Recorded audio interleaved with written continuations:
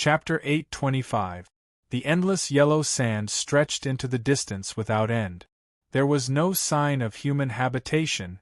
Broken walls and ancient cities of the past had worn away the totem murals, leaving only a monotonous yellow that spoke of the vicissitudes of 1,000 years. A few withered poplars twisted and stretched their withered bodies. Their withered branches pointed at the transparent blue sky, like hands struggling to break free from the sea of sand, only to be buried by the yellow sand in the end. Li Qingshan stood at the top of a sand dune and saw everything. "This is the Mirage Sea. It should just be an illusion," Little Ann said. The sound of the wind carried their voices into the distance. Li Qingshan crouched down and grabbed a handful of sand. The grains of sand flowed between his fingers. Not a single grain could be seen as fake. There was even a voice telling him from the bottom of his heart that all of this was real. Under the guidance of the Banyan Tree King's sea map, they found the legendary Mirage Sea without much effort. Although he knew that the Mirage Sea was not simple after Little Ann's warning and might even contain great danger, he still chose to enter the Mirage Sea due to his trust in the Banyan Tree King and the Spirit Turtle's divination. There was no danger to his life here, so he still chose to enter the Mirage Sea. As expected of the Clam King of Mirage Sea, this illusion is flawless. However, while it's strange for a sea of sand to appear in the sea, it's not imaginative at all. Li Qingshan smiled and revealed his pure white fangs.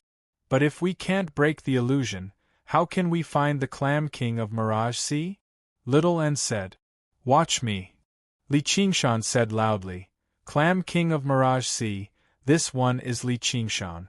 I have come to the Mirage Sea to pay a visit under the guidance of the Banyan Tree King. Please show yourself. This is a visitation card." The sound waves spread into the distance like a tiger's roar and created ripples on the sea of sand. However, there was no response. There was only the sound of the wind. Li Qingshan could not help but be surprised. He reached into his summer ring, but the visitation card that the Banyan Tree King had written for him was nowhere to be found. How was this possible? The Sumeru ring was equivalent to an independent space. Was the Clam King of Mirage Sea really this powerful? Qingshan. Little Ann pulled Li Qingshan's sleeves and pointed to the distant sky. At the end of the sea of sand, there was a tall building that connected the sky and the earth. It looked a little vague in the heat waves. "Let's go and take a look." Li Qingshan could not understand how he had lost the visiting card, so he decided not to think too much about it. Since the Clam King of Mirage Sea had already responded, everything would naturally become clear once they met and talked. She didn't use her phoenix wings and flew side by side with Little Ann. They flew very low, and the airwaves they set off plowed a long gully in the sea of sand, forming waves of sand. Under the illumination of the sun, they flashed with a golden light, extremely magnificent. Li Qingshan made a great vow to travel thousands of mountains and rivers and enjoy all the beautiful scenery in the world.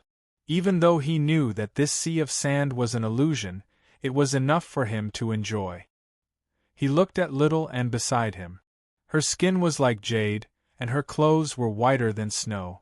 Her black hair fluttered in the wind like a long ribbon.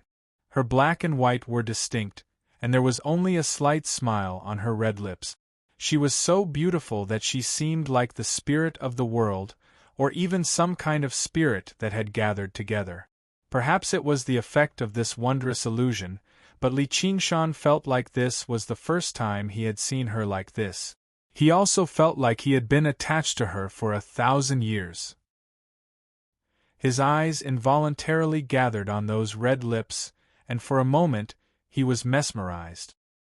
He almost wanted to kiss them, but he suddenly shook his head and threw this strange thought out of his mind. Little Ann only focused on him, so peaceful that it was like she was breathing. Li Qingshan suddenly smiled, and a child's heart stirred. He flew away from Little Ann and circled around the sea of sand. He used the airwaves to write two large, crooked words. Little Ann also smiled, and flew up to write the three words Li Qingshan, but it was graceful and neat. Li Qingshan was not convinced, and wrote the 2 words, 9 heavens. Finally, it was a lot more square, and he could not help but laugh out loud. His hearty laughter shook the sand dunes below, and a stretch of gold flowed down. Little Anne also laughed, and her laughter was like silver bells, ethereal and dreamy. They continued forward, and the wind and sand behind them gradually buried the words they had written, leaving no trace. They flew and played all the way, but the mirage in the distance, this was the name he had given to the tower, was even further away than he had imagined. It only became a little bigger after flying for a long time. Li Qingshan also stopped playing and stared at the mirage in the sky. The scope of the mirage sea could not be so large. It seemed like it was just as little, and said, this trip was not so simple. He hoped that it was just a test. Little and still did not change her expression, and looked at his back as if she was breathing heavily. Then, they sped up and flew straight toward the mirage. Suddenly, Li Qingshan's heart skipped a beat. A yellow line rose from the horizon, covering the mirage that connected the sky and the earth behind it. The yellow line gradually became smaller. It's a sandstorm. If it was just a natural sandstorm, Li Qingshan naturally would not care, but this was the Clam King of Mirage Sea's illusion. This sandstorm was definitely not so simple. Not only did the sandstorm cover the sky and the earth, it was also endless. Let's go down and hide for a while. I don't believe that it can blow us away, Li Qingshan said, and brought Little Anne to the ground, under a stone pillar that was almost drowned in yellow sand. This place was also in ruins, but the only thing that could protrude out of the sea of sand was this enormous stone pillar. There were some incomprehensible words and blurry images carved on it, but they all felt vaguely familiar.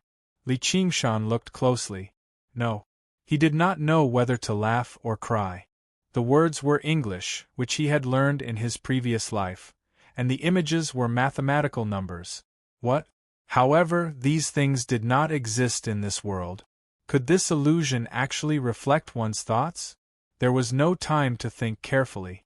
The whistling grew louder and louder, as if there was a huge mouth that connected the sky and earth blowing. In the blink of an eye, the sandstorm swallowed them, and the sky darkened. Li Qingshan discovered that his choice of hiding behind the stone pillar was the correct one. The intensity of the sandstorm actually made even his mind waver. He pulled Shaoan into his arms instinctively, but as he gazed into the distance, he was actually unable to see what was happening 30 meters away. He sighed inside. If this kind of power remained in the sky, they would definitely be blown away. The stone pillar carved on it was like a rock, allowing the sandstorm to attack it. I wonder when it will pass, Li Qingshan said to Little Anne, who was as light as a feather in his arms, and hugged her even tighter. Little Anne said something, but her voice was swallowed by the wind. What did you say? Li Qingshan asked telepathically. Before Little Anne could answer, he suddenly heard a bull's moo. It passed through the sandstorm clearly. The sound was so familiar and intimate, as if it was ringing in his heart. Li Qingshan stood up and looked over. In the dark sandstorm, the blurry silhouette of an old bull was looking back at him. Li Qingshan's eyes widened. He clearly saw a broken horn on the bull's head. Although he could not see it clearly, he was sure that it was green. He could not help but be shocked. This was the greatest secret hidden in his heart. It was even greater than his transmigration and reincarnation. Reincarnation and the memories of one's past life were nothing in the world of the 9 state. However, the existence of the green ox far surpassed this world. It was an existence above the 6 paths of reincarnation and above the 9 heavens. Shaoan, who was beside him, seemed to have seen nothing and leaned quietly in his arms. Was this also an illusion created by the Clam King of Mirage Sea? But it was too real. The ordinary oxen gave off an indescribable presence. The sandstorm and even the entire Mirage Sea seemed to distort as if it could not hold on. Wait for me, Li Qingshan said before rushing towards the black ox. Even if it was a hallucination, he wanted to see the big brother who had given him everything and parted with him for a very long time again. Little Anne reached out to grab the hem of his clothes, but it slipped out of her hands powerlessly. She watched as his figure disappeared into the sandstorm. The sandstorm was stronger than Li Qingshan had expected. Even with his strength and cultivation, it was difficult for him to move. The enormous force pressed down on him, forcing him to bend his body and walk towards Oxen. Oxen waved its tail and turned to walk into the sandstorm with its usual calm attitude. Li Qingshan's call was blown away by the sandstorm. His heart skipped a beat and he looked back. The sandstorm obscured his vision. He was unable to see the stone pillar and Shaoan in the sea of sand. Suddenly, he felt rather lost, but he had no time to think too much about it. He chased after the black ox as hard as he could. The world was dusky yellow. Only that figure was clear. It was leading him into the unknown. But no matter how Li Qingshan chased, that figure was so far away. It gradually moved further and further away until it completely disappeared into the sandstorm. A bull's moo came from the distance. So it was just an illusion? Li Qingshan panted as he knelt on the sand. He suddenly opened his arms and shouted at the sky with the loudest voice he could muster, "I will go! Above the 9 heavens, I will definitely go!" The sandstorm gradually subsided. Li Qingshan found the stone pillar. It had almost been submerged by the sand. The words and diagrams on it had all been worn away by the sandstorm. Below the stone pillar there was nothing. There seems to be something here. Li Qingshan had a puzzled look. He reached out and touched the stone pillar. The stone pillar shattered silently. It turned into dust that was finer than sand and drifted away with the wind like smoke. Li Qingshan stood on the sand dune for a long time. He looked around. There was only a sea of sand and he was alone. He felt a slight pain in his heart. His eyes were a little moist. He shook his head hard and looked at the mirage in the sky. He still remembered. I have to go there to find the Sea Serpent King. With an inexplicable reluctance, he continued to move forward. He always wanted to look back, but he hated looking back the most. He gritted his teeth and strode forward. Soon, the sand dune was left behind, and it was no different from the thousands of other sand dunes. The wind blew gently. Li Qingshan's face was gloomy. He kept moving forward toward the mirage. The scenery on the road became more and more monotonous. There were no ancient ruins or ancient poplars.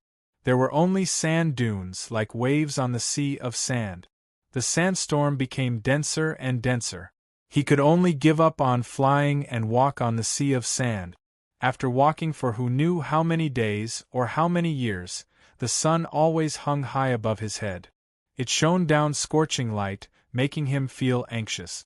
Even with the divine earth power, he felt tired. A layer of dust fell on his body. But he couldn't stop. The mirage was still there, getting closer and closer. Finally, after another sandstorm, Li Qingshan looked around. There was only an endless sea of sand. He stared at the sky. There should be something there. Chapter 8:26. Li Qingshan pondered for a while, but he was at a loss. Why was he in the center of this desert? His heart moved, and he looked inside his spirit and sea of consciousness, but there was nothing there, as if something was missing. The spirit that he had just raised relaxed again. However, he could not stay here. An indescribable great fear filled his heart, urging him to move forward quickly. He randomly chose a direction and staggered forward. There was no goal, no companion, not even an enemy. There was only the sandstorm coming one after another, and an indescribable great emptiness filled his heart.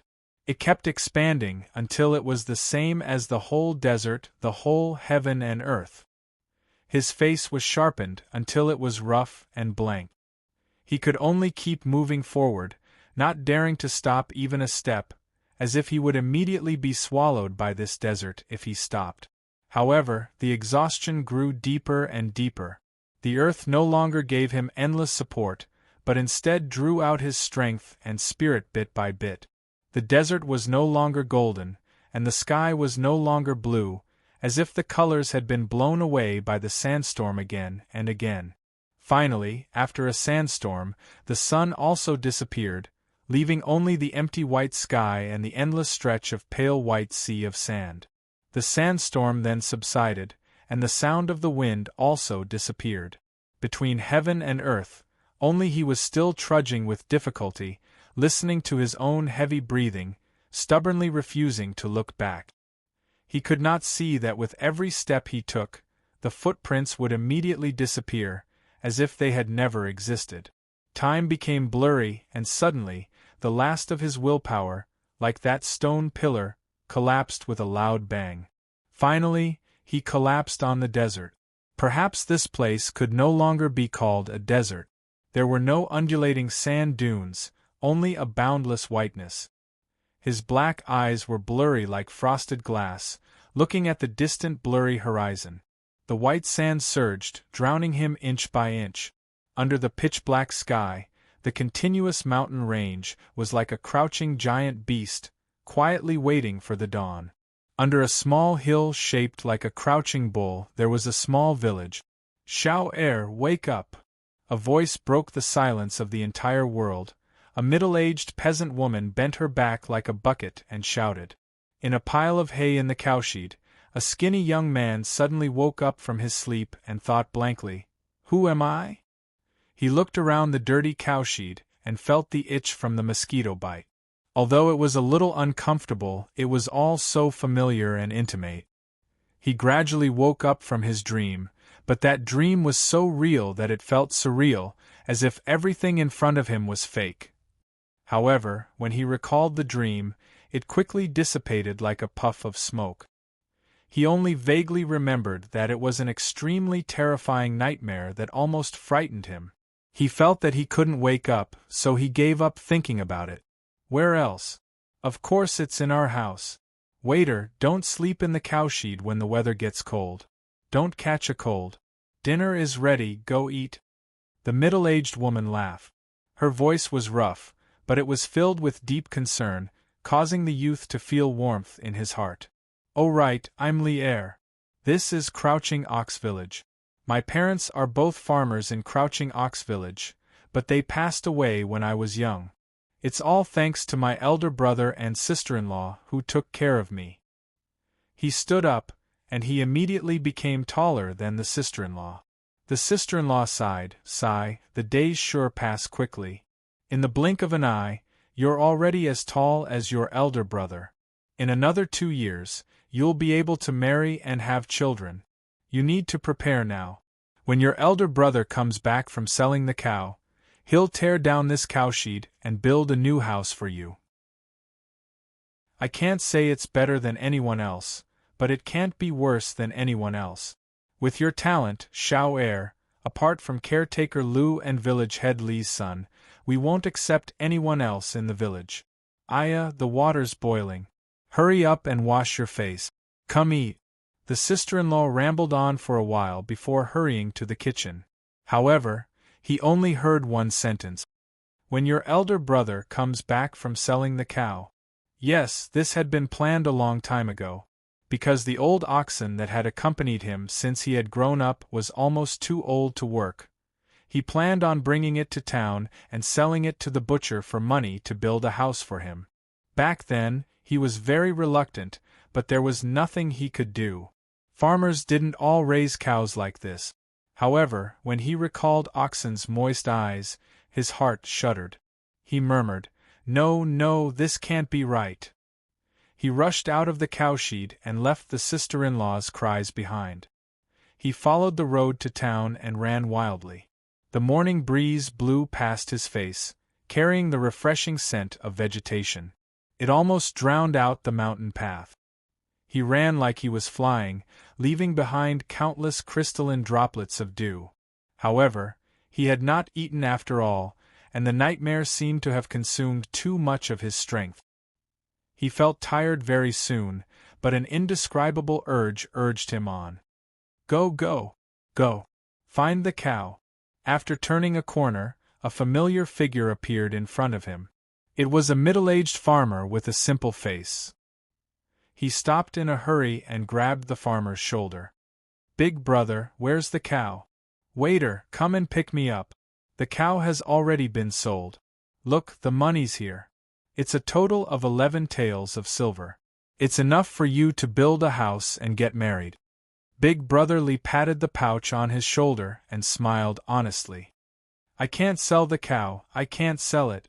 I don't want to build a house and get married." He was frantic, rambling incoherently. "I know you have feelings for the old cow. I'm the same, but this is its life. We can't just bury it underground." Big Brother Lee's face darkened and patted his shoulder. "Where's the cow?" He panicked inside and bellowed furiously. "It's already been killed. You'll be too late. Let's go home," said Big Brother Lee. "Killed? Killed. Killed." There was a rumble in his head as if something had shattered. Big Brother Lee dragged him home, returning to Crouching Ox Village unconsciously. The hard-working villagers had already woken up, all greeting him. Every single face was extremely familiar. Big Brother Lee also replied with a smile. He passed by a brick house. It was pitch black inside, and a statue of a god was enshrined on the altar. An old woman in brightly colored clothes was currently worshipping the statue. She was the witch of the village. All weddings, funerals, and sacrifices had to be done by her. She even knew divination and exorcism. She was extremely effective, possessing great prestige in the surrounding villages. Hearing the disturbance, she turned around and smiled benevolently. The voice in his head rang out again. He suddenly broke free from Big Brother Lee and rushed into the witch's house. He made his way around the altar and arrived at the back of the house. There was a verdant vegetable field here. He began digging desperately towards a location that seemed to be engraved in his soul. He felt like all the blood in his body was boiling. His hands dug through the moist soil. He was completely unaware of the rubble that had cut his fingers. Big Brother Lee's cry and the witch's question seemed to come from extremely far away. In that moment, he felt like he was extremely close to reality. Chapter 828. The white sphere was buried in the black soil. It seemed like a human skull, but it was also. A human skull was much smaller. He dug his hands into the soil with trembling hands and dug it out. His body immediately stiffened. His boiling blood seemed to plummet. It was just a white rock. "Little heir, what's wrong? Don't scare me," Big Brother Lee said miserably. He grabbed the witch's hand again. "Has my younger brother been possessed? Save him." "Little heir, is there something in my vegetable field?" The witch told Big Brother Lee to calm down first before rubbing his head and asking kindly. It was extremely familiar, yet also unfamiliar. I don't know." He grasped the white stone tightly, stood up dejectedly, his body swaying a little. Exhaustion, hunger, pain, in a split second, surged up like a tide, but it was not as deep and heavy as the disappointment in his heart, but he did not know what he was disappointed about. Hadn't he been like this for the past decade or so? What was he yearning for? He made his way out of the witch's house, and covered his eyes with his hand. Sunlight shone resplendently between his fingers. The sun rose as usual, radiating with warm light. The mist that enveloped the small village gradually dispersed, and smoke rose up from the chimneys of the houses. This was an extremely ordinary morning that he had repeated thousands of times in his life. From today onwards, he would spend every day and night like this, but he experienced a nightmarish fear. He returned home in low spirits and sat down at the table. He ate breakfast, lunch, and dinner. He gripped the rock that resembled a child's skull the entire time. The sun set again, but tomorrow would rise again. Crouching Ox Village was far too small, and life was far too ordinary. Everything spread like the wind. Very soon, everyone found out that Li Erlang had gone mad. They all came to visit him, but they all sighed when they saw him, saying that he was just too deeply attached to the old ox. He was unable to endure the blow, which was why he had gone crazy. The moon hung high in the sky. He finally stood up from the table and made his way out, arriving beside an ancient well in the village. He sat down on the moss-covered rock and gazed into the well. The water in the well quietly reflected the bright moon and the thin face of a young man, which was filled with confusion. Just what is wrong with me? Is it just because of a dream like that? However, even though the dream had dissipated like smoke, the feeling in the dream still lingered. It was an intense passion, a struggle, a wild laugh, an indulgence, a true love, and a death feud. His expression was twisted, and his scarred hands gripped the white stone tightly. Erlang, you don't move. We can talk about it. A dead cow can't come back to life. Brother Li's voice was trembling. He was afraid that Erlang was going to jump into the well, so he tried to persuade him. Little brat, you've really gone mad. Your parents died early. I raised you up with all my effort, and this is how you treat me. Sister-in-law Li roared. As she spoke, she began to sob. You're not going to live like this anymore. Mrs. Li roared. The sound of dogs barking could be heard throughout the village. Every household lit up their lights and the villagers woke up from their sleep. In just a short while, they were all gathered around the well. Adults and children, men and women, were all trying to persuade him not to take things too hard. His gaze swept past the crowd, past the crouching ox hill, past the endless mountains.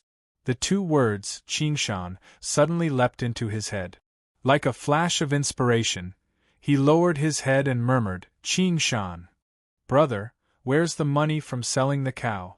After a long time, he suddenly raised his hand and asked. You wait here, I'll go get it right now. Brother Li rushed out of the crowd and quickly brought over the pouch filled with money and gave it to him. He looked at a few pieces of silver in the pouch, which shone silver under the moonlight. He put the stone in his hand into the pouch and suddenly stood up. The crowd quieted down, and pairs of eyes just stared at him. He looked around, chose a direction, and walked out of the village. The crowd was stunned by his expression, and didn't dare to stop him. They split into two sides and watched his figure disappear under the moonlight. Brother Li and sister-in-law Li wanted to go forward to stop him, but they suddenly stopped, and a strange expression appeared on their faces. At first, his footsteps were very heavy, and he didn't know where he was going. But gradually, his footsteps became lighter and lighter. Using the bright moonlight, he followed the path that was about to be submerged by weeds and strode forward. After walking for a whole night, he walked into the town. The sky was already bright. He stood in front of a butcher's shop.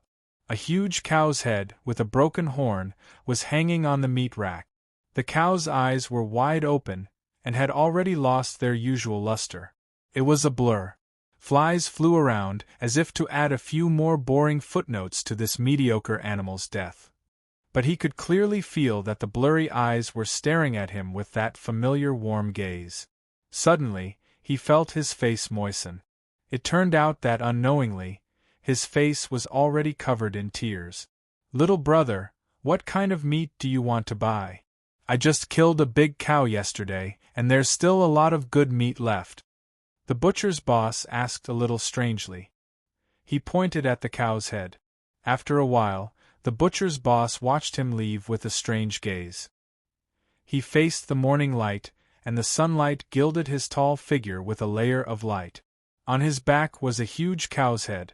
The cow's head was very heavy, and together with the white stone in the pouch, it weighed heavily on his body. And that dream didn't seem to be faintly discernible anymore. It became heavy and clear. Time flew by and the stars changed.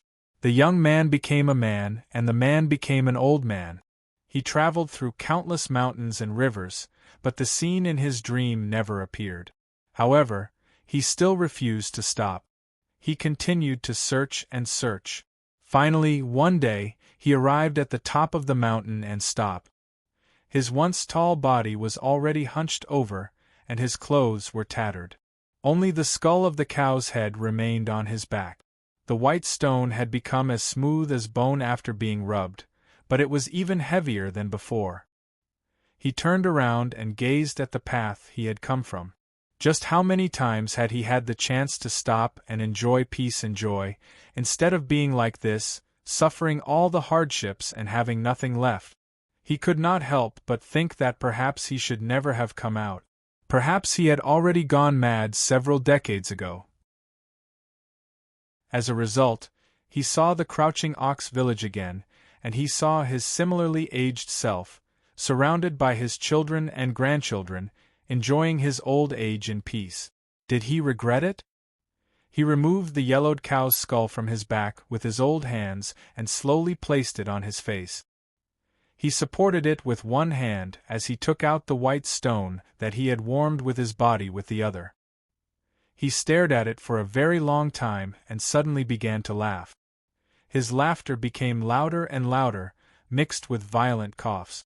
He coughed up mouthfuls of blood, dyeing his snow-white beard red. With a thump, his laughter came to a halt. He collapsed on his back and gazed at the boundless sky. He said, "Regret my ass." Chapter 829. Qing Shan, Qing Shan. An incomparably familiar voice called out anxiously, accompanied by a brisk clap. Li Qingshan slowly opened his eyes, waking up from his dream. He saw an ethereal and beautiful face. Where am I? Who am I? Then he immediately remembered. I am Li Qingshan, and this is Clam Mirage. All kinds of memories flooded in. Li Qingshan's pupils contracted, and the confusion on his face turned into fury. He flipped and stood up, his right hand clenched into a fist and pushed against the ground. His left hand formed a claw and faced the dreamlike beauty dressed in colorful clothes across from him. All kinds of techniques were ready to be unleashed. Wonderful, truly wonderful! But the woman did not seem to notice. Her hands continued to clap and she did not disguise the admiration in her heart. Clam King of Mirage Sea.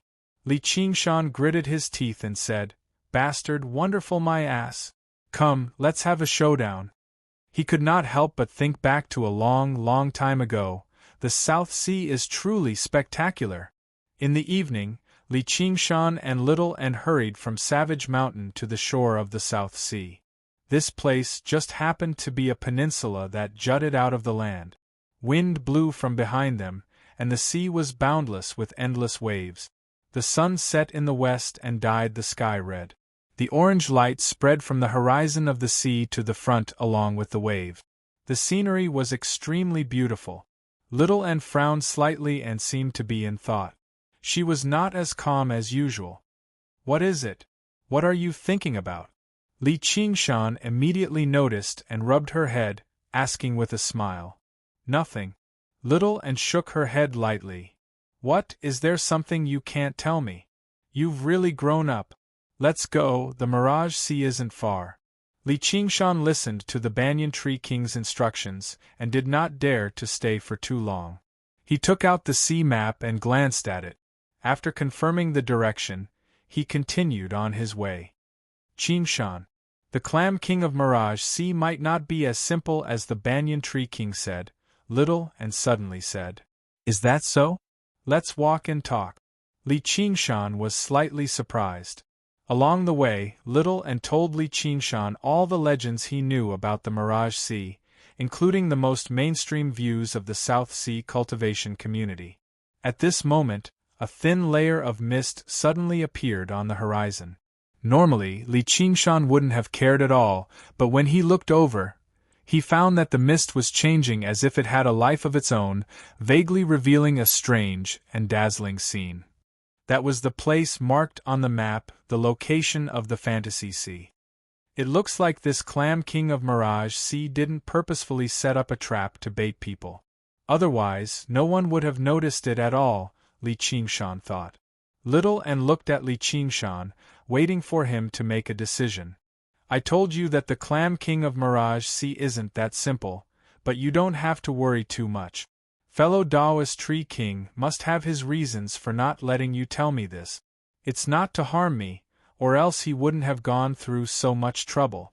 There must be a reason behind it, Li Qingshan said after some thought. I'm sorry. Little Anne lowered her head. With her intelligence, how could she not understand this?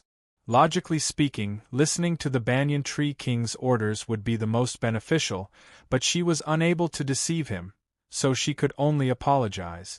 The only thing you did wrong was to say that. Li Qingshan lowered his head and said seriously. Little Anne's innocent expression was especially lovable. Do you know your mistake now? Li Qingshan smiled. Yes. Little Anne nodded with a smile. Don't do it again in the future. I'll use the spirit turtle to divine again. Right now, no matter what Li Qingshan did, he was used to using the spirit turtle to divine his fate first.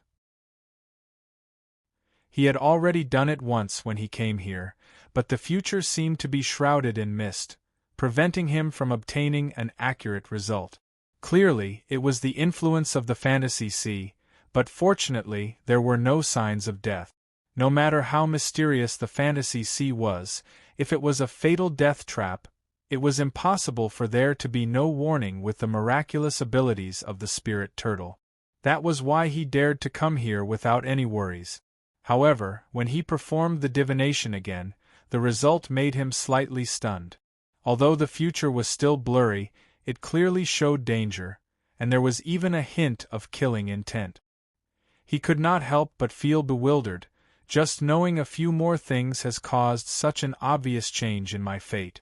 Normally speaking, shouldn't the more I know, the more I can avoid danger? If I was tricked by a lie, it would be understandable. However, the series of legendary information regarding the fantasy sea is clearly closer to the truth than the beautiful future described by the Banyan Tree King. How is it? Little Anne asked hurriedly. Nothing changed. Li Qingshan smiled. Don't lie to me. I didn't even lie to you. Little Anne pouted. All right, it seems to have become a lot more dangerous, Li Qingshan said. Sigh, as expected. Little Anne could not help but sigh. This proved that she was indeed wrong. Compared to the bliss of ignorance, I would rather bear the danger of knowing. If you lie to me too, I will feel worse than death. Li Qingshan looked into Little Anne's eyes with a smile, and said very seriously. This was why Little Anne hesitated again, and finally made this choice, even though she knew it was wrong. Mutual trust was more important than life. Do you still want to go? Of course. When have I ever been afraid of danger? It's not like I'm going to die for sure. Didn't I make it through a situation where I barely survived? Besides, curmudgeon myriad poisons is a little more troublesome. Li Qingshan smiled and flew to the end of the sea, diving into the fantasy sea with Little Anne. In an instant, the scenery around them changed greatly. Tall buildings rose from the ground. The concrete buildings were clearly the modern city that existed in Li Qingshan's memory. Under the hazy sky, they stood in the center of the crossroad. Complicated signal lights constantly flashed, and people and vehicles moved back and forth. No wonder the scenery everyone sees in the fantasy sea is different. So this illusion can reflect the inner world, Li Qingshan sighed. This is where you've lived? Little Anne said in surprise. She could tell that this unfamiliar city had its own set of operating rules. Only two people knew about Li Qingshan possessing innate wisdom. One was Brother Ox, and the other was Little Anne. He had mentioned it to her when he was copying novels in the past. Of course, in this wondrous world of the 9 provinces, this was not some great earth-shaking secret. How is it? Is it terrible? Li Qingshan smiled. A little, but you've thought about going back, right? Little Anne seemed to be in thought. I've definitely thought about it, but I've even made up my mind not to return to Crouching Ox Village, let alone this place. Let's go. Our destination should be there. Li Qingshan pointed into the distance. A building that did not fit in with the modern city stood there. It towered into the clouds, standing out from the crowd. This should be called the clam.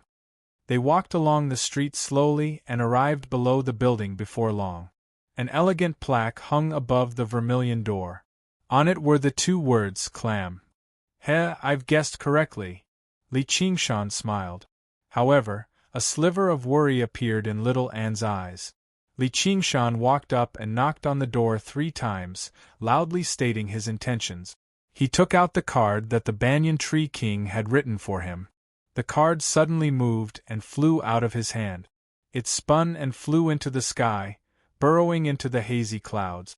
Li Qingshan looked up. The clam seemed like it was about to topple over.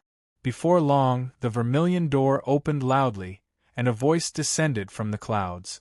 "Since it's the Banyan Tree King's introduction, please come in." The voice was extremely pleasant, but it was neutral, making it difficult to tell whether it was male or female. Could it really be a woman? Li Qingshan thought. Although he wanted to fly up directly, he still stepped through the vermilion door. The vermilion door closed loudly again. However, the first floor of the clam was not as antique as Li Qingshan had imagined it to be. Instead, it was a metallic room filled with sci-fi colors.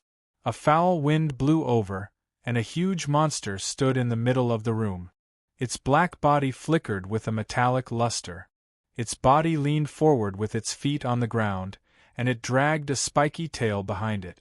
It let out a deafening roar and revealed layers of sharp teeth as it lunged over. Why does this thing look so much like the alien queen? As expected of an illusory realm. Do I have to fight my way up layer by layer?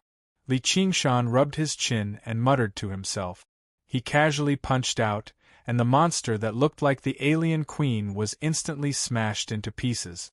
Its body fluids landed on the walls and ground, and immediately a layer of white smoke rose, corroding deep pits. After so many years, I still remember the setting of the strong, acidic blood. In the future, when I'm free, I can write another novel and strengthen the divine talisman of great creation, Li Qingshan said with great interest. Gotcha. A metallic cabin door opened above his head. As expected, this is the way to play. Li Qingshan gradually realized that the various scenes in the illusory realm originated from his thoughts. If he knew nothing about the legend of the Mirage Sea and purely believed in the Banyan Tree King's words, things might have gone very smoothly. It was precisely because he had the thought that this trip was not as simple as it seemed that there was such an obstacle. This way, the Banyan Tree King's lies could be explained. In this world of the Mirage Sea, lies could also become truth. The survivors who escaped from the Mirage Sea had only managed to escape because they believed in a certain kind of lie. The mainstream view of the South Sea cultivation world might be the fatal factor. If you believed that the Clam King of Mirage Sea was using clam chi to hunt, then she really was hunting. Of course, all of this was just an assumption. It was not like looking into a mirror and seeing what was reflected. After all, the Mirage Sea was still controlled by the Clam King of Mirage Sea. She might really be hunting cultivators. Since this view had been recognized by the South Sea cultivation world for thousands of years, it might not be groundless. But now that things had developed to this point, he could only fight his way up layer by layer. Not only was Li Qingshan not afraid, but he was also very curious about what other monsters would appear. Li Qingshan flew up to the second floor.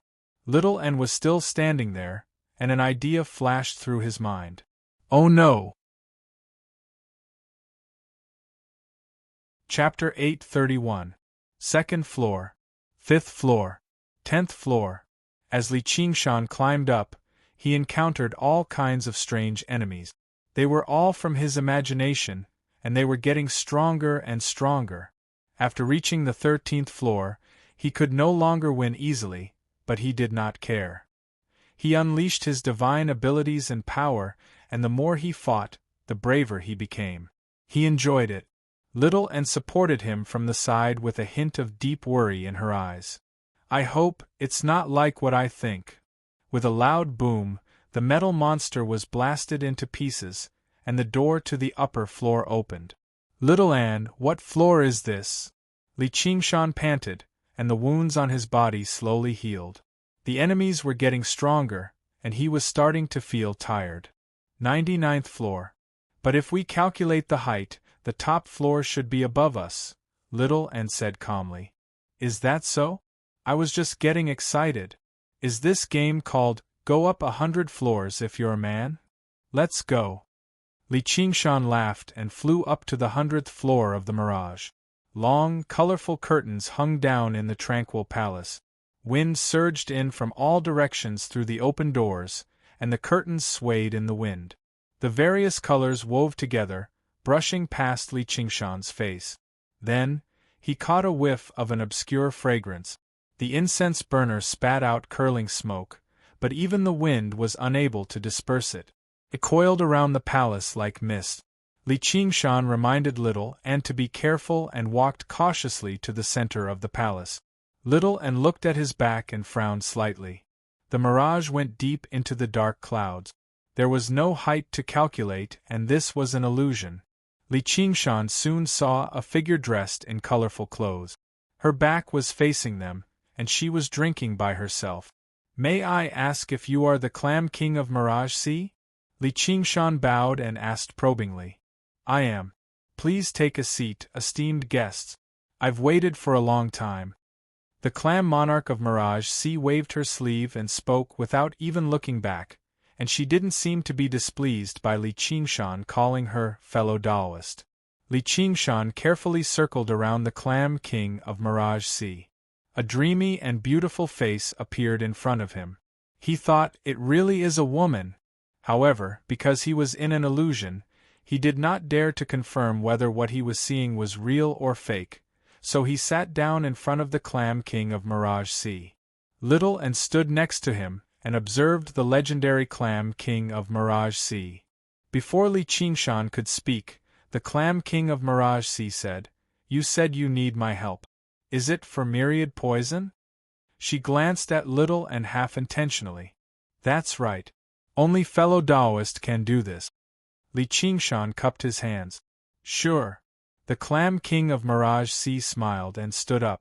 She made her way over to Li Qingshan and extended her hand towards his head. Li Qingshan raised his eyebrows. His entire body tensed up, and he clenched his fists tightly. He was like a ferocious tiger that was ready to strike. Little Anne suddenly pressed down on his shoulder. Li Qingshan was slightly surprised, but out of trust in her and the fact that the spirit turtle did not warn him, he sat still. The Clam King of Mirage Sea's hand reached into Li Qingshan's forehead extremely gently, as if she had reached into a pool of water. It created a colorful ripple, and then she pulled out a jade-like, dark green nascent soul. The nascent soul that looked like an infant had its eyes tightly shut and was in a deep sleep. It did not resist at all. Li Qingshan touched his unscathed forehead, and could not help but be surprised. This was basically unbelievable. Something that even the Banyan Tree King found troublesome had been resolved so easily by her. Everyone has their own specialties. The Clam King of Mirage Sea seemed to read Li Qingshan's thoughts, and said with a smile. She sat down again and raised her cup towards him from afar. Thank you, fellow. Li Qingshan was overjoyed inside. He also raised his cup, about to drink it all. Qingshan. However, Little Anne pressed down on his shoulder again. Earlier, she did not allow him to fight, but now, she did not allow him to drink. Li Qingshan looked at Little Anne in surprise. Little Anne bowed towards the Clam King of Mirage Sea. Thank you for your hospitality, sir. We still have matters to attend to, so it's time for us to leave. You still have to drink? The Clam King of Mirage Sea fiddled around with the myriad poison ancestor's nascent soul as her smile flickered. Haha, there will still be opportunities in the future, but we really do have urgent matters to attend to. Thank you, fellow. We'll be taking our leave first. Li Qingshan also sensed that something was amiss, so he stood up. At this moment, the spirit turtle actually gave off an intense warning, but before he could respond, he felt dizzy. Suddenly, he saw the incense cauldrons around him. There's poison in the smoke. But that should not be the case. Even the myriad poison ancestors' poison could not kill him, let alone some sleeping smoke. His body swayed, and he sat down again, sprawled on the mat, and slept soundly. But it's fine if you don't drink it. The Clam King of Mirage Sea tasted the alcohol slowly. Her face suddenly blurred, as if it was separated by a thick layer of frosted glass. Even her voice became hazy, making it impossible to distinguish her gender or age. Only her eyes remained clear. Various colors swirled and rippled in them like a kaleidoscope, staring at Little Anne. "What are you trying to do?" Little Anne stood in front of Li Qingshan with his sword in hand, completely unaffected by the sleeping smoke. "You really are strange. Hee, can't you guess what I'm trying to do? How can a place as dangerous as the Mirage Sea allow people to come and go freely?" Even he refused to believe that it would be that simple. He was constantly on guard, so it obviously could not be that simple. "It's said that I created this illusion to prey on cultivators." The Clam King of Mirage Sea licked her lip. Is it because that's what he thinks? The thing that Little and worried about the most had finally happened.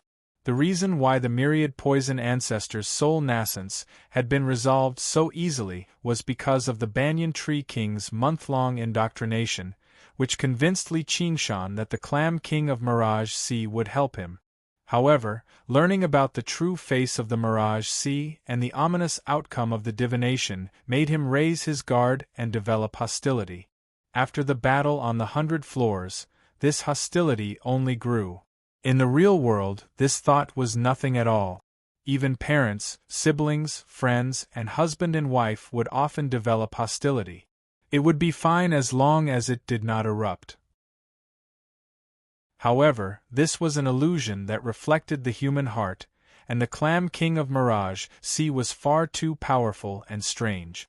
Haven't you heard of the saying that illusions arise from the heart? The Clam King of Mirage Sea smiled. He doesn't treat you as an enemy. Little Anne was afraid of telling Li Qingshan his guess because he was afraid he would develop even greater hostility, which would make the trip even more dangerous. Otherwise, he would be dead already, the Clam King of Mirage Sea said slowly. The cultivators who had died in the Mirage Sea had treated the Clam King of Mirage Sea as an enemy precisely because they believed in the mainstream view. The outcome of a battle against a peak third heavenly tribulation demon king in an illusion obviously went without saying. "What do you want?" Little Anne knew that fighting was useless, so he just stowed his sword away and let Li Qingshan lie down with his head on her lap. Chapter 832. The Clam King of Mirage Sea poked the myriad poison ancestors' soul nascence with the tip of her finger. This enemy that Li Qingshan found troublesome was currently sleeping, as delicate as a real infant. In this world of the Mirage Sea, the Clam King was the absolute ruler. Whether it was the poisonous alcohol or the bewildering smoke, they were just mediums. What truly took effect was still the Clam King of Mirage Sea's unbelievable power. No matter how cautious Li Qingshan was, she could pull him into a dream with just a blink of an eye. "I'm willing to dream this dream for him," Little Anne said to the Clam King of Mirage Sea as she cradled Li Qingshan's head. "No matter how close you are, there are some things that cannot be replaced. Originally, I wanted to give you a dream too, but unfortunately, your heart is empty. Nothing can be reflected, let alone a nightmare." "A nightmare?" Little Anne said. "Oh my, I think I've let the cat out of the bag." The Clam King of Mirage Sea stuck out her tongue and covered her mouth as she giggled. Just now, her composed, elegant, and noble image had suddenly collapsed. She was like a child who had succeeded in a prank, but her face remained a blur the entire time, as if it constantly flowed and changed among the faces. Little Anne understood that this image of hers, even the way she spoke and did things, originated from Li Qingshan's imagination to a large extent. Only now that Li Qingshan had fallen asleep, did she gradually reveal her true face. Regular people could not see this true face, as when people interacted with others, It was inevitable for them to have some preconceived notions and some illusions. The Clam King of Mirage Sea's existence itself would be distorted and affected, just like how everyone saw a different Mirage Sea. The Clam King of Mirage Sea had 1,000 faces too. Only little and practiced the path of white bone and great beauty, being colorless and without self, without sense and without form. The Clam King of Mirage Sea's image was unable to receive the support of impressions and imagination, which was why she presented this true face that had no fixed face. They sighed in their hearts, "What a strange existence! All right, the dream has been formed. Come, let us take a look. Let's have a drink." The Clam King of Mirage Sea smiled and pointed at Li Qingshan's head from afar. Li Qingshan's head shone brightly, and the roof above him suddenly turned into a colorless and transparent gas.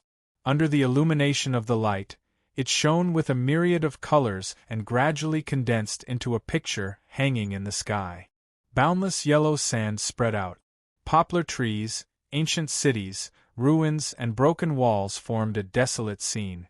Li Qingshan stood on a sand dune. "This is the fantasy sea."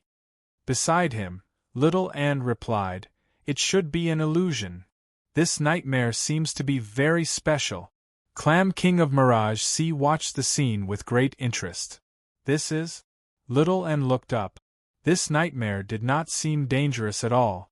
The Clam King of Mirage Sea countered with a question. "Do you know what is the most primitive, deepest, most enduring, and most powerful emotion in a person's heart? Love." Naturally, this was not Little Anne's answer. Instead, it was a young girl who jumped out of the Clam King of Mirage Sea's body. She cupped her hands and had an expression of yearning. Blazing, but not lasting. The Clam King of Mirage Sea shook her head. The young girl paled. "Friendship." A forthright man with an unkempt beard jumped out of the Clam King of Mirage Sea's body. "The White Emperor still holds his sword when he knows." The Clam King of Mirage Sea waved her hand in disdain. The man was silent. "Kinship," a white-haired old granny said with a benevolent expression. "Loving mothers are common, but filial sons are hard to find." The Clam King of Mirage Sea sighed. The old granny silently shed tears. "Hatred?" the twisted young man said darkly. "Fabricated things." "Thoughts?" The wise man stroked his long beard. "Nonsense." Figures jumped out one after another and gave different answers. They were all rejected by the Clam King of Mirage Sea and silently retreated. They talked to themselves, directed and acted like they were crazy. "Dreams," Little Anne suddenly said. The Clam King of Mirage Sea paused slightly and smiled. "Interesting, but it's still not right.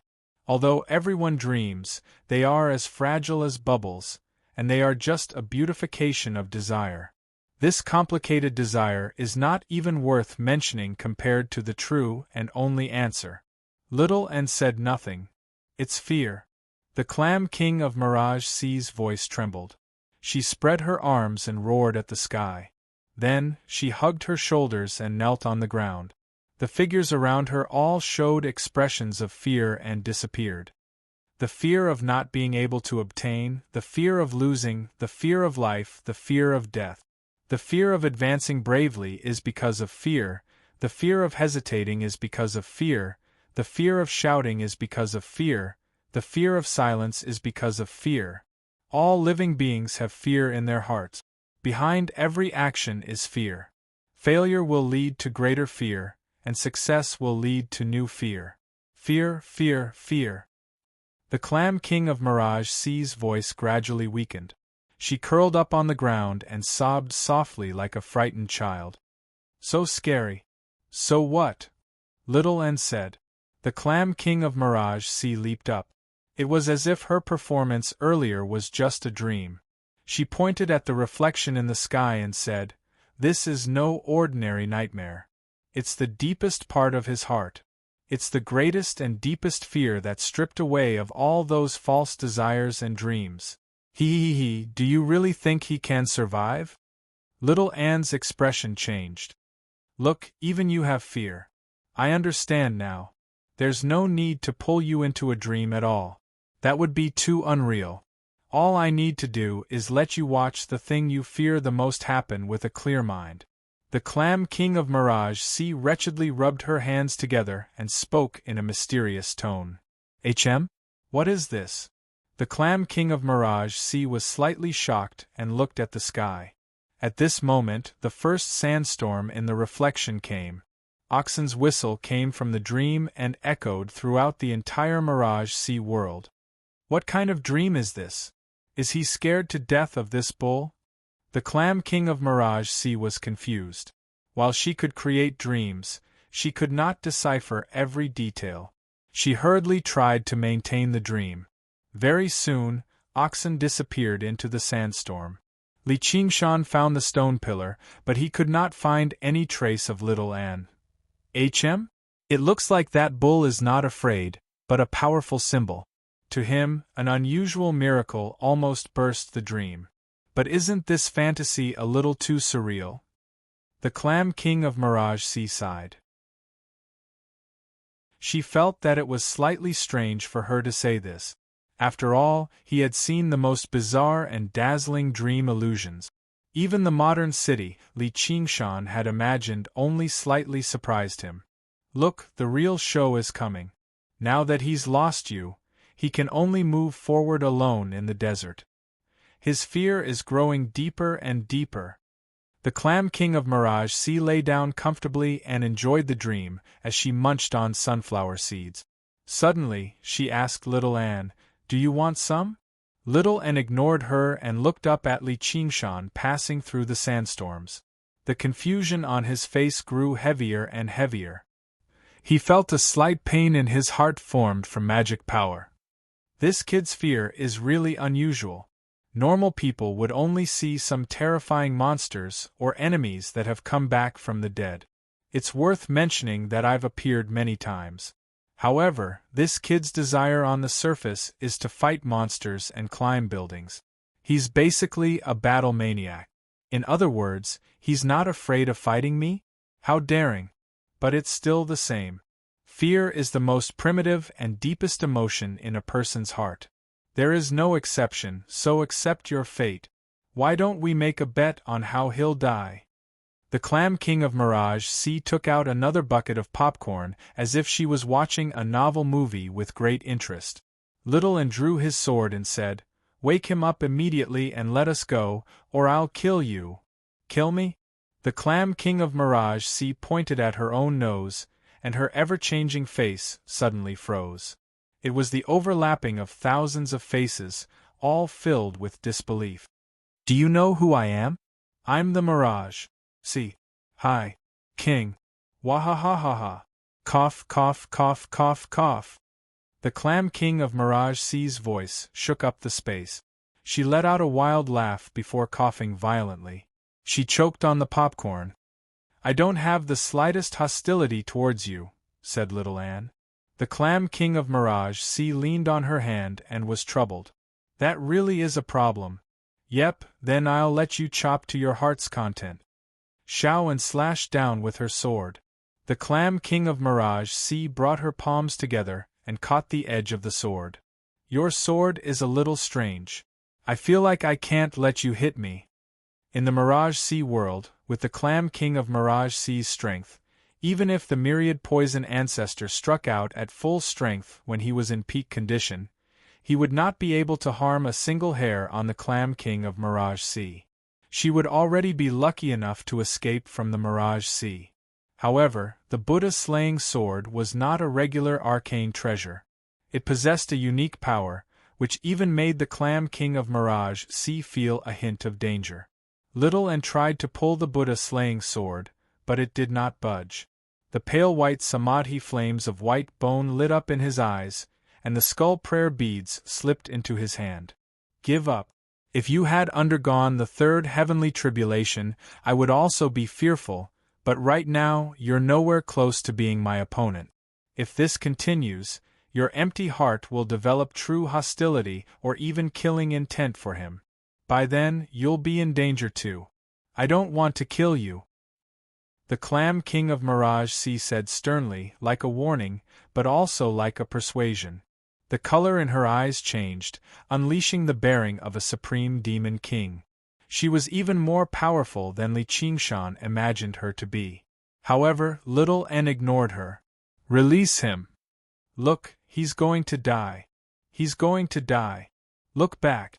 Don't miss the most fascinating part. The Clam King of Mirage Sea pointed at the reflection in the sky and called out like she was having a seizure. Little and suddenly turned around. Li Qingshan had collapsed in the white desert and was gradually buried by the white sand. At the same time, his aura became extremely weak. He was not injured at all, but he was on the verge of death. Little and lunged over and shook him hard, shouting, "Qingshan, wake up! It's just a dream." The reflection in the dream completely faded into darkness. It's over. It's an extremely wonderful dream, one that makes one gasp in amazement. It makes one feel that those who dream of monsters and enemies in their nightmares are basically weak cowards. This is a nightmare that is truly worth watching, but it proves to us once again that even such brave and fearless people actually have great fear hidden in their hearts, and fear can kill. The Clam King of Mirage Sea stood up and introduced the dream to the non-existent audience. She first praised, then sighed, and finally responded with a smile. Yet at this moment, the reflection in the dream lit up again, and the Clam King of Mirage Sea suddenly turned around. Eh? Why isn't it over yet? Was that not his greatest fear just now? When Li Qingshan woke up from the cowshed in the dream, the Clam King of Mirage Sea was dumbfounded. Her mouth fell open without a care for her image, and the melon seeds in her hands scattered all over the ground. Chapter 833. Qingshan. Little and saw Li Qingshan furrow his brows in his sleep, as if he was in great pain. The Clam King of Mirage Sea sat down again. She was no longer careless. Instead, she sat upright and still, gazing at the dreamy reflection in the sky. Li Qingshan paced back and forth in his dream. The scenery in his dream was nothing more than an ordinary village the entire time, but he showed a nightmarish fear. She asked Little And, "Where is this?" "Crouching Ox Village, the place where he was born." Little and glanced at the Clam King of Mirage Sea. "In other words, this is 20 years ago. It really is as I thought. So this is his greatest fear, his greatest fear. It's not pain and death, not forgetting everything and dying alone, but fear that this is all a dream." The Clam King of Mirage Sea's voice trembled slightly. Little and sensed her abnormality and said in thought, "Since you said that all living beings have fear in their hearts, then it's the same. What is your greatest and deepest fear, Clam King of Mirage Sea?" The Clam King of Mirage Sea sighed, and did not answer him directly. "Right now, I really do want to wake him up, but this goes against the principles of my existence, so he's dead for sure. In the past several millennia, the cultivators who accidentally entered the Mirage Sea and then sank into their nightmares might not even be able to face their greatest fear before they were killed by the monsters in their nightmares.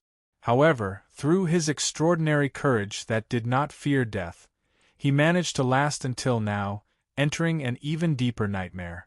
However, he was forced to face his greatest fear. This was already an unsolvable knot. No one could defeat their greatest fear. No one. The greater the courage, the deeper the fear. This was the most primitive, deepest, most enduring, and most powerful emotion. It had always been the cornerstone of willpower. "I don't believe it," Little and said stubbornly. "All right, then let's wait and see." The Clam King of Mirage Sea was no longer satisfied with watching from the sidelines. Instead, she threw herself directly into Li Qingshan's dream. As she gazed at the dejected Li Qingshan, she could not help but sigh inside. She even felt a hint of anticipation. In the reflection of the dream, Li Qingshan dug out a white stone from the witch's backyard and sat there for a whole night. Then, he walked out of the room and came to the well. "Is it finally over?" Through the villager's eyes, the Clam King of Mirage Sea gazed at the dejected Li Qingshan by the moonlight well. She could not help but sigh. If it was an ordinary dream, committing suicide was indeed a way to escape. However, dying in this deepest nightmare was only a dead end. Even the soul would be destroyed and then be digested by the mirage. The legends of the South Sea's cultivation path were not completely false. However, Li Qingshan stood up and walked out of the village. The Clam King of Mirage Sea was stunned, and so were all the villagers. Brother Li and sister-in-law Li wanted to go up and stop him, but the Clam King of Mirage Sea stopped them. She did not want to cause any more trouble. She wanted to see just what this man wanted to do. Moreover, when this man decided to leave, how could a village man and woman stop him? When Li Qingshan stood in front of the butcher's shop in town and stared at the ox head in a daze, the Clam King of Mirage Sea looked through the butcher's eyes and saw this. You still refuse to give up and want to confirm it? This oxen really does mean a lot to you. It's basically a pillar of support that you can't live without, but you can see now. Miracles don't exist. Dreams don't exist either. You should give up now. Go back to your crouching ox village. However, Li Qingshan shouldered the ox head and made his way off into the distance. The Clam King of Mirage Sea gazed at his receding figure and revealed a strange expression. What do you want? You still don't know, but all struggles are futile. As a result, she followed him, watching as he paced about in this exitless maze in search of a dream that did not exist at all. He was disappointed time and time again, but he never felt despair. He was tempted time and time again, but he never stopped. Unknowingly, she accompanied him through several decades of this dream. Finally, one day, he stopped and looked back. The shadow of death filled the air. He could clearly sense it too. After a moment of thought, he laughed aloud and uttered his final words. Regret my ass. It was earth-shattering, leaving the Clam King of Mirage Sea stunned. She murmured to herself, he actually defeated this nightmare. No, it's not exactly a victory, nor is there a possibility of victory. He just persisted the entire time without admitting defeat, even to the very last moment of his life. What an extremely stupid method. Vaguely, she seemed to see an indomitable oxen. The ox demon's great strength sinks in the mud. Perhaps life was a meaningless persistence, but persistence itself was the greatest meaninglessness. Perhaps there was no brother ox, no little Anne, no 9 heavens in this world, but even if he had forgotten some things and lost the various divine abilities of the 9 transformations of demons and gods, there was a spirit that had been deeply engraved in a place even deeper than fear. Perhaps he would never be able to defeat fear, but this would not stop him from continuing to fight. Moo!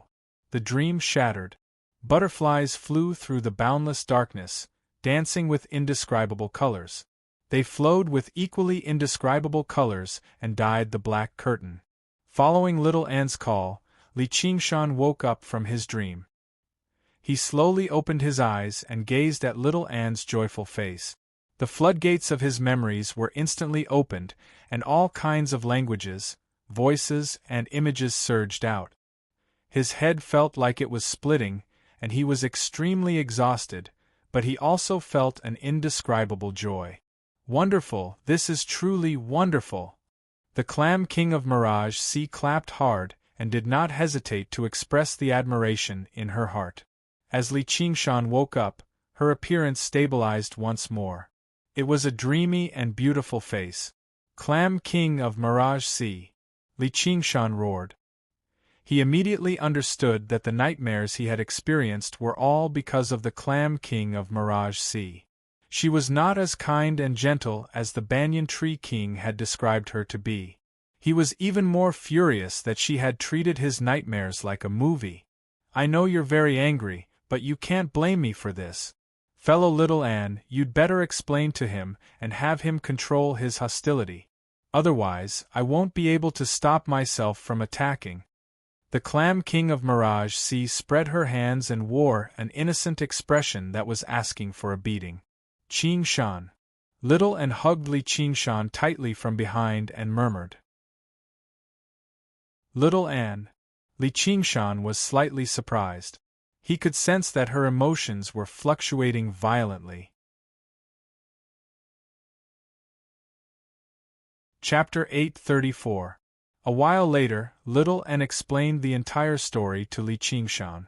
Li Qingshan could not help but find it unbelievable. In his opinion, every single demon king was an extremely powerful and independent individual. They all had their own distinct personalities and opinions. It was far too strange for the Clam King of Mirage Sea to display different attitudes and stances based on the other party's will. He could not help but re-evaluate the Clam King of Mirage Sea before him. Just what kind of existence was she? His initial guess that she was trapped by love was basically a joke. Then why did she spend her entire life wandering the South Sea? It's all my Little and was about to apologize when Li Qingshan interrupted him. What? Nothing. Little and lowered his head. That's more like it. It feels like many years have passed, but don't think I don't remember what I said. Li Qingshan smiled. However, this also explained why the Banyan Tree King did not tell him the truth. Once he learnt the Clam King of Mirage Sea was a monster like this, it would be impossible for him not to raise his guard. It would be very difficult for him to deal with the myriad poison ancestors' soul nascence smoothly. However, there were still many twists and turns in the end, and it was still not over yet, as even a blind person could sense his deep hostility, let alone the Clam King of Mirage Sea who could read minds, who knew what kind of changes would occur, but he had never been afraid of a challenge. He said to the Clam King of Mirage Sea, "In other words, I asked for all of this myself. It's not your fault at all. Hee, you can't blame the mirror if you're ugly, right?" The Clam King of Mirage Sea smiled like a flower. "Then now that everything has happened, can you let us go?" Li Qingshan composed himself and controlled his battle intent. "No." The Clam King of Mirage Sea said firmly. "Really?" Li Qingshan squinted his eyes. As it seemed, there was no way they could be amicable this time, but how was he supposed to defeat the Clam King of Mirage Sea? Don't worry. I don't plan on bullying you anymore." The Clam King of Mirage Sea waved her hand with a smile. "Bullying?" Li Qingshan frowned.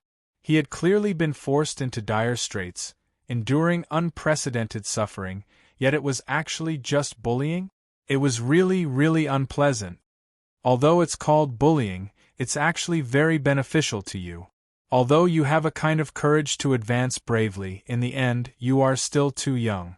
Without tempering your mind, your cultivation speed will become slower and slower, and it's very easy for you to fall into a bottleneck. This dream allows you to face the fear in your heart. It can be considered as making up for your shortcomings. This is rarer than any miraculous elixir. Although it was a little dangerous, you should be thanking me for the result."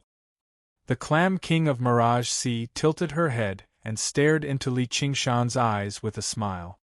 "This is really hard to be moved. Perhaps I should thank your 8 generations of ancestors." Li Qingshan looked inside his body. Although he was extremely tired, he was unprecedentedly clear, like a rusted sword that had been sharpened and became sharp.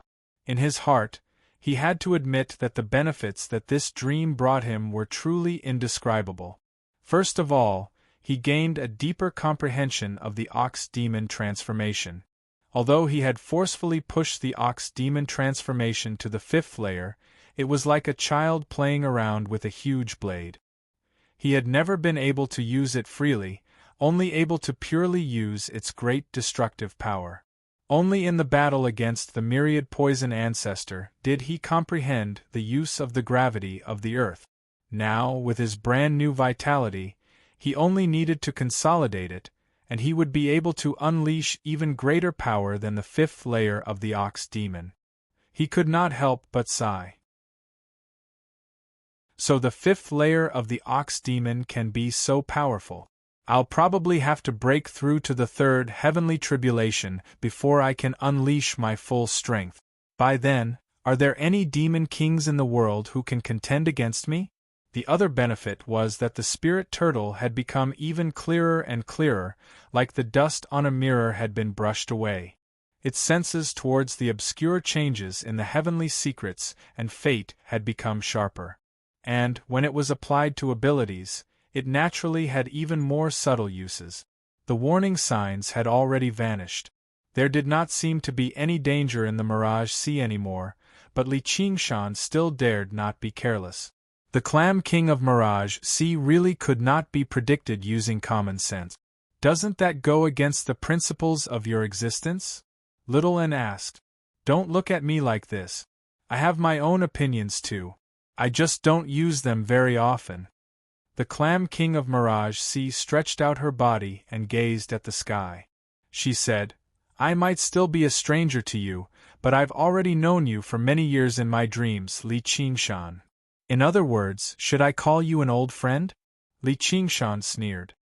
He did not feel honored that someone was admiring his sorry state in his nightmares. Hee, that won't be necessary. However, I hope you know that I share the same fear as you, which is why I've been trapped in this Mirage Sea for several millennia. The Clam King of Mirage Sea extended her hands as if she was trying to demonstrate the length of several millennia. Didn't you create this place with clam chi? Li Qingshan asked in surprise. Aren't cocoons created by insects? The Clam King of Mirage Sea smiled and scolded. It's all that bastard's fault. I was just joking around with him, and he tricked me like this. The more she scolded, the angrier she became. She felt that just scolding was not enough to vent her anger. Suddenly, she jumped up, and a man in dragon robes suddenly appeared in her hands. She slapped him left and right. Is it so great to be an emperor? Is it so great to be an emperor? Li Qingshan looked at Little N and communicated. Is there something wrong with this Clam King of Mirage Sea's head? There was nothing more terrifying than a powerful crazy woman. No one could guess what she would do down there. After a while, the Clam King of Mirage Sea tossed the man aside and lay on the ground. She exhaled. Forget it. It's still my own problem. When she saw that she had calmed down, she suddenly went crazy again. She grabbed her hair and rolled around on the ground. Why? Layers of illusions appeared in all directions. They were vaguely thousands of pained faces wailing and moaning. They contained a terrifying power of destruction that made people's hearts palpitate. Clam King of Mirage Sea. Your Excellency, we want to go back. Li Qingshan took a step back. He was no longer angry at the Clam King of Mirage Sea. There was no point in fighting a crazy person. Also, this crazy person really did look a little scary. It was better to keep some distance. No! The Clam King of Mirage Sea suddenly turned around, and the thousands of faces roared together. The incomparably enormous pressure made Li Qingshan feel like he was looking at the Dragon King of the Sea again. He asked in return, What else do you want? The Clam King of Mirage Sea smiled. The sky returned to blue, and the sun shone brightly. It was as beautiful as a dream. As a reward for your spectacular performance, I've decided to give you a gift. I don't really want it, but all right. Li Qingshan had to admit that he was still rather curious. A streak of green light was tossed towards Li Qingshan. It was the myriad poison ancestors' slumbering soul nascence. Li Qingshan caught it carefully, and all he heard was the Clam King of Mirage Sea say, I've already completely suppressed his will. He won't put up any resistance even if you use him to forge an artifact. Li Qingshan thought of something and suddenly thought of a bold idea. If he used the third ability of the Tiger Demon, abetting the tiger, against the myriad poison ancestor's soul nascence, he wondered if he could turn him into a haunt. In the past, he would never have dared to consider something like that. The will of a great cultivator was far too powerful. If he was careless, he might even suffer a backlash. However, it was a heaven-sent opportunity right now. In the past, he had also turned a group of demon commanders into haunt, but the souls that had lost their bodies and demon cores were far too weak. They were not of much practical use at all, so he could not be bothered with them afterwards, handing them all to Little and to Refine. However, soul nascence was different. It was the condensation of a great cultivator's cultivation.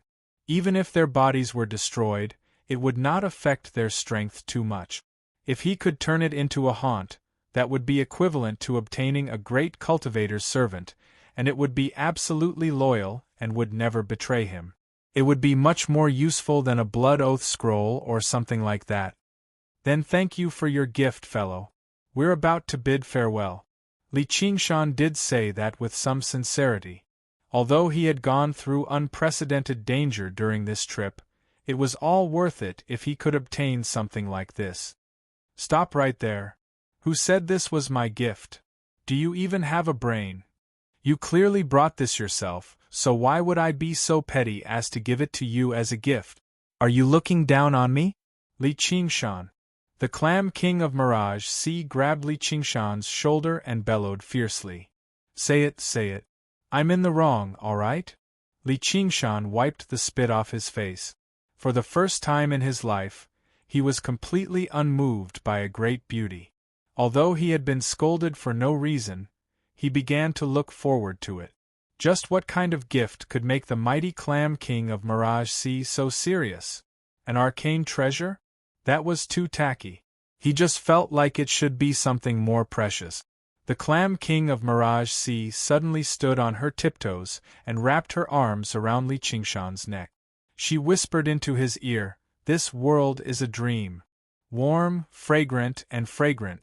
In that instant, Li Qingshan had to admit that he was slightly moved, but before he could feel it in detail, the Clam King of Mirage Sea had already left. She stared straight at him as if asking, "How is it?" Li Qingshan was stunned. He pointed at his ear and said in disbelief, "The gift you're talking about is what you said just now. This gift is too heavy, isn't it? But I believe that you can endure it." The Clam King of Mirage Sea sighed again. She could not bear to look at him any more, afraid that he would be crushed by this gift. "You're such a big idiot to believe a crazy person like me." Li Qingshan raised his head and took a deep breath so that he would not explode. He lowered his head and clasped his hands together. "I'll accept this gift. Can we go now?" The Clam King of Mirage Sea suddenly reached out and grabbed Li Qingshan's heart. With his experience from last time, Li Qingshan did not dodge at all. The tip of her finger touched his chest and produced a rainbow-colored ripple. Afterwards, she reached in and pulled out an item.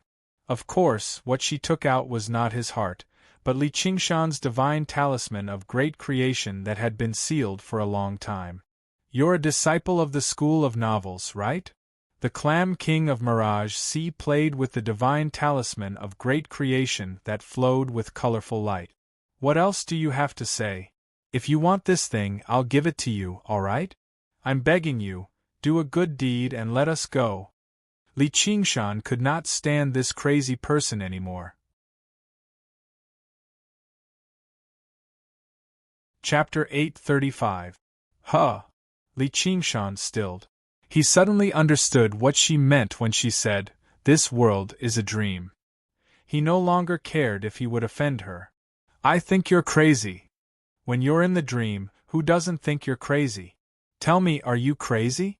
Clam King of Mirage Sea grabbed Li Qingshan's collar and shouted fiercely. Suddenly, she showed fear and looked around in panic. She raised a hand to cover her mouth and said to Li Qingshan in a low voice, "Say, is someone watching us right now? If my performance is too bad, will I be killed?" Li Qingshan subconsciously looked around and suddenly reacted. He pushed her away. "Fuck you, it's fine if you're crazy, but don't infect me. Tell me, what should I do?" Clam King of Mirage Sea roared and gripped the divine talisman of great creation in her hand. With a crack, cracks appeared and blood seeped into it. "I don't know." Li Qingshan shouted at her. "You think saying you don't know is enough? You idiot!" Clam King of Mirage Sea's voice grew louder. "Stupid or smart, I follow the guidance of my heart. If I will wake up from this dream one day, why should I worry? If this is a dream I won't wake up from, then there's even less to worry about.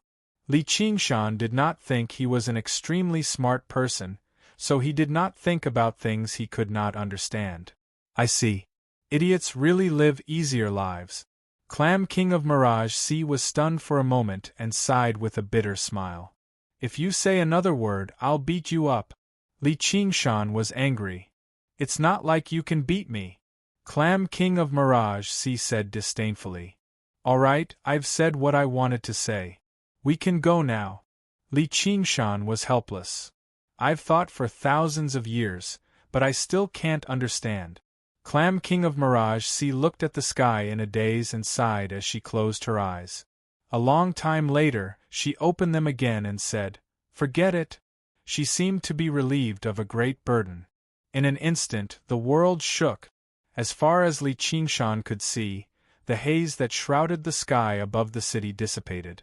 The high-rise buildings below collapsed, and the people screamed in fear. They were like headless flies bumping into each other. It was like a scene from a disaster movie. 100-story skyscraper collapse. Many people stared blankly at the shadow enveloping them, forgetting to escape. However, the moment the building hit the ground, it silently burst into countless colorful bubbles of various sizes. Be it the reinforced concrete, the people, or the trees, they all turned into bubbles and danced in the air. In the blink of an eye, the city had completely disappeared, leaving only the tall mirage standing alone. Bubbles floated in all directions, filling the entire world and bursting at high altitude. The illusion was collapsing, the blue sky twisted and rippled with colors.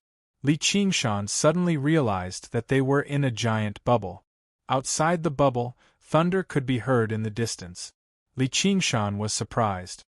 He exchanged glances with Xiaoan.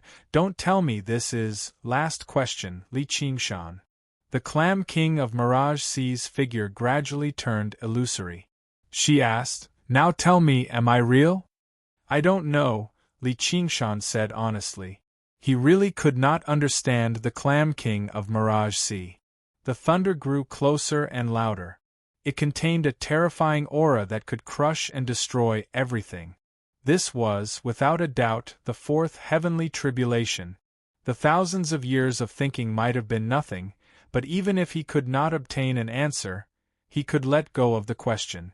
She had begun the tribulation. She would ascend to another world, or she would turn into dust in the tribulation lightning. This would be the time to bid farewell. All right then. At least remember my name, just like how you remember little Anne and that cow. Although you treat me as a stranger, I will still treat you as an old friend, the Clam King of Mirage Sea pleaded. Her figure became even more illusory, just like the thousands of bubbles behind her. I will. Li Qingshan's heart moved, and he nodded seriously. The Clam King of Mirage Sea tossed the divine talisman of great creation back to him. Shen Mengdai. The moment she said these three words, all the bubbles burst at the same time. Every burst seemed to repeat these three words, deeply imprinted in his heart. She smiled slightly and burst like a bubble. From among the colors, a butterfly that Li Qingshan had once seen in his dark dreams flew out. It danced in a riot of colors, circled around Li Qingshan once, and then flew into the sky. The colors of the thousands of broken bubbles all gathered on the butterfly's body, dragging a long rainbow behind it. It broke through the largest bubble called Mirage Sea. The illusion collapsed and disappeared. Boom! Scorching lightning filled the entire world, but it was still unable to drown out the beautiful rainbow. Li Qingshan and Little and flew far away. All they saw was the butterfly dancing in the lightning, as light as a dream. It seemed extremely fragile, but whenever a bolt of tribulation lightning landed on her, it would produce a riot of colors, dyeing the tribulation lightning into a rainbow. The butterfly continued to fly upward, and the entire sky was dyed by her dreamy colors, as if she was constantly asking, Am I real? Am I real? Across the 9 provinces, Many figures stopped what they were doing and gazed in the direction of the South Sea. Their expressions varied, either envy, contemplation, or vigilance. The banyan tree king pondered, "He's actually ascended. Has he finally resolved the mystery Kid C left behind for him? Fortunately, Qing Shan and the others are fine. I originally thought it was my fate, but I never thought it would help him, or should I say, her first?" The king of Southern Yu pondered in thought. The clam king of Mirage Sea was one of the strongest among the 72 demon kings in the past. She was trapped in the South Sea by the Xia Emperor's scheme, unable to ascend even after all this time. Now that she's finally undergoing the tribulation, it won't affect the overall situation much. The Master of the Sword Pavilion sighed. The fourth heavenly tribulation truly is powerful. Even from so far away, it can shake up my mind. I wonder when I'll be able to take that step? Quite a while later, when the final rumble of thunder faded away, the silver moon hung over the sea quietly. The rainbow sky remained in Li Qingshan's heart, gazing at it for a very long time. Who knew whether it was because of the might of the world or because of her? Perhaps it was both. She succeeded, little, and said calmly. Just when Li Qingshan was about to say something, a familiar voice rang out from beside him. She flew so high.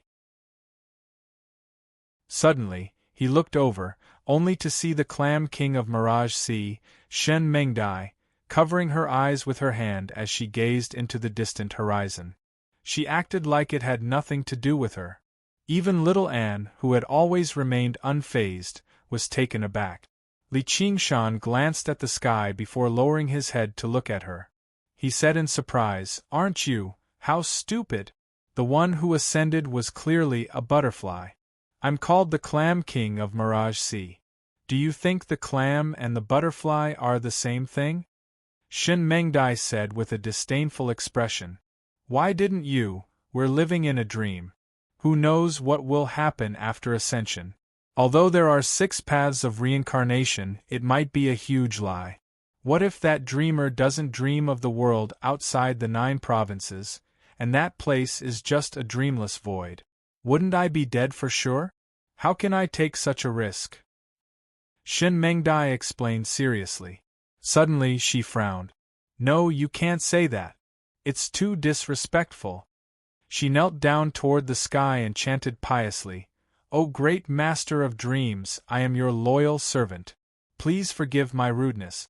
You useless idiot, kill me if you have the guts." After saying this, she looked around cautiously. However, the sea breeze was calm, and the moonlight was gentle. Nothing happened. Her lips curled into a smug smile. That smile gradually widened into hysterical laughter. She leaped up, waved her arms, and jumped and ran on the surface of the sea. "Ha ha ha ha! I'm the smartest! I'm the strongest! You're all idiots!" Li Qingshan finally confirmed one thing. She really had gone mad. However, he was unsure whether what he saw right now was just an illusion she had left behind, or whether the butterfly that had flown away had always been a dream of hers. Regardless, she had indeed undergone the 4th heavenly tribulation, and she was no longer bound by the Mirage Sea. Just the thought of a super-mad woman like her was terrifying. After going mad, Shen Mengdai arrived before Li Qingshan again. She walked over the waves, elegant and serene, as beautiful as a dream. It was impossible to imagine what she looked like when she went mad. She said, "I'm leaving." "Where?" Li Qingshan asked instinctively, but he regretted it as soon as he asked it. What did that have to do with him? "The Dragon Province. I still have a debt to settle." Shen Mengdai revealed a chilling, sunken smile. Afterwards, before Li Qingshan could say anything, she burst like a bubble and vanished.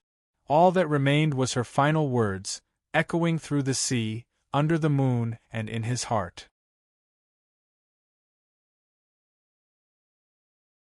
Chapter 836.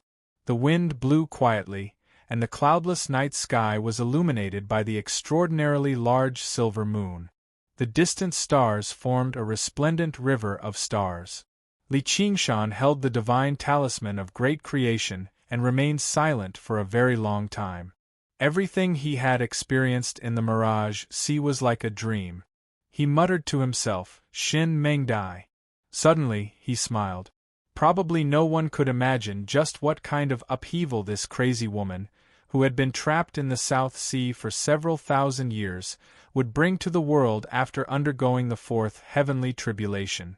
From now on, the Dragon Province would be filled with trouble. Of course, even now, he was still extremely doubtful of what she had said. He felt like she had lost herself too deeply in the illusions, which was why she had become so crazy. She was like the authors who had been scared to death by their own horror novels in the news from his past life. However, it was exactly because of such strange existences that the 9 provinces were so interesting, making people yearn for them. All right. I look forward to our reunion in the Dragon Province. However, when the time comes, I'll bully you viciously. He stowed the divine talisman of great creation away and smiled. He was very vengeful. With that, he looked around. The surroundings were calm, so he could not help but smile bitterly. This crazy woman had almost made him lose his mind. He just felt like she could appear at any time. Qingshan, look. What's that? Little and suddenly pointed to the south. Li Qingshan followed her finger and saw a protruding semicircle on the horizon. It should be an island. That seemed to be the only explanation given how far away it was. But it wasn't there earlier. Before Little and could finish, Li Qingshan noticed something strange as well. The island was clearly rapidly enlarging, approaching them at an unbelievable speed. The calm sea suddenly began to surge. Li Qingshan called out to Little Anne, and they immediately flew north. It definitely would not be easy to deal with something like that. Fortunately, although they had experienced great danger in the Mirage Sea, they were basically uninjured. They were currently flying at full speed, so they moved extremely quickly. However, when Li Qingshan looked back, he was shocked to find that the island was approaching at a speed that was clearly faster and larger. Just as Li Qingshan was wondering what kind of calamity he was about to get himself into, the island stopped at the place where the Sea King of Mirage Sea was undergoing its tribulation. So the target wasn't us, but that crazy woman. Li Qingshan heaved a sigh of relief. He flew for another distance and concealed his aura. Then, he executed the Mystic Light Illuminates All and zoomed in on the scene hundreds of kilometers away. So big! Li Qingshan let out a cry of surprise. That island was actually a giant whale that was tens of thousands of meters long. A light wave of its tail would stir up a tsunami, and a jet of water would shoot up into the sky, as if it wanted to wash away the bright moon in the sky. In the face of this inconceivably huge, strange creature, he could not help but sigh as if he had seen a god. It's the Great Whale King, one of the 72 demon monarchs. According to the records, he swims in the deep sea and never comes to the coastal waters. Very few people have seen him. Legend has it that his whale song is very beneficial to the soul. I think it's similar to the chant of Devanaga, performed by a monk king at the peak of the third heavenly tribulation, but it's definitely hard to hear. Little and introduced calmly. Just like the Clam King of Mirage Sea, this was a colossus of the South Sea. However, one swam in the deep sea, while the other was trapped in the Mirage Sea. As smart as she was, she did not expect we'll cross paths with them. All of a sudden, the deep and boundless whale song, together with the surging of the sea, flew over hundreds of miles of the sea and entered Li Qingshan's ears. He had heard countless songs before, including popular music and beautiful classical music. However, there was not a single sound that could compare to this boundless whale song. It was like the soul of the sea was singing, and even his mind trembled. The whale song came in waves, each higher than the last. Li Qingshan closed his eyes and listened, feeling the vastness of the sea. His tired mind gradually calmed down.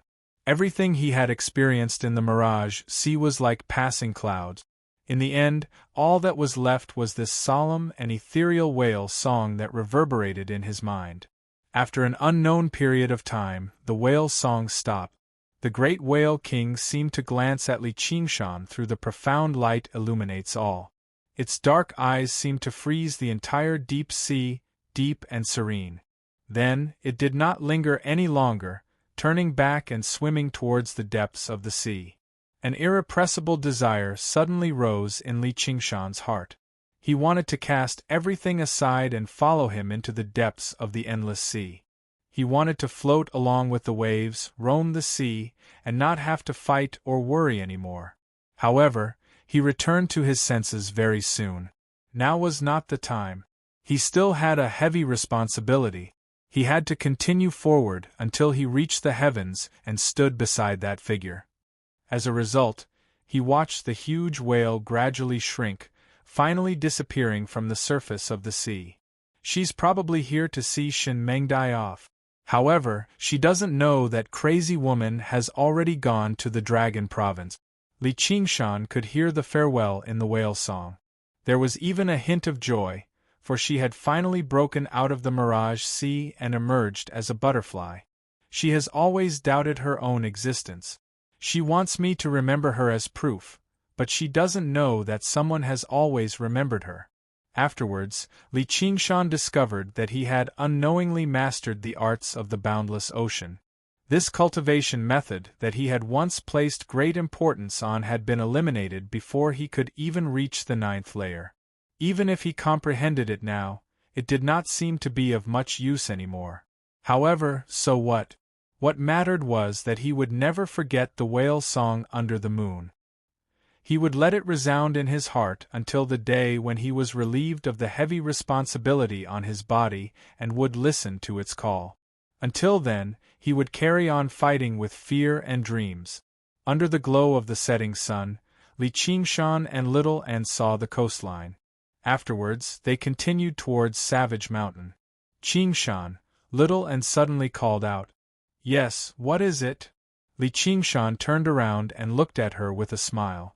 In your dreams, did you want to kiss me? Little An stared straight at him with her clear eyes, as if she could see the bottom of his heart. It's not like I haven't kissed you before. Li Qingshan's heart skipped a beat as he said unconcernedly. Not your face, your mouth. Little An was extremely skilled at observing his expressions. Even the slightest expression could not escape her eyes. In order to emphasize it, she even purposefully pointed at his lip. Don't talk nonsense. I didn't. Li Qingshan's eyes widened like a bull's. You're blushing, Little An said. She added in her heart, and it's very red. That's because of the light, Li Qingshan refuted. But the side without the light is also red. All right, let's not talk about these useless things. We have to hurry back. Li Qingshan sped up and flew away. He had always been known for his bravery, but now, his back seemed to be in a rather sorry state. He heard Little An's bell-like laughter behind him.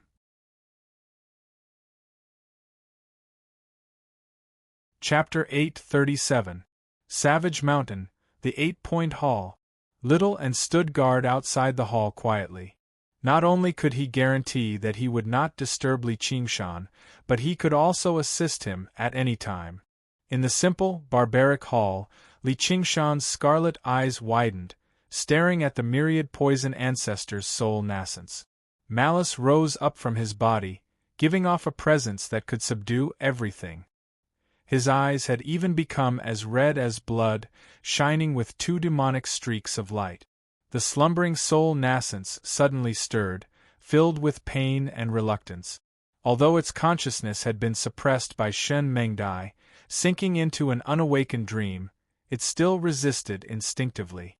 It was so proud that it refused to submit. Li Qingshan's expression became sterner and sterner.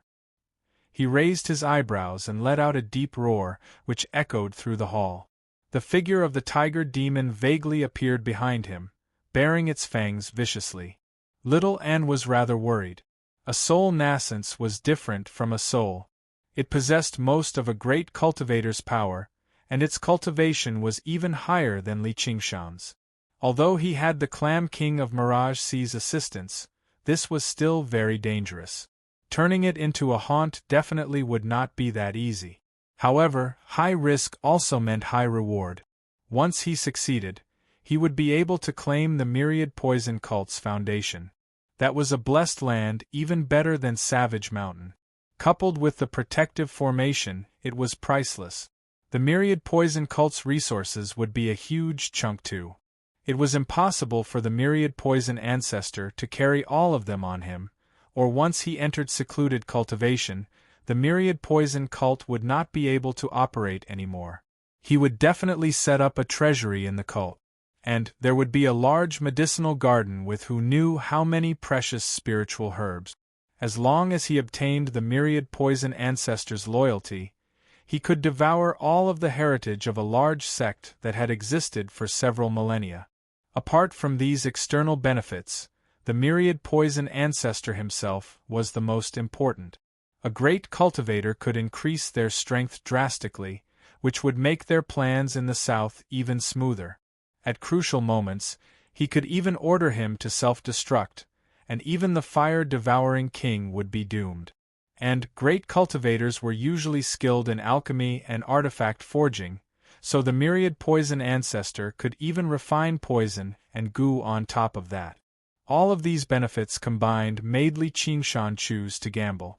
When the tiger's roar reached the valley, the 10 cave masters were summoned back. They pricked up their ears to listen, secretly guessing what he was doing. The Myriad Poison Ancestor really is difficult to deal with. It's very likely for him to awaken in such an intense confrontation. If that happens, it'll be troublesome. Li Qingshan frowned. He was in his own territory, and it was unlikely for the Myriad Poison Ancestor to barge into his sea of consciousness again if he made various preparations. However, once the Myriad Poison Ancestor blew up his soul nascence, he would probably be heavily injured, and it was even possible for Savage Mountain to collapse, which would severely damage his foundation in the south. However, there was no turning back. He used his full strength, and the strange light invaded the Myriad Poison Ancestor's soul nascence, strand by strand with great difficulty. As time passed, the nascent soul struggled more and more violently. Just as it was about to succeed, the nascent soul suddenly opened its eyes and looked at Li Qingshan with incomparable hatred. Their eyes met. Li Qingshan thought to himself, not good. The thing he was most worried about had happened. The nascent soul's eyes suddenly became misty. The key to doing evil for the sake of the tiger was the pair of tiger eyes. Even though the slumbering enemy put up less of a resistance, they were unable to make eye contact. In this dangerous moment, it instead pushed the power of the innate ability to the limit. The surroundings twisted and changed, going from the pitch-black belly of the mountain to a gloomy forest. Miasma gathered in the air, such that even the scenery slightly further away became blurry. Why did I fall under a tree? No, I have to hurry back.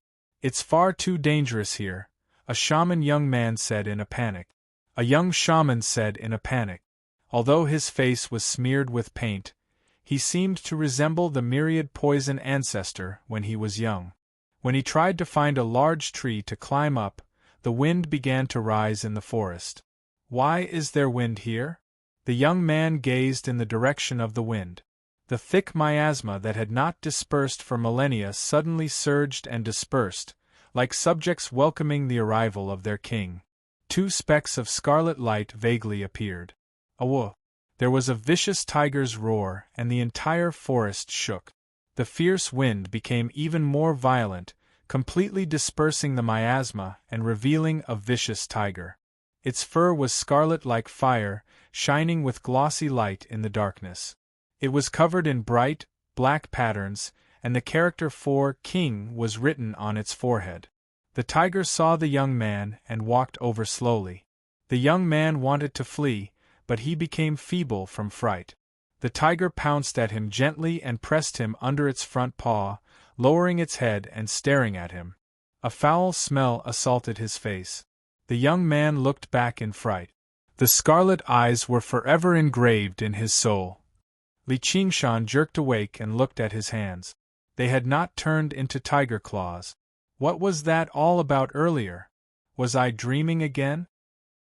He dreamed that he had turned into a vicious tiger, roaming through the dense forests of the Mist Province before hunting.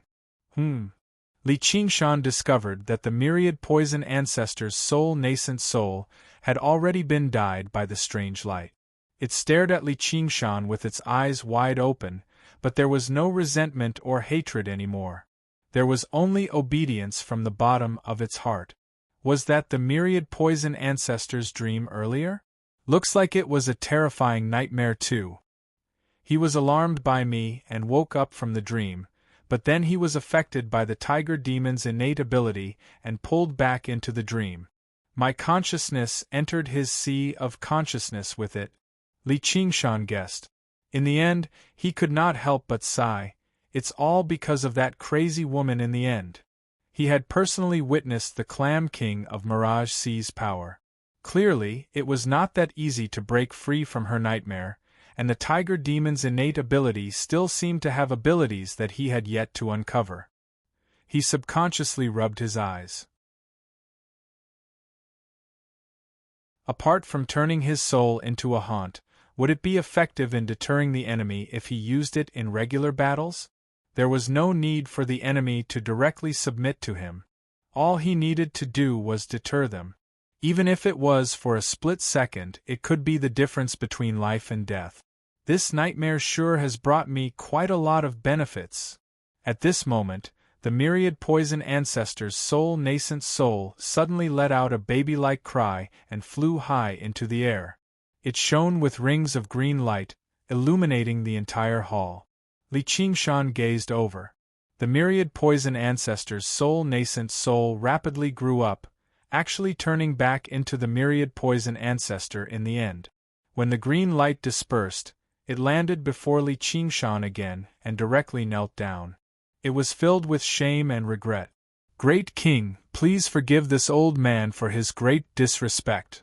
Seeing how his mortal enemy had become like this, Li Qingshan could not help but be taken aback. The corner of his lips curled into a smile, but he refused to believe it completely, afraid that it was a trap. As a result, he straightened himself out and coughed gently. "Old bastard, do you know your crimes?" I do. The myriad poison ancestor bowed his head repeatedly. "What crimes? Tell me." Some of the doubt in Li Qingshan's eyes vanished. Great cultivators had their own pride. It was basically impossible for them to do something like that. First, I shouldn't have launched a sneak attack on Savage Mountain while the Great King was away, much less resent the Great King over the deaths of my disciples. Afterwards, the Great King wanted to kill me, so I should have stood still and allowed the Great King to kill me. Then I tried to flee, which added to my crimes. I can't even bear it even if I die. I only hope the Great King can allow me to make up for my crimes with merit. With how wise and valiant the Great King is, you'll definitely unite the 9 provinces in the future. I'm willing to follow your lead. The myriad poison ancestor said a great deal of flattery again. Clearly, the myriad poison cult possessed a legacy like that, which even made Li Qingshan feel embarrassed. He barked, "Shut up!" Yes. The myriad poison ancestor immediately shut up. He was extremely obedient. Li Qingshan could not help but laugh aloud. He had finally come to an end with this battle, and he had benefited greatly from it. His laughter echoed through the surroundings before gradually dying down, turning into a long sigh again. Seeing a powerful opponent who had fought him to the death reduced to such a state was an extremely delightful matter, but it also made him feel rather sorrowful.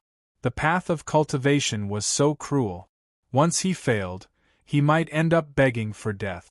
There was no point in taking revenge anymore. After confirming that the myriad poison ancestor had already submitted to the tiger demon's ability, he said, "You can rise." Li Qingshan then asked about the myriad poison ancestor's current state.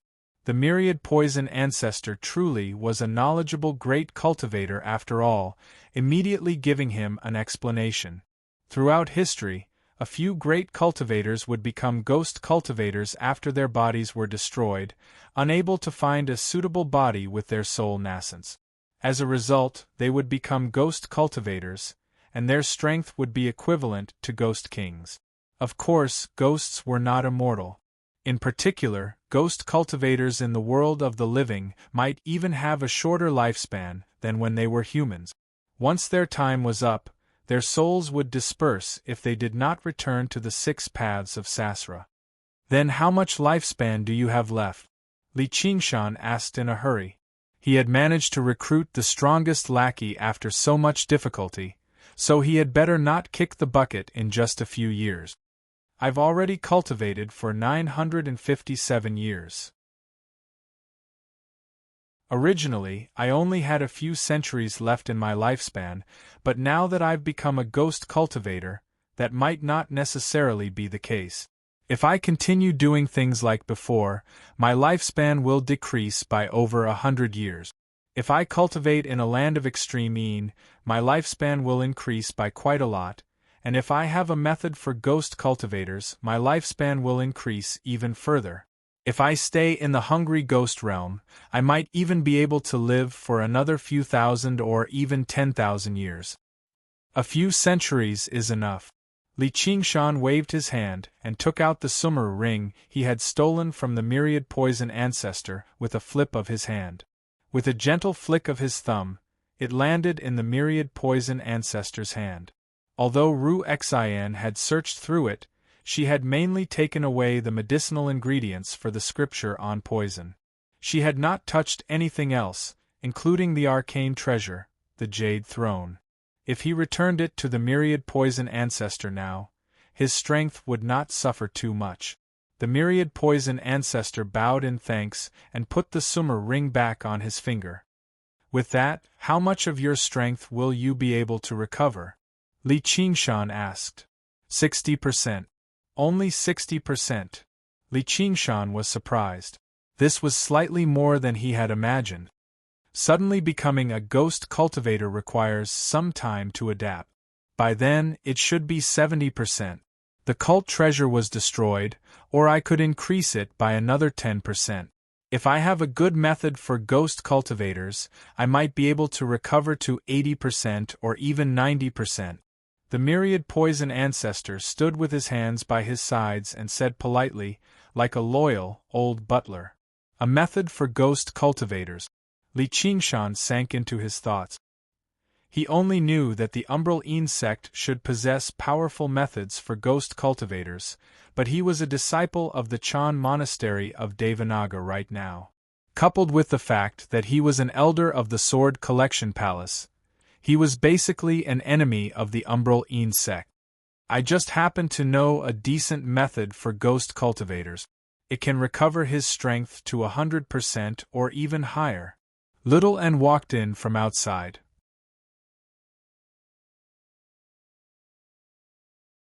Chapter 838. Little Anne, as well as the daughter of Chu Lai King and the Dark Queen, had high hopes placed on her since she was young.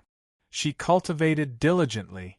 The Umbral Een sect had many cultivation methods and secret manuals that regular disciples could not come into contact with, but she could read them freely. The Umbral Een sect possessed a scripture of the Ghost King, a secret that only the path of ghost cultivators would pass on. It was similar to the Diamond Sutra of the Chan monastery of Devanaga. Once the Diamond Sutra reached the third heavenly tribulation, it could turn into various vajras according to the different paths, such as the Fearless Guardian King, the Unraging Guardian King, the Raging Guardian King, the Unmovable Guardian King, and so on. However, with the scripture of the Ghost King, after undergoing the third heavenly tribulation, it could become the Malevolent Eye Ghost King, the Blood-Devouring Ghost King, the Blight-Devouring Ghost King, the Soaring Ghost King, the Thousand-Eyed Ghost King, and so on. It was even more numerous than the former. No matter which path of cultivation a cultivator had taken when they were still alive, they could all find a corresponding path after becoming a ghost cultivator.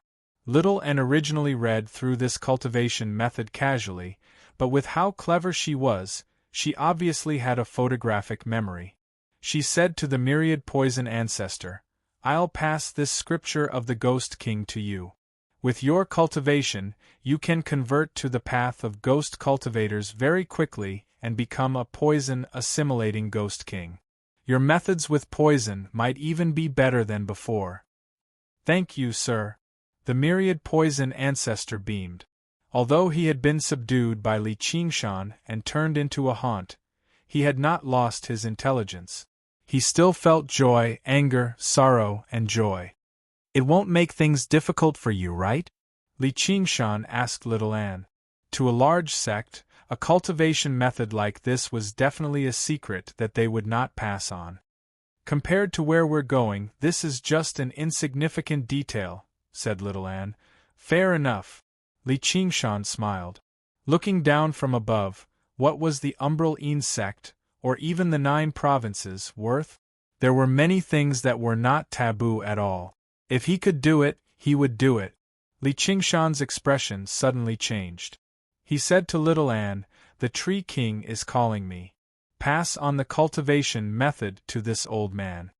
Then he said to the myriad poison ancestor, "From today onwards, see her like you see me." The myriad poison ancestor accepted the order politely. Li Qingshan arrived outside the belly of the mountain.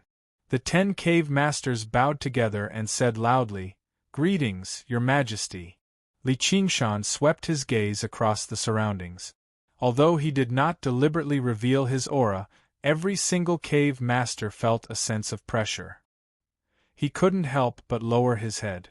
Li Qingshan was considering when he should use them to test out the new ability derived from Accomplice to the Tiger. It would be great if he could intimidate a living person. It would be equivalent to a blood oath scroll that could be used infinitely, and it would not be that troublesome. The myriad poison ancestor has already yielded to me, choosing to join us. From today onwards, I have no more opponents in the south apart from Fire Melt Mountain. The 10 cave masters were stunned at the same time. If the myriad poison ancestor being slain by Li Qingshan was already the most unbelievable matter, then this news would be even more shocking. After Li Qingshan had basically destroyed the myriad poison cult, the myriad poison ancestor had actually yielded to him. That was basically a fantasy. "Your Majesty, please forgive Wufeng's rudeness. The myriad poison ancestor is full of tricks, so you have to be careful. Don't let him feign surrender," said Yu Wufeng.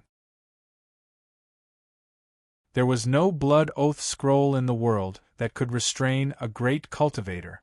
The other cave masters said nothing, but they all felt like this was the final possibility.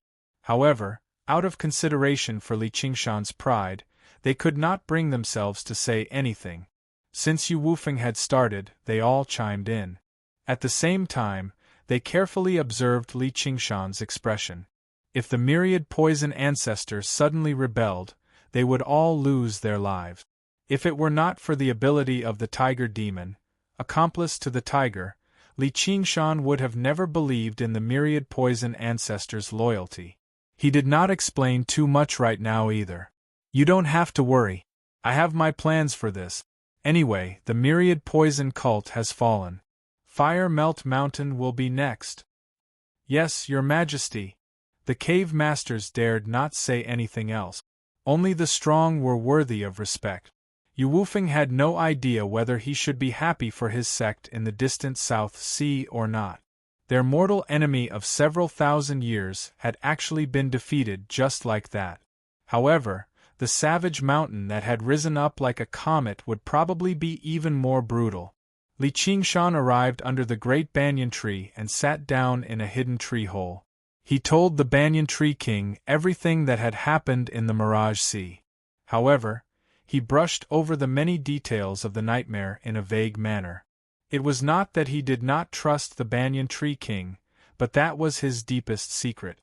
After listening to Li Qingshan's story, the Banyan Tree King fell silent as if he was thinking about something. For a moment, there was only the rustling of the canopy in the wind. Quite a while later, Just Now sighed in amazement. Originally, I was worried that you would encounter danger in the Mirage Sea, but I didn't think it would be a blessing in disguise. Looks like I've wasted my efforts. I will never forget Senior's care and concern, said Li Qingshan. Even though there were many deceptions, the Banyan Tree King was doing it for his own good. No, this is your fortune, and it's what you deserve. That oxen, no, that Senior has a discerning eye. I believe that one day you'll be able to reunite with him. In their many years of association, the Banyan Tree King had vaguely guessed the existence of oxen. However, he had always doubted Li Qingshan's ambitions. Only at his level did he understand just how distant that place was. However, after hearing about Li Qingshan's experiences in his dream, he felt that perhaps he really could reach that step. His persistence was not the kind of stubbornly stubborn persistence. Instead, it often gave people a feeling that it did not matter. It was as if even if he could not reach beyond the heavens, it was not a big deal. However, as long as he was still alive, he would continue. Even if he failed in the end, he could still smile calmly and say that he had no regret. I hope so, Li Qingshan shrugged. But I'm very curious. Has the Clam King of Mirage Sea ascended? If she survived the fourth heavenly tribulation and did not ascend, wouldn't she be invincible? Didn't she already tell you? Shen Mengdai. What flew away was naturally her dream, said the Banyan Tree King with a smile. In other words, her true body is still in this world. Li Qingshan was surprised. For her, perhaps dreams are the real thing, said the Banyan Tree King. All right then. I'm just afraid that I won't be able to defeat her. Li Qingshan's resentment was very deep. You don't have to worry about that. The world of the 9 provinces has its own laws. Let alone an ascender, even visitors from a higher world will be restricted by these laws, or even suppressed by the entire world. Only those who have reached that Senior's level can completely ignore them, said the Banyan Tree King. Though, her power is far too wondrous. Even if she's only at the peak of the 3rd heavenly tribulation, she can still turn the Dragon Province upside down. Hopefully, that fellow fox can suppress her. The Banyan Tree King seemed to have a deep understanding of the Clam King of Mirage Sea's madness. He expressed his worry for the future. Once she began messing around, the situation would probably deteriorate to a point where even his intelligence could no longer predict it. After a deep conversation with Li Qingshan, he said, "Since you've subdued the myriad poison ancestor, you can get him to talk to Ru Xian. After all, there are some things that everyone specializes in. I'm not omniscient." Really? What's she doing exactly? She's acting so mysterious. Sigh, you better wait for her to tell you herself.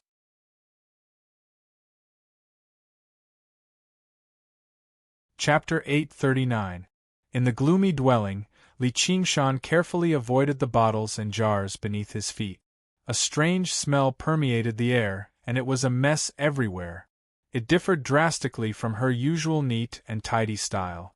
Suddenly, a shrill cry rang out from the depths of the dwelling. Li Qingshan flew in and saw Ru Xian standing there in white. The cry had come from right in front of her. Li Qingshan patted her shoulder, and Ru Xian turned around, revealing an extremely vicious, green face which frightened Li Qingshan. However, he immediately saw that it was just a bronze mask. "What are you doing?" Li Qingshan grumbled and looked in front of her. A fire devourer was firmly trapped on the stone pedestal. His belly had been cut open, revealing his organs. In particular, a bright red heart shone with red light. Ru Xian currently held a small bottle in her hand, pouring some unknown liquid onto the heart. The fire devourer's cries became even more intense. Several dozen crystal coffins stood in the surroundings of the dwelling, with several dozen fire devourers in them. There were men and women, young and old. Their eyes were firmly shut, and they were still breathing.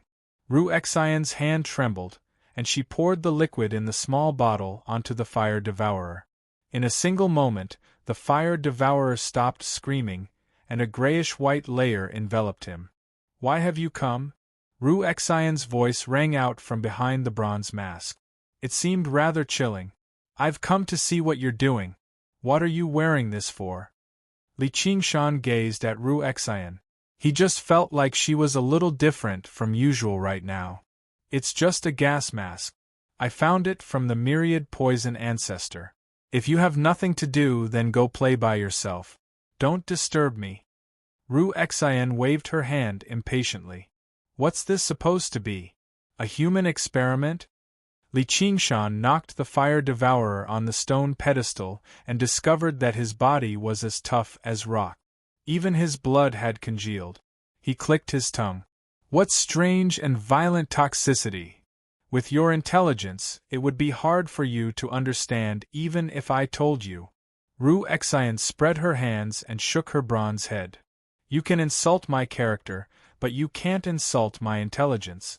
Li Qingshan was enraged. It was one thing for the Mirage CCC monarch to call him an idiot, but he wouldn't stoop to the level of a lunatic. It wasn't easy for him to get home, but he was still going to be scolded. Too bad you don't have either." Li Qingshan simply ignored her and paced around the dwelling. He knocked on the crystal coffin and weighed the bottles and jars in his hand. He vaguely understood something and asked, "You want to poison Fire Melt Mountain?" "No, it's not poison, it's a disease or a virus," Ru Xian said. "What virus?" Li Qingshan asked. "It's a vicious plague that's highly contagious. There are currently two directions. One is to turn into stone like this. There's another type of body that keeps heating up until there's a bang sound." Ru Xian gestured with her hands. There was a hint of fervor in her voice, and her eyes shone with fiery light. Combined with her vicious bronze mask, she gave off a dark aura. "Are you all right?" Li Qingshan asked in concern. Although he wanted to breach Fire Melt Mountain and steal the divine Wudong tree, he wanted to take down Fire Melt Mountain and take the divine Wudong tree, but he did not want her to go crazy like Shin Mengdai. "I've never been better," Ru Xian said. "Then, can the fire-devouring kings contract this disease?" Li Qingshan asked. "Of course not. It can only infect fire-devourers who have undergone the first heavenly tribulation at most." "Then what's the point? It won't be able to harm the core force of Fire Melt Mountain at all. Don't tell me you're just going to wait for these powerful fire-devourers to all die of old age?" "I can't wait that long," Li Qingshan said. "I said you're brainless, and you still won't admit it. Once I create this disease, I can sell it to the Crystal Palace, which is the royal court of the merfolk, in exchange for a great deal of benefit. What do you think the Crystal Palace will do after they get their hands on it? They'll definitely use it. They're mortal enemies after all. If this disease really is as powerful as you say, it'll be enough to sever the foundation of Fire Melt Mountain," Li Qingshan said. Although other folk all possessed great talent for cultivation, most of them had not undergone the first heavenly tribulation or undergone the first heavenly tribulation. It was impossible for them to not use a weapon of mass destruction like this after obtaining it. All they had to do was wait for Fire Melt Mountain to be destroyed.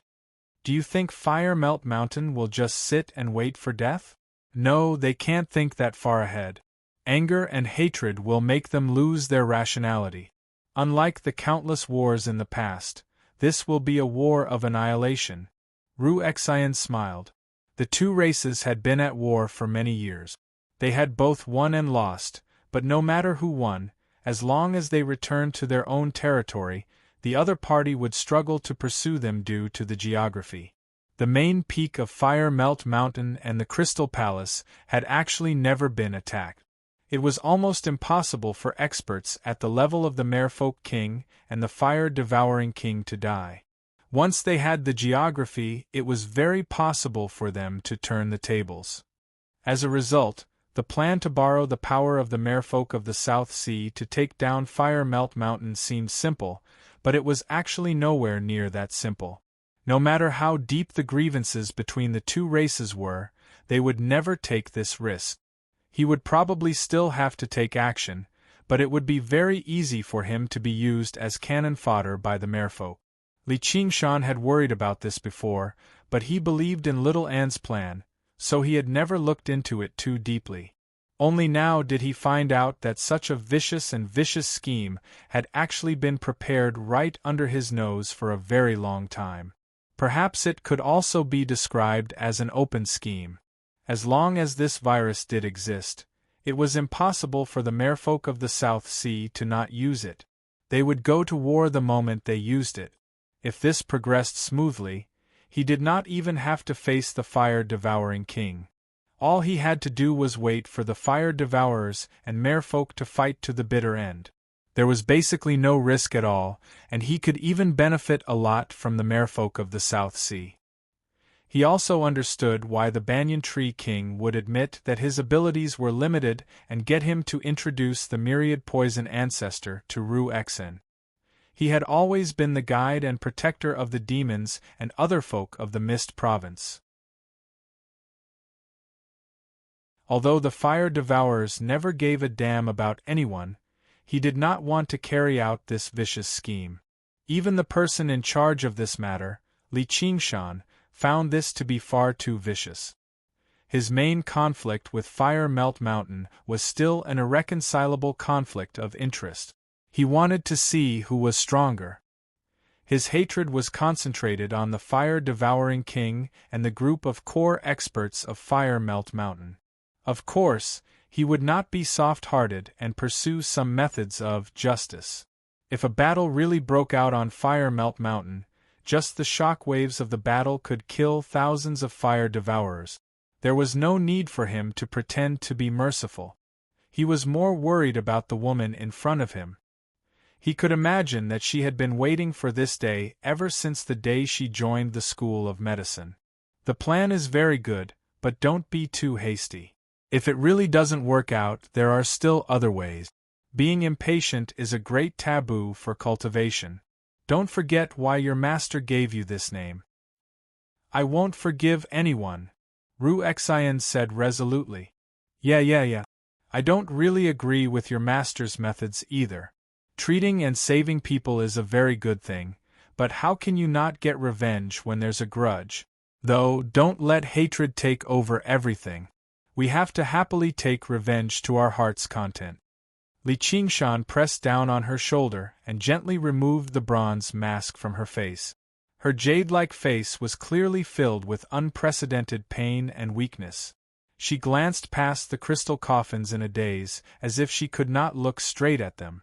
I don't know them at all. If that's the case, what's the difference between me and the people I hate? Healers were like parents. No matter how much hatred there was, no matter how vicious his tongue was normally, Hua Si still taught her a benevolent heart.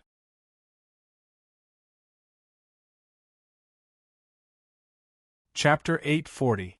What a great demon! Ru-Exen smiled. Then aren't you a great demoness? Don't we just happen to make a pair?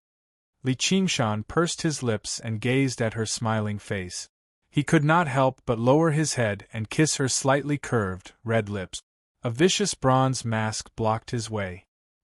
He smiled and kissed the mask gently again. He felt her shoulder tremble. Emerging from the dwelling, Li Qingshan basically understood Ru-Exen's intentions for coming to the south. However, he had no idea why she had developed such grievances with the fire devourers. It did not seem to be just because of the old grievances between the two races. And not only did she refuse to return to the South Sea, but she even schemed against the merfolk. Clearly, she did not have a sense of belonging. This grievance was clearly so deep, yet in the beginning, she had instead advised him not to become enemies with Fire Melt Mountain. She would rather take the risk herself than let him take part, which left him both touched and helpless.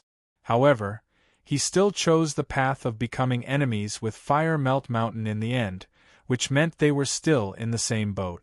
Her plan for revenge increased his chances of taking down Fire Melt Mountain. However, If he wanted to carry out the plan, he would have to wait until she underwent the second heavenly tribulation at the very least. Although he had the myriad poison ancestors' full assistance, going as far as to use the resources of the cult to refine viruses and increase her cultivation, it would probably take several years. To cultivators, this period of time was not long, nor was it short.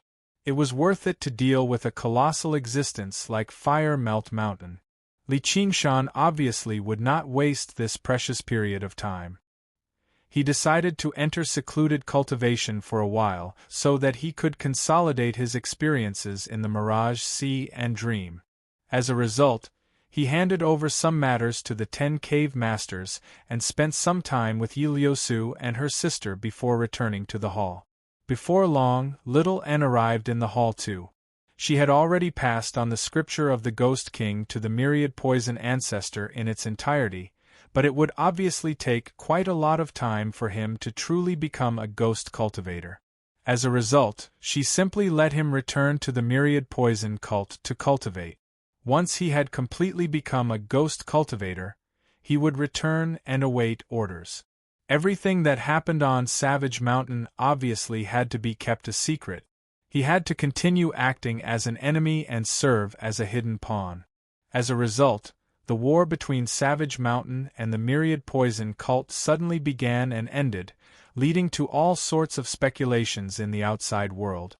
However, the myriad poison ancestor was still alive after all, or it would have been impossible for him to hide from the heavenly secrets. Everyone thought he was in secluded cultivation, waiting for another opportunity for revenge. Even the king of Southern Yu never thought he would actually be defeated in an open battle and have his body destroyed, let alone become a servant. Naturally, they thought that Li Qingshan would not have an easy time in the southern border with such a great enemy. There was no need for him to personally suppress him anymore. All he could see was whether Li Qingshan would ask the monastery for reinforcements or not. A few months later, sure enough, the king of Southern Yu received news that Li Qingshan had obtained the Golden Hawk commander's permission to return to the Green Province silently. Li Qingshan flew through the air, gazing at the Green Province that he had been away from for a very long time. He obviously did not return to ask for reinforcements from the Chan monastery of Devanaga, but because a communication jade in his Sumer ring had suddenly shattered. Although there were many methods of communication in this world, many of them were either ineffective from tens of thousands of kilometers away, or they were extremely difficult and costly, making communication extremely inconvenient. In times of emergency, he could only use this primitive method to send messages. Communication jades were divided into yin and yang. Once one shattered, the other would shatter too. Li Qingshan had a total of 4 communication jades like this, each representing different things. One was with Han Xiongji, telling her to contact him if there was anything urgent. One had been given to him by the Golden Cicada Spirit King. He said he would give him a gift when he underwent the tribulation and ascended. One was given to Begonia. Originally, he wanted to use it to ask for reinforcements, but now, it had become a remembrance. The last one was given to Chu Danqing. Back then, he had agreed to contact Li Qingshan once the 3 Absolutes calligraphy was repaired. The one that had shattered right now was Chu Danqing's. It had been several years since they last met, and Chu Danqing had never contacted him. Li Qingshan had almost forgotten about this. He guessed he probably could not repair an arcane treasure like that with his cultivation. Now that he had suddenly contacted him, even Li Qingshan had no idea whether he had completed the repair or just given up on it. The 3 Absolutes calligraphy was different from regular arcane treasures. Not only did it contain a powerful path of the sword, but it was also connected to the secret of the painting tomb. It was even very likely for it to be crucial to killing the Dragon King of the Sea. It held great significance to Li Qingshan, which made him rather nervous and eager. Although he was in a hurry to find out the outcome, he did not use his demonic abilities along the way out of caution. Instead, he purposefully gave off a hint of Li Qingshan's aura. When he left the Mist Province, he even specially reported it to the Hawkwolf Guard so that no one could find fault with it. However, with his current cultivation, he traveled day and night without stopping, so he did not move slowly. A few days later, he returned to the territory of the Rui Commandery. He arrived in a mountain forest with beautiful scenery and dense spiritual qi. He knew this was where Chu Sherdao cultivated in peace in the past. "Danqing, I'm here." Li Qingshan arrived before the formation and called out. Only a while later did the formation open, letting Li Qingshan in. All he saw was a few thatched huts sitting on the white, sandy embankment beside the Lake of Jade. They seemed simple, but they merged with the surrounding scenery, forming a natural and harmonious picture. However, the surroundings of the thatched huts were overgrown with weeds, drowning out the path. It seemed extremely desolate. Clearly, it had been a very long time since anyone had taken care of it. Li Qingshan's face sank. The dwelling held great significance to Chu Danqing, yet he actually did not have the time to take care of it. Thump! Thump! Thump! Li Qingshan knocked on the door. "Qingshan, there's no need to be so polite. Come in." A weak voice rang out from behind the door. It was so feeble that it seemed like it could snap at any time. Li Qingshan pushed open the door and entered. A person currently sat on the couch in front of the window. When he saw the person, he could not help but be taken aback. He said in surprise, "Danqing, how did you become like this?" Chu Danqing was not a handsome man like Hua Sengzan, but he was still delicate and handsome, standing out from the crowd. However, his face was covered in wrinkles right now, and his eyes were turbid. His hair was grayish-white, and his skin was dry and pale. He seemed to have aged several decades. At that moment, Li Qingshan basically believed he was looking at Chu Sherdao. He did not even look as good as Chu Sherdao. More importantly, he had undergone the first heavenly tribulation a long time ago and become a foundation establishment cultivator, but his aura was so feeble right now that he seemed like a qi practitioner who had not even condensed a sea of qi. Seeing Li Qingshan, Chu Danqing stood up in excitement. He trembled so much that he almost fell over.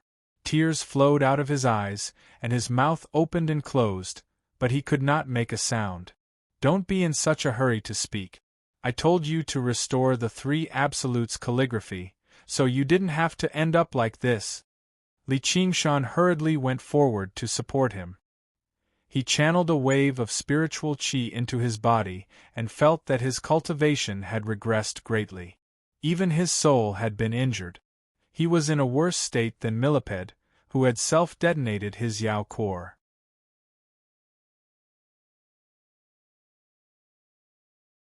Chapter 841. Li Qingshan was alarmed and treated him in a hurry. This man had probably done it just to watch. After saying his last words, he left. A while later, Chu Danqing finally woke up slowly. He let out a long sigh. "Qingshan, you've really made things difficult for me. This blessing is just too great. I basically can't take it anymore. I almost lost my life. Why is it that I've made things difficult for you, and it's too great of a blessing? Didn't you repair it quite smoothly in the past?" Li Qingshan had no idea how to react. This is the work of the five absolutes immortal. It's not just a simple patchwork. If it weren't for Master's many years of guidance, if it weren't for my jade blood of vermilion and black, I wouldn't even know where to start. Do you know how I've spent the past few years? The amount of blood I've used is enough to fill an entire pond. However, this is also a great blessing. It's allowed me to witness the true path of painting. It's just too shocking. I really don't know whether I should hate you or love you. Chu Danqing alternated between melancholy and excitement. In the end, he looked at Li Qingshan sorrowfully. "If you have to choose one, you better hate me." Li Qingshan could not take it anymore. "Take it. Chu Danqing took out a painting scroll from his 100 treasures pouch with great reluctance and passed it to Li Qingshan with his eyes closed. Li Qingshan unfurled the three absolutes calligraphy slowly, revealing a sword that was pitch black like ink. The sword's design was simple and imposing, but it was not particularly special. It did not give off any sword intent either. It was deep and restrained, giving nothing away. He could not help but praise, "What a sword!" Chu Danqing said, "Although it's called the Three Absolutes calligraphy, it's divided into primary and secondary. I've already achieved something with the path of the sword, so I'm no weaker than regular sword cultivators. Even if I go to the Sword Collection Palace, I'll be able to become an inner disciple." Li Qingshan sat down with his legs crossed eagerly, refining the three absolutes calligraphy again. In that moment, sword chi flowed in reverse, and sword intent pierced his mind. In his sea of consciousness, the ink sword would split into thousands of pieces at times, forming a profound sword formation. At other times, it would merge as one, pointing at the sky and drawing the ground. Li Qingshan was prepared. The spirit tortoise pressed down. Over the past few months of cultivation, he had looked back on the various things in his dream, especially his miserable life. Although it was impossible for it to be as deep as what he had experienced in real life, he still gained some comprehension. The spirit turtle was only inferior to the ox demon and tiger demon, so he had benefited as well. His aura became even more tranquil and distant. On the other hand, the weakest phoenix's scripture of Nerva did not benefit much. It could not be helped. Li Qingshan's temperament was the most compatible with the ox demon and tiger demon, and he did not lack the tranquility and forbearance of the spirit turtle either. However, he really was not interested in the phoenix's noble heart. What benevolence, righteousness, propriety, wisdom, and trust? Why should people be bound by so many restrictions in their lives? What did it mean that they would not perch unless they were on a parasol tree, that they would not drink unless they were on a spring, that they would sleep on weeds when they were tired, and that they would drink from the yellow river when they were thirsty? What was the point of fussing over so much? His progress in the Phoenix Sutra of Nirvana had always been very slow. Even mastering the first and second stages was extremely difficult. It wasn't just a matter of balancing fire and water. The sword intent of the three absolutes calligraphy was powerful, but it was an item without a master after all.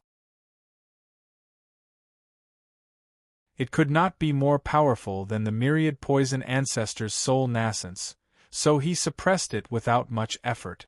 As for sword chi, it went without saying. After reaching the fifth layer of the ox demon, his body had become extremely tough. He guided the sword chi into his meridians before forcing it out through the acupoints all over his body. With a swoosh, a streak of blood appeared on Chu Danqing's face. He jumped in fright and turned around to run. Behind him, sword chi crisscrossed. Right now, he only had the cultivation of a chi practitioner. If he was hit by any of the sword chi, it would be fatal. If he were to die to the sword chi of the three absolutes scripture after spending so many years of effort to repair it, that would be a great injustice. With a splash, he leapt into the lake. Li Qingshan refined the three absolutes calligraphy and arrived by the lake. He looked at the drenched Chu Danqing and smiled. "What are you afraid of? Am I supposed to harm you?" "I'm afraid you won't be able to control yourself when you refine it." Chu Danqing crawled out awkwardly. Suddenly, he remembered something and his face changed. A gentle breeze blew past, and the weeds around the thatched hut drifted away. Afterwards, the thatched hut shattered silently. "Li Qingshan, pay me back. How is it? Isn't it about the same as before? It's been so many years since I've done any work, but my skills haven't rusted." Li Qingshan clapped his hands and gazed at the newly built thatched hut by the lake in satisfaction. "It's not the same at all." Chu Danqing's voice was close to wailing. The thatched hut personally built by the king of savages was rather well behaved, but its picturesque artistic conception had been completely destroyed. And the items in the thatched hut were not particularly precious, but they were all Chu Shidao's belongings. Even Chu Danqing's childhood memories had been reduced to smithereens by the whistling sword Qi. I've spent quite a lot of effort too. During this time, I've already slaughtered quite a few golden core cultivators. At least nod your head. All right, I'll apologize to you. But people always have to look forward. Let's take a look at your injuries. Li Qingshan channeled spiritual qi and fed him tree sap. He didn't hesitate to use all sorts of elixirs and miraculous medicines to finally stabilize Chu Danqing's injuries. However, if he wanted to recover his original cultivation, he would still need to recuperate slowly. Moreover, it would be very difficult to make up for the lost lifespan. Danqing, it's been hard on you these past few years. Here's a toast to you. Under the bright moon, in front of the thatched hut, Li Qingshan smiled and raised his cup. The power of the three absolutes calligraphy was even greater than he had imagined. The five absolutes immortals' handiwork was indeed extraordinary. In terms of pure destructive power, this might be the strongest artifact he had ever obtained in his life. Furthermore, there was a complete set of Sword Dao that was even stronger than the Soaring Dragon Sword's Sword Dao. I've also benefited greatly.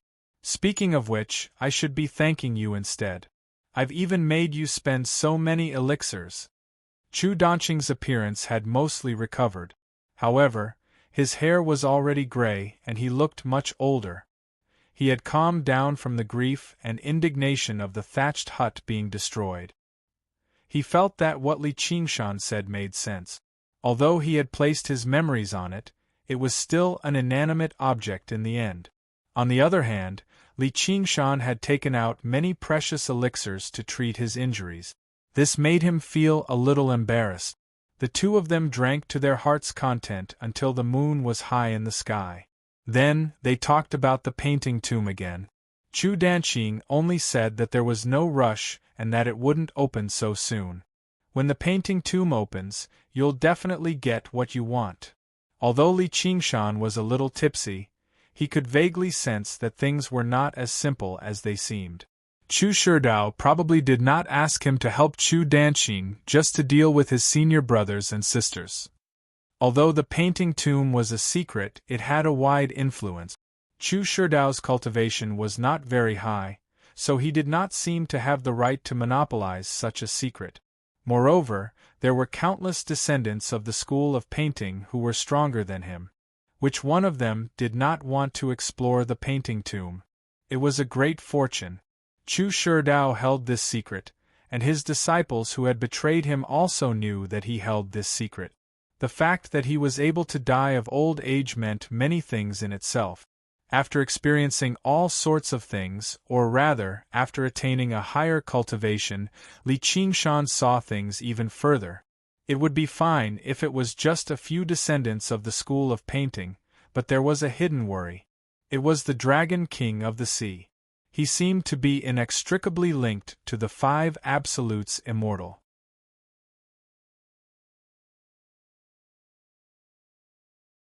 Chapter 842. Alright, let's go in and take a look together when the time comes. Chu Danqing's face was bright red. The dark chaos voice gradually faded away, falling asleep on the stone table. Danqing. Li Qingshan called out a few times, but he received no response. He shook his head with a smile and left behind another bottle of pills and a communication jade before flying off into the horizon. Standing in the sky, his clothes ruffled in the fierce wind. The moonlight illuminated the cloud mountains nearby and far away.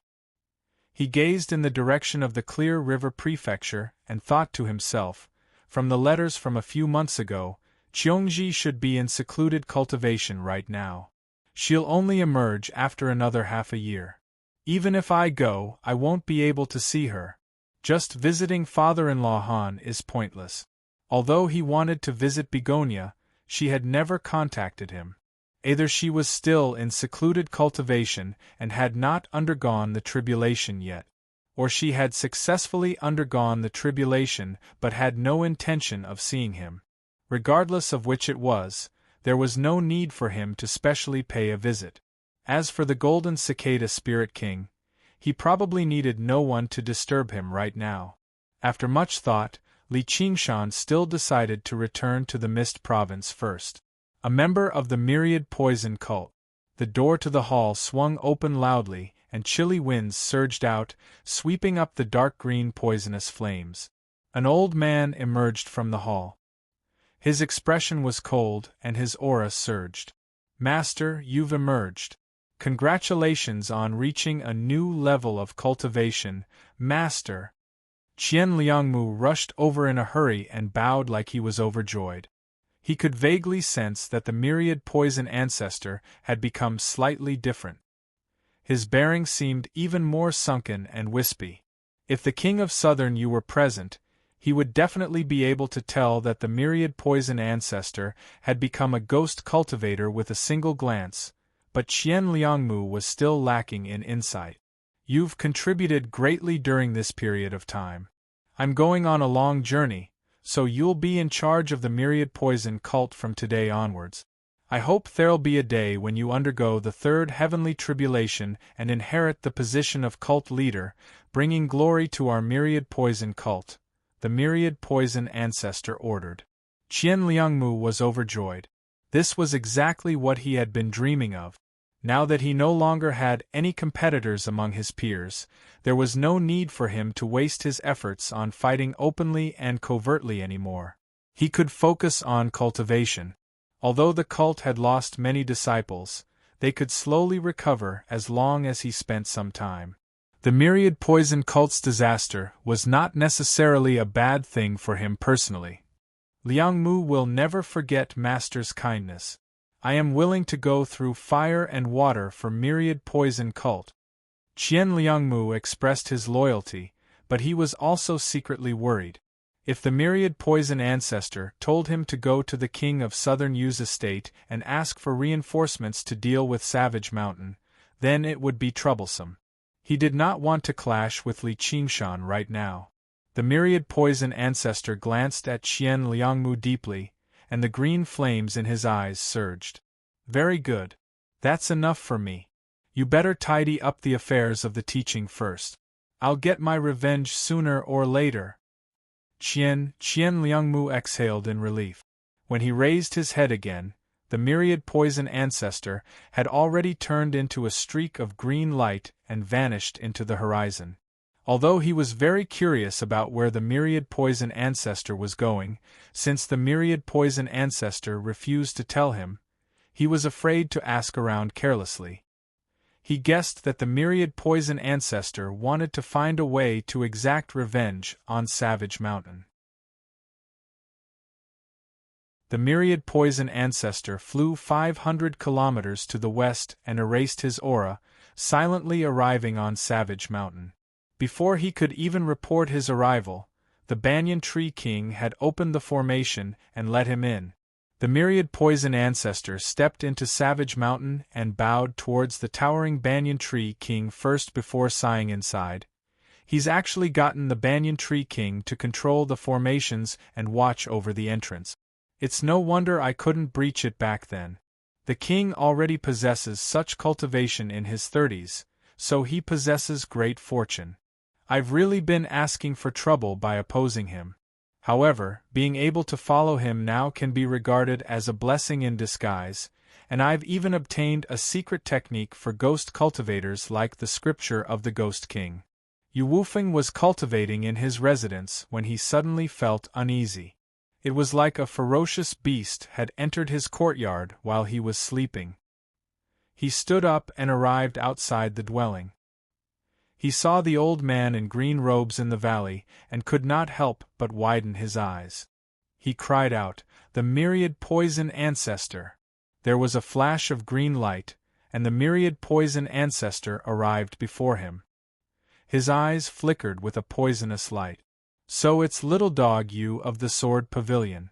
You've seen the ancestor, so why don't you drop to your knees and kowtow? Do you want to die? Yu Wufeng said nothing more. He merged with his sword, turning into a streak of fogbow light and retreating rapidly. The myriad poison ancestor followed him like a shadow, tailing him relentlessly. After becoming a ghost cultivator, he was even faster than before. He snickered viciously and prepared various killing moves, which made Yu Wufeng feel an unprecedented sense of danger. Yu Wufeng originally believed that with the arcane treasure, the fogbow sword, and his cultivation at the peak of the second heavenly tribulation, he could easily stay alive even if he was not the myriad poison ancestor's opponent.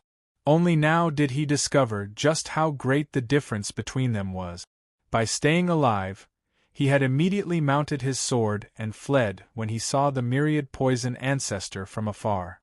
Now that the myriad poison ancestor had closed in on him, he was on the verge of death at any moment. "All right, myriad poison, stop messing around with him." A voice suddenly rang out, plain and dignified. "Yes, my king."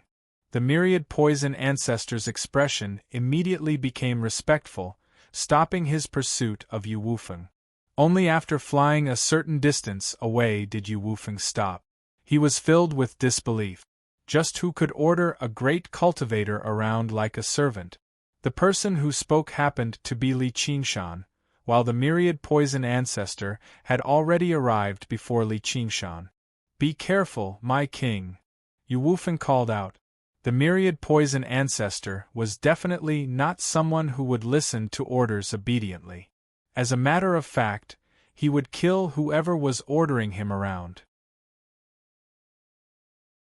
"Shut up, puppy." The myriad poison ancestor's lips moved, and Yu Wufeng felt like he had just heard a clap of thunder. He was shaken up, but an even more shocking sight unfolded before him. The myriad poison ancestor bowed towards Li Qingshan before standing with his arms by his sides, like an old caretaker facing his only master in this life. He was gentle, polite, and respectful, without the slightest hint of viciousness. At this moment, the other cave masters heard the disturbance too, emerging from their respective dwellings. When they saw this, they were all dumbfounded. Li Qingshan had only said the myriad poison ancestor had joined their side. In the best-case scenario, he had just made some sort of deal, allowing the myriad poison ancestor to let go of his hatred of destroying his sect. Never did they think the myriad poison ancestor would actually submit to Li Qingshan. They basically doubted their eyes or something. "It's fine. You can go back and cultivate," Li Qingshan said before turning to the myriad poison ancestor. "Let's go in and talk in detail. How much of your cultivation have you recovered?" Li Qingshan asked after arriving in the 8-point hall. The myriad poison ancestor said, "It's all thanks to Sir Little Anne's scripture of the Ghost King that I've recovered around 80%. I've already completely become a ghost cultivator. I can now be known as the poison-assimilating Ghost King. If I continue to comprehend and cultivate, it's not impossible for me to recover 100%. The scripture of the Ghost King could be regarded as a peak cultivation method for ghost cultivators in this world. It was a secret technique of the Umbral Een sect. After becoming a ghost cultivator, before recovering all of his strength, there was even an opportunity for him to pursue a higher realm of cultivation.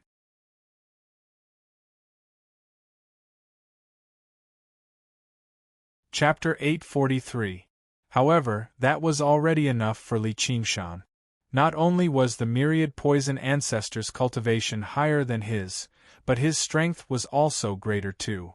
If it were not for Little Anne's sneak attack in the past, coupled with the fact that he was caught off guard, he probably still would not have been the myriad poison ancestor's opponent. Even if his cultivation had advanced further now, his chances of victory would not be higher than 30% if they fought alone when they knew each other's strength.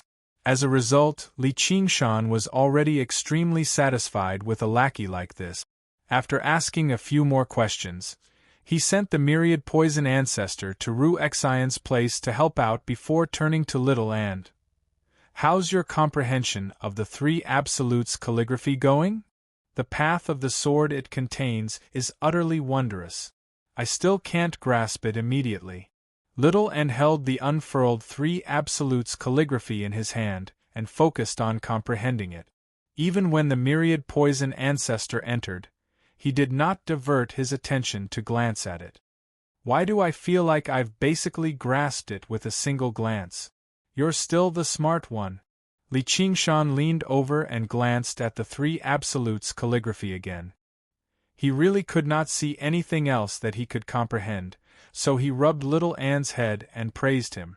When he obtained the fragment of the three absolutes calligraphy in the past, he only treated it as a messy piece of calligraphy, but little Anne was able to comprehend a sword style.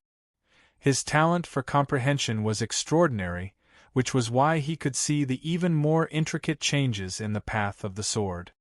I'll teach you once I learn it. Little N smiled. Take your time. There's no rush. My demon dragon sword has been destroyed anyway. Li Qingshan laid out his hands. In his demon form, he did not need a treasured sword. A punch was enough. However, when he wanted to maintain his human identity, an arcane treasure weapon was still very important. He rubbed his chin and considered whether he should steal Yu Wufeng's fogbow sword or not. However, once he reached the South Sea, he still had to deal with the master of the sword pavilion. Perhaps he would need to borrow his strength, so there was no need for him to fall out with him over a sword. All he could do was wait until he returned to the Green Province and retrieve it from the Sword Collection Palace. Why don't you look for Yin Qing and ask her to think of a way? Little N thought of an idea. What can she do? Li Qingshan asked curiously. Many of the militarists' strongest weapons originate from the Azura path. They are known as Azura Divine Armament. They are different from ordinary magic treasures and artifacts. They are more suitable for close combat. Li Qingshan didn't know much about this. Little N had received the best education since he was young and had a wide range of knowledge. Li Qingshan couldn't help but think of Yin Qing's circular blade. It was hard to say if it was a magic treasure because it didn't have many variations, but in terms of toughness and sharpness, it was definitely not inferior to the demon dragon sword. If he could obtain an Azura sword of that level, it would be enough to make up for the loss of the demon dragon sword. Alright, I'll go ask her. Under the snowy mountain in the Azura field, there was a large vermilion gate and a large courtyard. In front of the gate stood 2 stone lions and a hitching stone. It didn't look like a cultivation abode, but more like a mortal's residence. Li Qingshan paced back and forth in front of the gate and clicked his tongue in wonder. He hadn't paid attention to Yin Qing for a while, but she had already built such a building. Your Majesty, the general is waiting in the main hall. I will lead you there, an armored Azura said to Li Qingshan outside the gate. General? You really know how to play. Li Qingshan said and followed him in. Soon, they arrived at the main hall. Yin Qing was waiting in front of the hall. She was dressed in martial attire. She was very beautiful to begin with, and dressed like this, she looked even more valiant. She bowed elegantly and said, I thought your Majesty had already forgotten about me? Why do you say that? Li Qingshan said. Back then, your Majesty said you would help me recover my strength.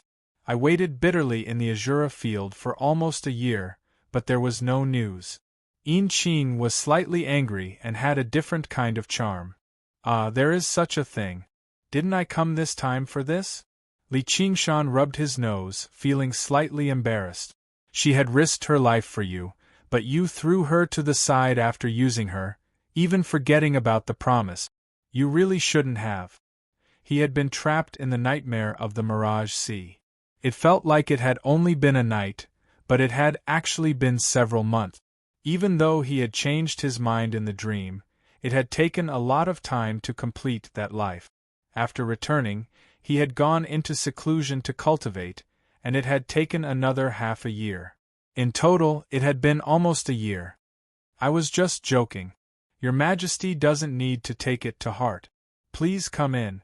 Yin Qing smiled. With her personality, how could she entrust her strength completely to someone else?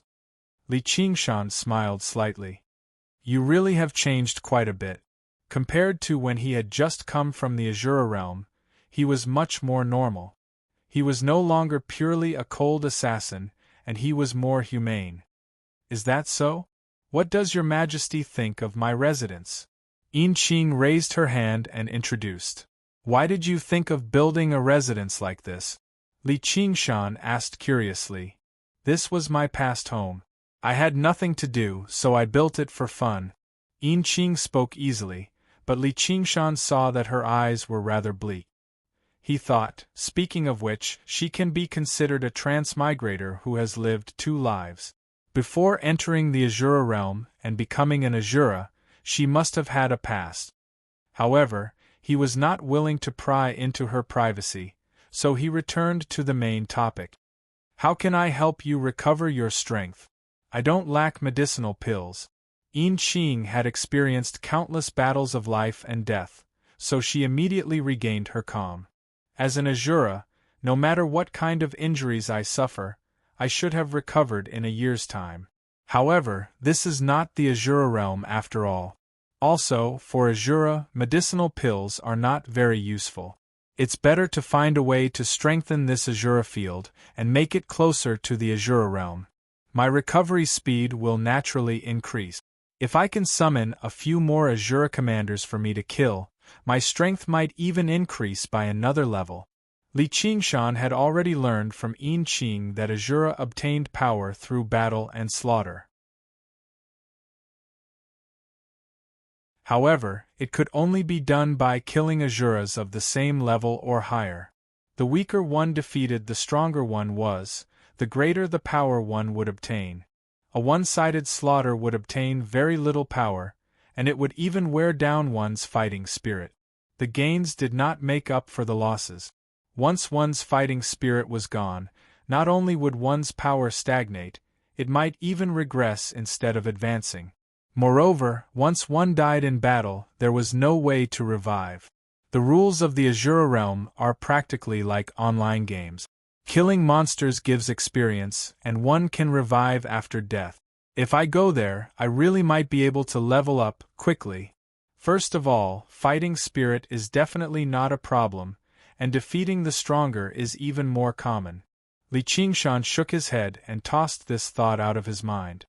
He said to Yin Qing, "This is indeed a good idea.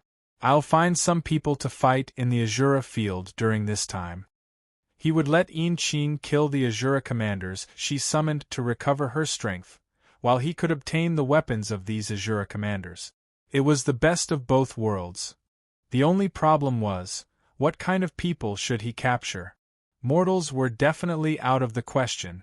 Although they could be easily infected by the Azura field and develop hysterical killing intent, they definitely could not compare to cultivators. Li Qingshan was not willing to do something like that. Those who used the sword died to the sword. Since he had stepped onto this cultivation path, it was very normal for them to fight and kill each other. However, he was not willing to be like demonic cultivators, massacring mortals on a large scale for the sake of refining an arcane treasure.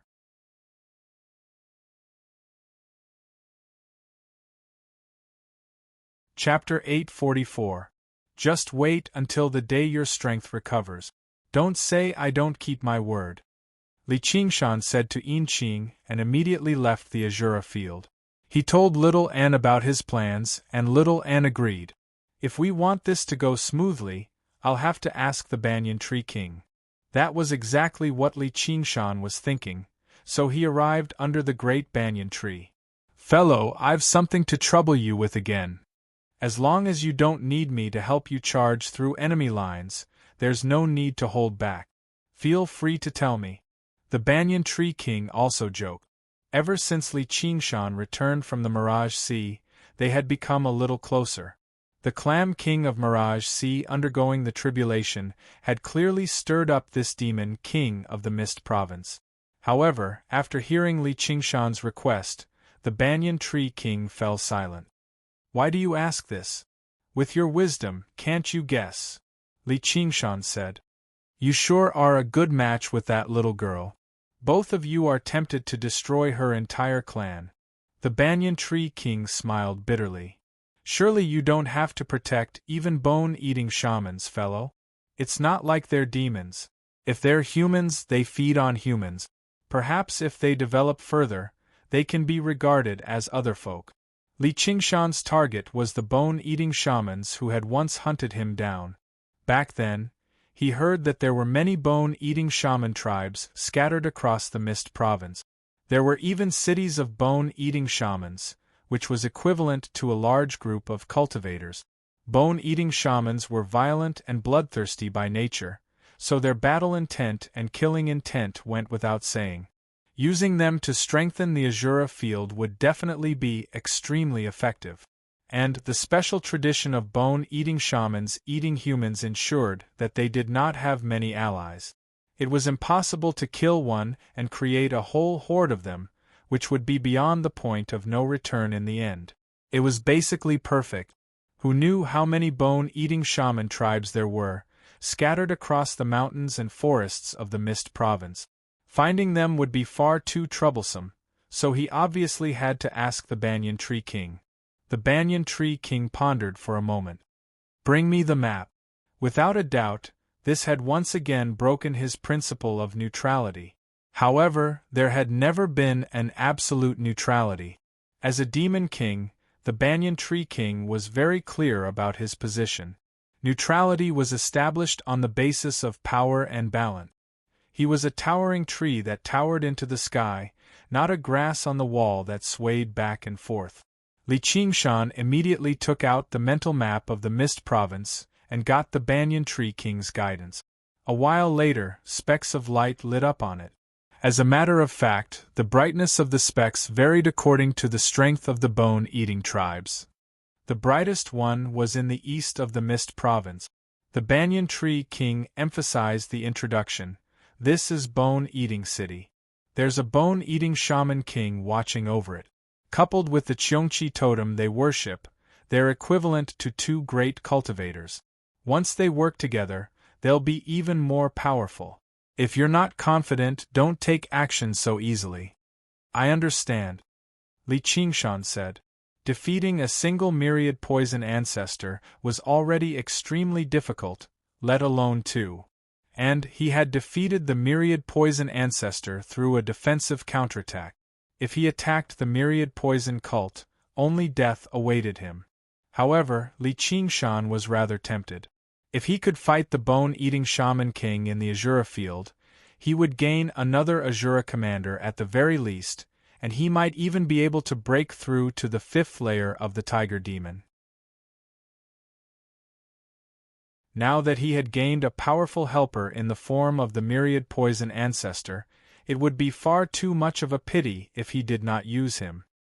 He obviously had no chance of victory in a direct confrontation, but what if he drew the bone-eating shaman king out of his territory? If he, Little Anne, and a poison-assimilating ghost king rose up together, the outcome would be difficult to say. Li Qingshan dismissed his thoughts and decided to go from weak to strong, taking things step by step. After discussing with Little Anne again, he gathered the 10 cave masters in the main hall on the main peak of Savage Mountain and issued an order. The points on the map are the bone-eating shaman tribes. Now I want you to go to these tribes. Heh, these bone-eating shamans even wanted to eat me back then? Li Qingshan smiled. He remembered what he had said to Ru Xian recently, revenge 100 times over. Now it had basically come true. You wanted to eat me back then, but now it's my turn to eat you and all of you. However, there were far too many tribes of bone-eating shamans. They basically covered the entire Mist Province. If Li Qingshan searched through them one by one, even if he destroyed one a day, it would still take him over 2 years. At this moment, the benefits of having subordinates were demonstrated. I wonder which tribe is so bold. I'll go destroy them right now. The gentleman of heavenly blubber expressed his loyalty loudly. He added inside, As long as it's not the largest and brightest speck of light, it's fine. The existence of the bone-eating shaman king is no secret. I've already destroyed that tribe back then. Li Qingshan shrugged. Then, do you want us to slaughter these tribes, my king? The gentleman of heavenly blubber was secretly speechless. Originally, he believed he was already vicious, but compared to this king of savages, he was still nowhere close. Just because a bone-eating tribe had offended him in the past, he wanted to destroy all the bone-eating shaman tribes in the entire Mist Province right now. No, I want you to bring back all these bone-eating shamans, and you can't kill a single one of them. Li Qingshan gazed at the mental map of the Mist Province. He had already begun imagining thousands, no, 100,000 shamans gathered in the Azura field and slaughtering one another. The corner of his lips curled into a smile. It made the cave masters shiver. If killing them was not enough, were they supposed to capture these bone-eating shamans alive and torture them all over again? May I ask why exactly, my king? Yu Wufeng stood up. He did not believe Li Qingshan was that deviant. For forging artifacts. All right, that's the last question. All of the spoils of this trip belong to you. Oh right, the bone-eating tribe all has a Qiongqi totem. There's a skull behind the totem mural. I only want this. As Li Qingshan said that, he took out the spoils of war and displayed it. It still possessed heavy malice and malice. Li Qingshan had no need for malice, but malice was very useful, so he might as well collect it and study it. Even if he could not come up with anything, he could give it to little Anne to refine. It would not go to waste. Yes, my lord. The 10 cave masters all thought to themselves, it's not like the bone-eating tribe is a cultivation sect, so how many spoils of war can there be? Although they were extremely reluctant, none of them were bold enough to say no. Right now, they were no longer just bound by the blood oath. After witnessing the myriad poison ancestors' submission, they felt fear towards Li Qingshan from the bottom of their hearts. After explaining the general plan, Li Qingshan sat back down on the throne. Little Anne, explain it to them in detail. There were so many places, some near and some far away, some strong and some weak. Who was in charge of where and how they were supposed to go? There had to be an overall and detailed plan in order to achieve the greatest efficiency.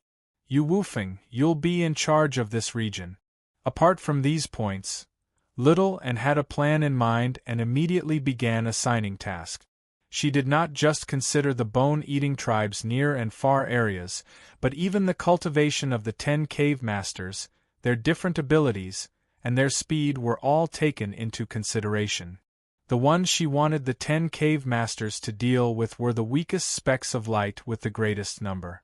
These bone-eating tribes were all like the one Li Qingshan had destroyed in the past. They did not even have a single one who had undergone the heavenly tribulation. It felt a little like overkill, but according to what Li Qingshan had said, the Qiongqi totem of these tribes all possessed the strength of demon generals. If they were stronger tribes, perhaps they would possess the strength of demon commanders, and the tribes would probably possess formations too. As a result, she decided to use the method of a lion hunting a rabbit to ensure the absolute smoothness and secrecy of the plan. As for the stronger tribes, they would personally deal with them. Actually, it would not be a waste of time like that, as there were extremely few of these stronger tribes. By the time they swept through all of these tribes, even the 10 cave masters might not necessarily be able to complete the mission. Sir Little Anne, how are we supposed to bring these people back? 100 treasures pouches can't hold living creatures. Although we can use techniques to trap them, it's far too conspicuous. How are we supposed to hide them? A cave master asked with a frown. Yeah? Don't tell me we're supposed to use bug pouches or seals. Only a few people can fit in there. Don't tell me we're supposed to rush back and forth across several tens of thousand kilometers? Another cave master added. Tools that could hold living creatures did exist, such as bug pouches for nurturing insects and seals for taming beasts, but the space was extremely limited. They could not even hold a single shaman from the bone-eating tribe. Use summer rings.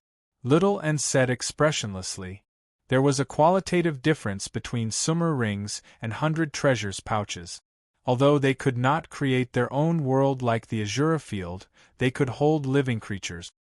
But apart from the first cave master, second cave master, and fifth cave master, we don't have any summer rings here. Forging summer rings was rather difficult, and to regular cultivators, a sufficiently large 100 treasures pouch was enough. Unless they were clans or sects with a very deep foundation, they would never waste materials to forge them, so they could be regarded as rather precious. And the cultivators of the Mist Province were slightly poorer than the Green Province on average. Li Qingshan had considered this a long time ago. He pressed his hand against the stone table and slid it across from left to right, leaving behind 5 summer rings. After so many years of war, he had accumulated quite a bit. However, it had taken him quite a lot of effort to gather so many summer rings. For the sake of this plan, he had removed both his and little Anne's summer rings, moving the items inside into his 100 treasures pouch. It was all thanks to the myriad poison ancestor. All of the cave master's gazes were drawn over, and they sighed in amazement. Their gazes towards Li Qingshan became even more reverent. He obviously would not be so bored as to collect summer rings. Behind every single summer ring was the death of a powerful cultivator. I'll lend them to you for now, but I'm still missing 2. Do you have any ideas? If you don't tell me the truth, you'll be breaking the blood oath. Li Qingshan refused to believe that there were so many people here that he could come up with no ideas. Sure enough, after he mentioned the blood oath, another cave master expressed that he had an arcane artifact similar to a summer ring that could carry a few people. In the end, he gathered the bug pouches together and resolved this problem. All right, you can set off according to the plan. I'll be waiting for the good news of your victory. Li Qingshan waved his hand, and the 10 cave masters left with his orders. Let's go too.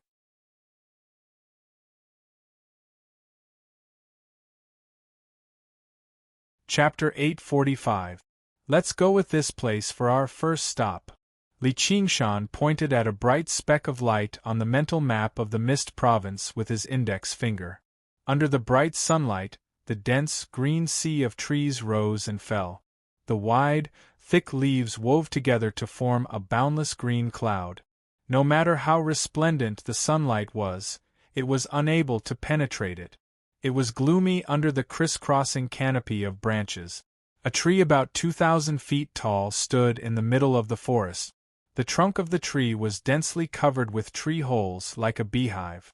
Large, vicious-looking bone-eating shamans moved through it. Although they seemed like beasts, they clearly possessed an order and division of labor. When regular bone-eating shamans saw the lofty shaman priests, they had to lower their heads in respect. There were also the patrolling guards who glanced around with their sharp gazes. Of course, there were also hunters responsible for hunting. At this moment, a group returned. They obviously did not hunt anything else. Every single bone-eating shaman carried humans on their shoulders. Most of them were women. Some of them had fainted, so they could be considered as lucky. As for those who were conscious, they could only watch as the bone-eating tribe drew closer. They felt like they had fallen into a bottomless abyss, filled with fear and despair. The bone-eating shaman at the very front of the group was also the largest. Even with his hunched back, he was still as tall as 2 people. 2 long, boar-like teeth protruded from the corner of his mouth, which was extremely eye-catching. Tusk let out a strange, excited roar. The corner of his mouth was filled with blood. It could be described as a huge, gaping mouth. Countless roars rang out in the bone-eating tribe too, welcoming the returning hunters and the food they had brought back. The roars echoed through the dark forest. It was basically like living in hell. The woman on Tusk's shoulder could not endure the terrifying pressure anymore. She let out a hysterical shriek. Tusk turned around and let out a deterring growl, but the smell of blood and foul wind made the woman completely collapse. Her shriek became even more shrill. Tusk lost his patience. He bit off the woman's head in a single bite, crunching it to pieces. Brain juices flowed from the corner of his mouth as blood spurted from the severed neck. As if he had already eaten his fill from hunting, Tusk tossed the headless corpse far away, landing beside a group of small bone-eating shamans who played around. These small bone-eating shamans were only half the height of a grown man. Apart from their sharp teeth and claws, they clearly possessed many of the characteristics of humans. However, as soon as they saw the female corpse, they immediately rushed over viciously, tearing at one another and tearing at one another.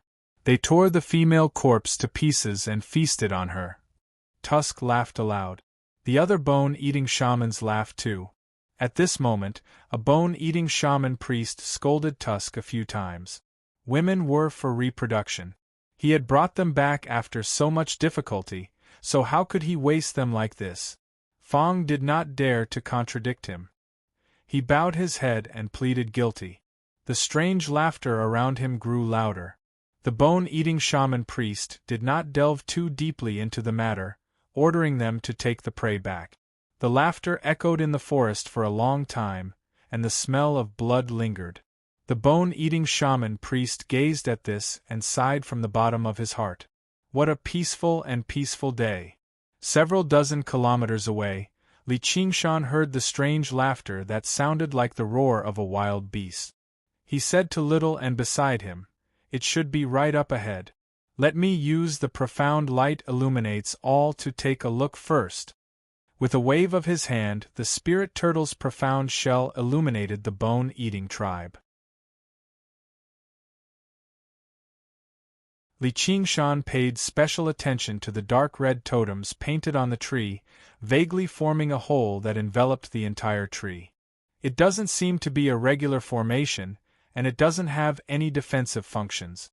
Its exact functions are very difficult to determine.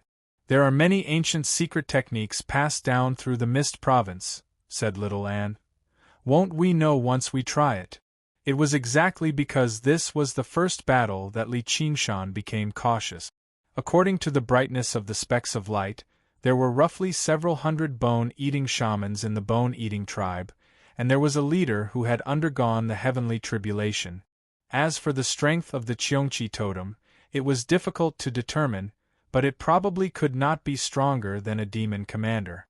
This was a battle where he possessed an absolute advantage. There was no need for any schemes or schemes at all. All he had to do was crush his opponent head-on. In the blink of an eye, he crossed several dozen kilometers. The moment he approached the tree where the bone-eating tribe resided, Li Qingshan sensed the function of the formation. It seems to be able to weaken the enemy. The totems all lit up, and the condensed smell of blood suddenly thickened, radiating with a great pressure. He felt a hint of resistance, and even the spiritual qi of the world was affected. However, this did not affect Li Qingshan at all. The bone-eating shamans noticed Li Qingshan too. They all roared and lunged over, running through the treetops like the wind and as swift as leopards. However, Li Qingshan had enough time to study every single one of them. Looks like it strengthened their abilities by quite a lot. How troublesome! The troublesome he was talking about was obviously not the bone-eating shamans before him who had not even undergone a single heavenly tribulation, but the bone-eating shaman king thousands of kilometers away. He deduced the layout of the bone-eating city. If it also possessed a formation like this, it would probably be 10 times or even 100 times more powerful. Coupled with the Cheongqi totem that possessed the strength of a demon king, it would be useless no matter how he erupted on the spot. And the bone-eating shaman king was different from the myriad poison ancestor. He was a melee fighter with a tough body, so it would be very difficult for him to launch a sneak attack successfully. Even if he succeeded out of luck, it would not be of any decisive use. I definitely can't clash with the bone-eating shaman king there. I don't even have a 10% chance of victory. Li Qingshan sighed and exhaled, producing a gust of wind that whistled through the air and turned into a tornado, sweeping away all the bone-eating shamans before him. The Azura field was already in his hand, producing a blood-red swirl that swallowed the bone-eating shamans. Li Qingshan did not enter the tree hole. He simply stood at the entrance and whistled in with the wind, sweeping up the bone-eating shamans one by one and sending them into the Azura field. He was like an anteater, extending his long tongue into the nest of ants and sticking it to them one by one. A furious roar rang out from the hole, and even the tree swayed. An extraordinarily fierce bone-eating shaman rushed out against the wind. He was the leader of the bone-eating shamans who had undergone the heavenly tribulation. Li Qingshan glanced at the bone-eating shaman leader. If it were not for the sake of refining the Azura field, his gust of wind would have crushed the entire tree to pieces. In order to ensure that these bone-eating shamans had enough mental fortitude to fight, he was as gentle as he could be, doing his best to prevent them from being harmed at all. The bone-eating shaman leader stiffened up. His mind that had almost gone mad suddenly experienced great fear. In a daze, he saw a scarlet tiger staring at him, its eyes like blood and fire, its expression blank like it had sunk into a nightmare. The gust of wind swept him into the Azura field powerlessly. This move really does work. As it turns out, turning souls into haunts is only a superficial effect. The deeper effect is to stun the soul. I'll see if I can make the living submit to me later. That way, no matter how many enemies there are, as long as they're weaker than me, I can turn them all into slaves with a single glance. Wouldn't that be insane?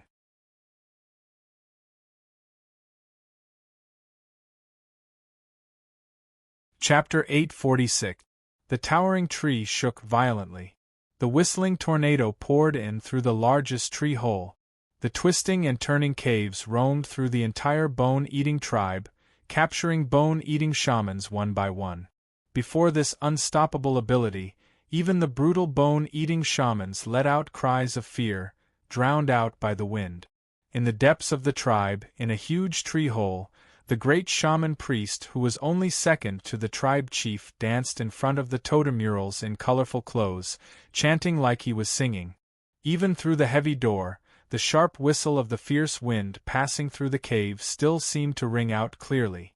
The tree seemed to have become a flute, played by an invisible giant like it was a joke, but it was a disaster for the entire bone-eating tribe. The eyes of the monster in the totem suddenly lit up, producing a roar that drowned out the sound of the wind. Li Qingshan stood firmly on the huge branch.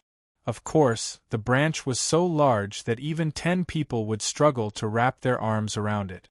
The young lady stood beside him quietly. Not only did the white lunar monk's robe not lose its color, but it also seemed even more clear and ethereal. Her unparalleled beauty had once been evaluated as a national beauty, but looking at her now, it seemed to be shallow and powerless. It was difficult to describe her true charm. Compared to what she was pursuing, what was a beauty that could cause the downfall of a city and overturn all living things? Qingshan, what are you thinking about? I'm thinking about my new ultimate move. I'll show you right now. Li Qingshan returned to his senses and decided to give it a try. He casually grabbed a bone-eating shaman from the Azura field, which happened to be Tusk. Before he could even understand what was going on, his entire mind was occupied by a pair of scarlet eyes. His viciousness completely turned into fear, and his body trembled like he was electrocuted. He seemed to want to flee, but he did not show much interest in submitting. As if it was different from what he had imagined, Li Qingshan's eyes widened, and he exerted a little more force. The veins on Tusk's vicious face bulged, wriggling about like earthworms. With a bang, his head exploded. Afterwards, his soul successfully turned into a haunt, nodding and bowing towards Li Qingshan. It's different. Little and smiled. The bone-eating shamans who had almost been swept over by the breath all stared blankly at their own safety. What's different? Li Qingshan said. Her smile made his heart skip a beat. The girl was becoming prettier and prettier. If she grew a little older, there really would be no one he had seen in his life who could match her. Brother Ox's cultivation method sure was wondrous. But apart from that, there was nothing else. In some aspects, he was indeed extraordinarily stubborn. Once he had made up his mind on a certain point of view, he would not change it. Little N explained, the divine soul and the physical body are completely different. If the divine soul is like water, then the physical body is like a cup filled with water. It's hard to say which is stronger and which is weaker.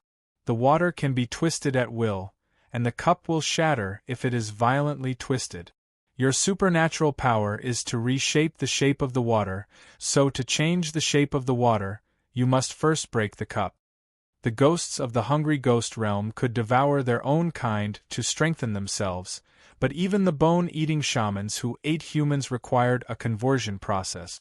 Moreover, the inner demons of ghosts were much larger than those of living creatures.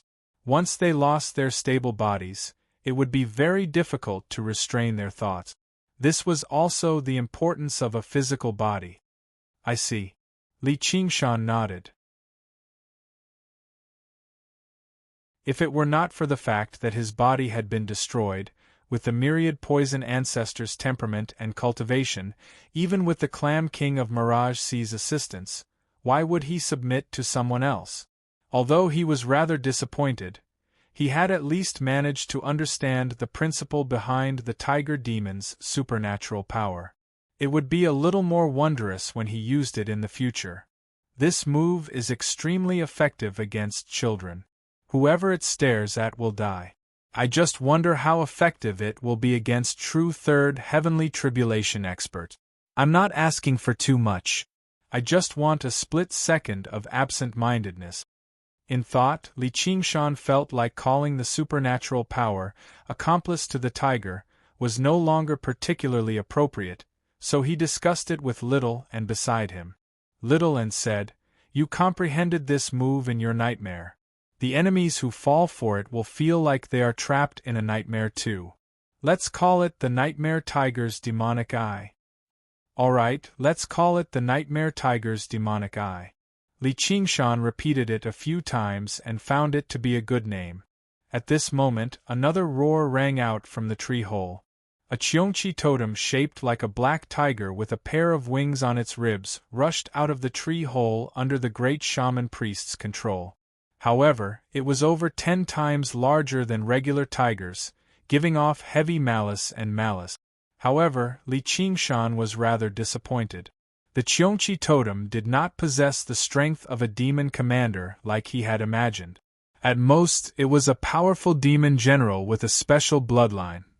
Clearly, even with an ancient secret technique, the tremendous difference between realms of cultivation could not be overcome so easily.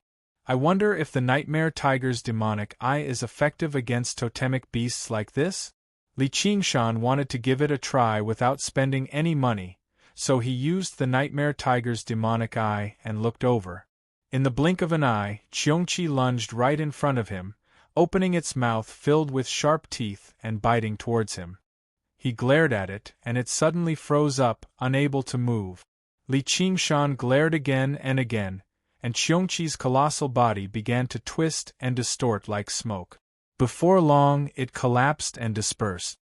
"Arg, my eyes are sore." Li Qingshan blinked his eyes and decided that he would just use his abilities in the future. It was best if he did not glare too hard. Little and laughed again. "Yeah. Soulless objects can't be turned into haunts, but they don't have a physical body. Instead, they're an amalgamation of countless thoughts, so the effects are quite impressive." The gust of breath swept up the great shaman priest and tossed him into the Azura field. The entire bone-eating tribe was swept away, only leaving behind a few captured humans. They had no idea what was going on with their faces filled with fright, and there were even a few who had already become numb to despair. The gust of breath had clearly destroyed their prison doors, but not a single one of them was bold enough to flee. Li Qingshan ignored these people.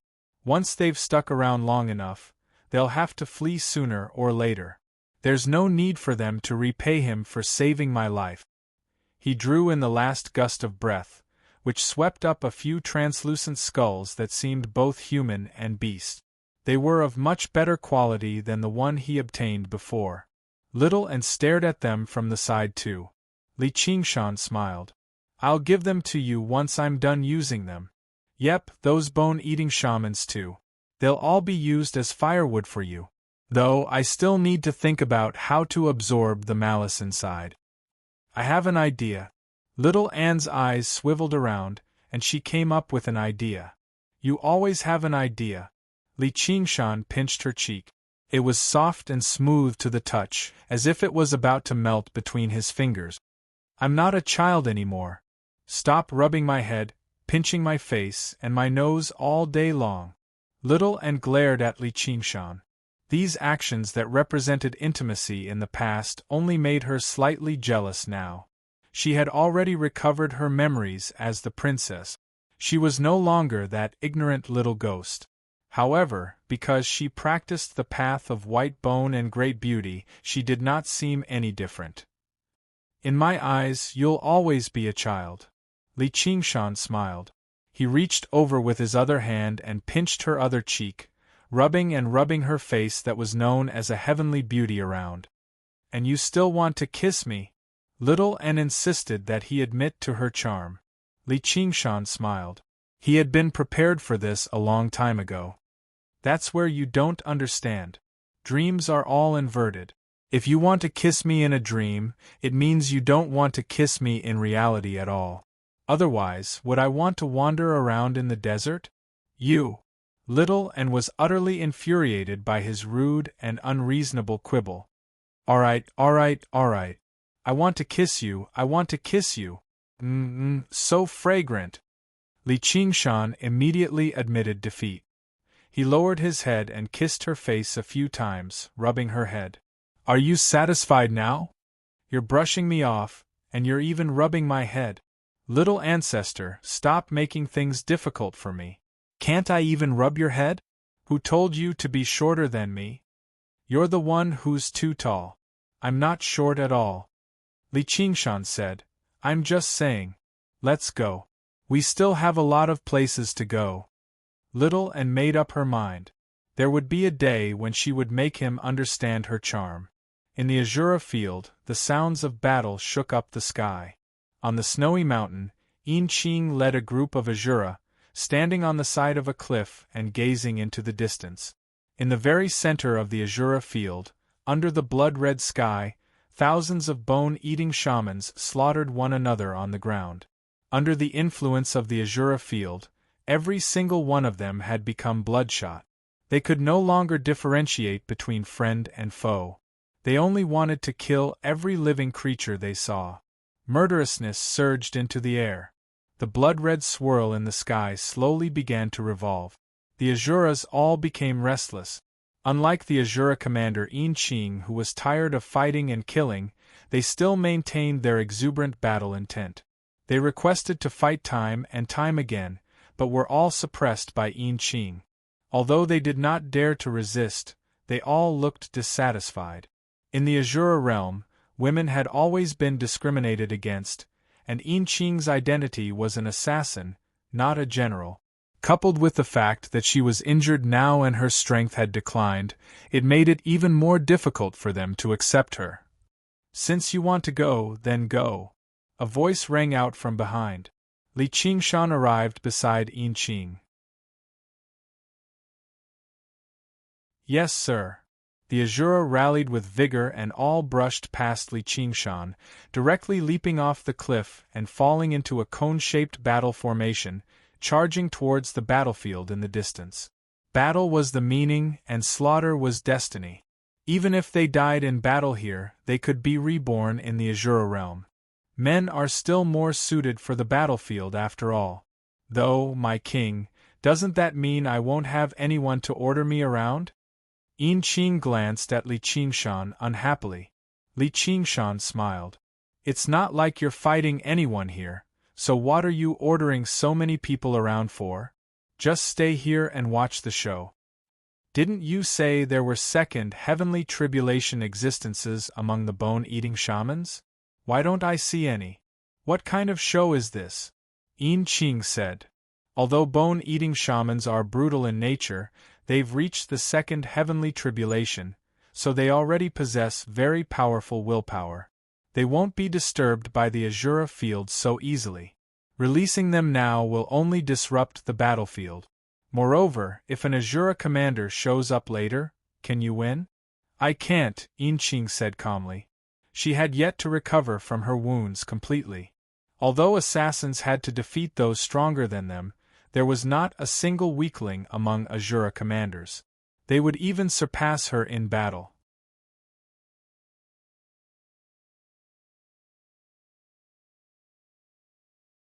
Chapter 847. What a great plan, my king! Yin Qing glanced at Li Qingshan deeply.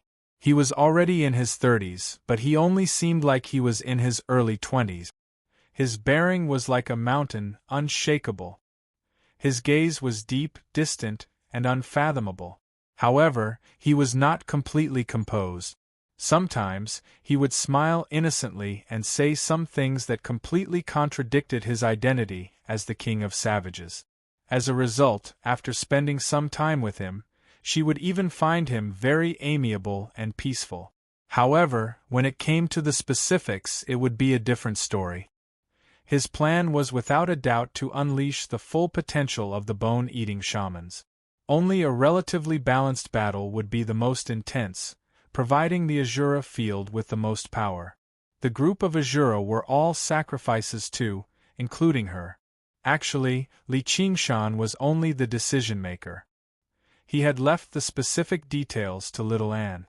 He was not actually skilled in meticulous planning. However, Little Anne's plans were his plans. If he had done it, then he had done it. There was nothing to deny. As a result, he smiled. Wasn't it all for your sake in the beginning? No matter how I schemed, I'll always support you. I won't let your life be in danger. Although he was very vengeful, he would never forget the help that others had given him. Yin Qing looked at his sincere smile and felt her heart warm up for some reason. Then thank you, my king. I don't want to return to the Azura realm for now. That's not up to you right now. You're mine now. If you do return to the Azura realm one day, you'll definitely be fighting under my banner. Li Qingshan waved his hand forcefully. I hope so too. As they spoke, the battle formation assembled by the Azura had already killed their way into the battlefield. Their auras merged together, like a steel blade plunging into butter. Wherever they passed by, blood splattered and limbs flew everywhere. The bone-eating shamans were all routed. Even the tribal leaders who had undergone the heavenly tribulation struggled to fend off their attack. They were slain in a single clash, their bodies torn to pieces. The Azura charged back and forth, sweeping through everything in their path. The intensity of the battlefield increased once again. If this were a regular clash between armies, the bone-eating shamans would have still collapsed. However, in the Azura field, everyone's battle intent had been pushed to the limit. They were delirious. Instead, they were attracted by the Azura's aura and rushed towards them without a care for anything else. With a thought from Li Qingshan, several thousand more bone-eating shamans were thrown into the Azura field. Among them were 3 tribal chieftains who had undergone the heavenly tribulation and a great shaman priest who knew how to cast technique. They finally stopped the Azura's advance. Although the Azuras had all sorts of advantages, they were still outnumbered and trapped in a turbulent sea of people. They gradually showed signs of exhaustion. They wanted to break out of the encirclement again, but Li Qingshan just happened to have almost 20,000 bone-eating shamans blocking their path several times. Trapped in the encirclement, they began to suffer injuries and deaths. However, the more desperate the situation was, the purer and denser the Azura's fighting spirit became. His killing intent was like a beacon that shot into the sky. The blood-colored vortex spun even faster.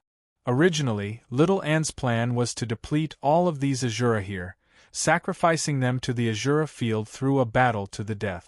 However, when he saw this, Li Qingshan instead found it rather difficult to spare them. They won't die. Yin Qing had been observing Li Qingshan the entire time and said, Li Qingshan turned around. Since you don't need them to fight, why don't you just let them go? Every single Azura has to go through countless battles, deaths, and resurrections before they can reach the apex. They've never had any enemies here, so as time goes on, their battle spirits will inevitably be damaged. This is far worse than physical damage. Once their battle spirits wear away, they'll truly be dead. Keeping them here will instead harm them.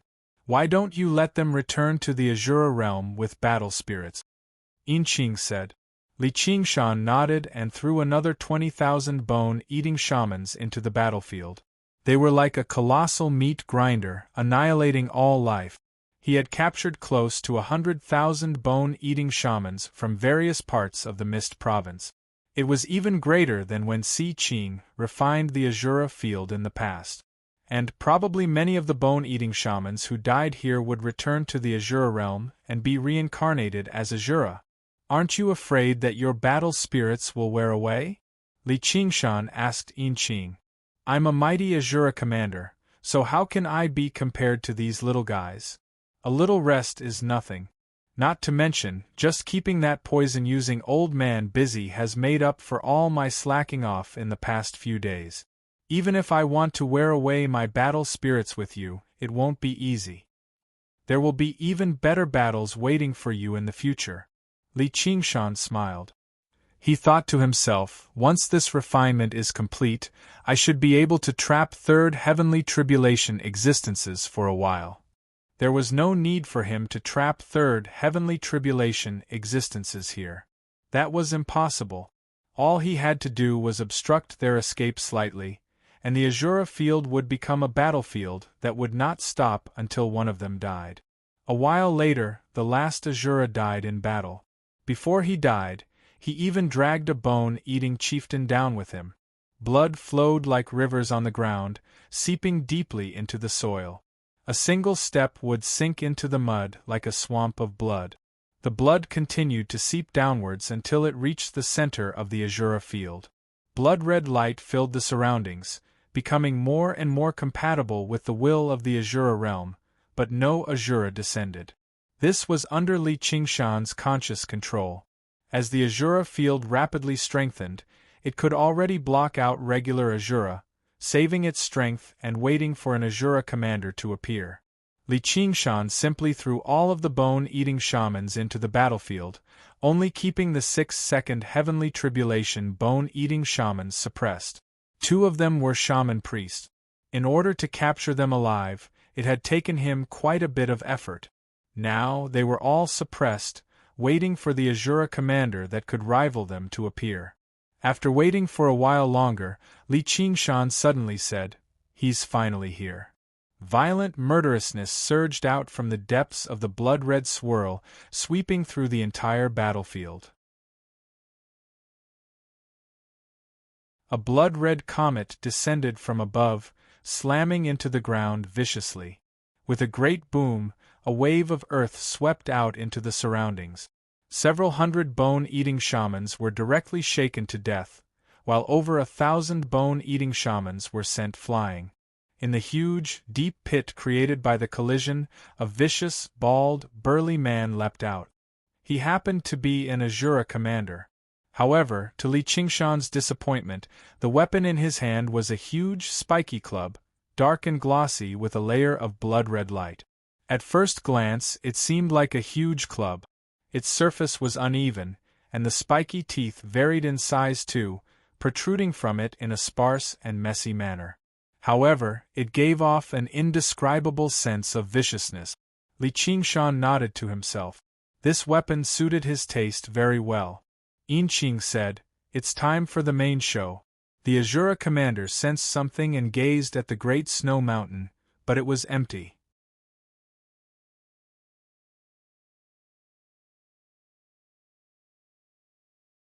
Chapter 848. The powerful bone-eating shamans entered the Azura field and immediately broke free from the suppression. They both raised their guard when they saw one another. They all came from different tribes. Bone-eating shamans had always had a tradition of eating their own clansmen. Compared to corpses, all of them preferred living ones. Unlike regular bone-eating shamans, they instead seemed closer to humans on the outside. They restrained the various powers in their bodies and condensed them in their skulls, which they called the brain core. They were similar to the demon cores of demons and the golden cores of human cultivators. If they could eat their opponent's brain core and body, their strength would skyrocket. No one could resist this temptation. However, this stalemate only lasted for a split second. The sight before them left them astounded even though they were used to seeing slaughter. Under the blood-red swirl, countless bone-eating shamans of various sizes slaughtered one another. Corpses piled up into a thick layer as the battle cries were deafening. "Where is this? I want to kill too. That man," a bone-eating shaman said hoarsely. When he recalled the pair of terrifying scarlet eyes, his heart shivered, and he felt even more hatred. "I don't know. We were all captured. This seems to be the aura of the Azura realm. We have to keep our minds focused, or we'll end up killing one another just like them," said a bone-eating shaman priest. A bone-eating shaman priest said. He seemed like a hunchbacked old man, holding a walking stick. Bystanders would struggle to connect him to the bone-eating shamans who fed on humans. "I've never seen so many bone-eating shamans in my life. Looks like all the bone-eating tribes in the entire Mist Province have failed to escape. Did he capture us just to make us kill one another? I don't know. He must have his reasons for not killing us. Perhaps he's just toying with us. We have to escape." "What's that?" The six of them conversed with one another. Suddenly, tremendous killing intent surged towards them. Gazing towards the center of the battlefield, a streak of blood-red light knocked away the bone-eating shamans in their way. Weapons whistled over. There was only a single person, the Azura commander with the spiky club. The Azura commander was currently engaged in a massacre in the sea of people, but he also found it boring. A one-sided slaughter like this brought him extremely limited benefit. Suddenly, he sensed 6 powerful auras descend, and he could not help but laugh aloud, charging over. "Be careful. He seems to be an Azura. There's no grievance between us. I'll go talk to him. Maybe he's also that man's lackey, specially coming to kill us. If we can't get through to him, Humph, do you think the 6 of us are afraid of him? Anyone who doesn't contribute at this time can just wait to die. Are you an Azura? Why don't we sit down and have a talk? Don't become someone's tool." The hunchbacked old man stepped forward. His eyes were shining brightly, and his voice was sometimes high and sometimes low. There were countless ups and downs in every sentence, making people feel extremely uncomfortable. He quietly cast a witchcraft that affected one's mind. If he wanted to establish his identity as a leader, his chances of survival would increase. The Azura general's speed increased by another 30%. In the blink of an eye, he arrived and smashed his mace down with a sinister smile. Overwhelming strength, even a mountain peak would be smashed to pieces. At the same time, it contained countless transformations, sealing off the hunchbacked old man's retreat. If he had not seen it with his own eyes, Li Qingshan would not have believed that a mace could actually execute such an exquisite move. The hunchbacked old man raised his walking stick in horror, and his body emitted waves of invisible power to resist the mace. The two forces collided violently, and the walking stick was pressed down inch by inch. He shouted, "Come and save me!" The 5 people behind him did not deliberately leave him in the lurch, and they attacked together. The Azura general's eyes were about to pop out of their socket. With a furious roar, the mace burst forth with a dazzling red light. With a bang, the hunchbacked old man was smashed into a pile of meat paste. Then, he was sent flying by the attack that followed, but a delighted smile appeared on his face. Outside the Azura field, Li Qingshan saw this and could not help but grin. They were trying to influence an Azura commander's mind in the Azura field. Was there something wrong with their heads? In reality, although the shaman priests of many shaman tribes in the Mist Province could use powerful, mysterious, and ancient shaman arts that even cultivators feared, they were all specialized in a single aspect.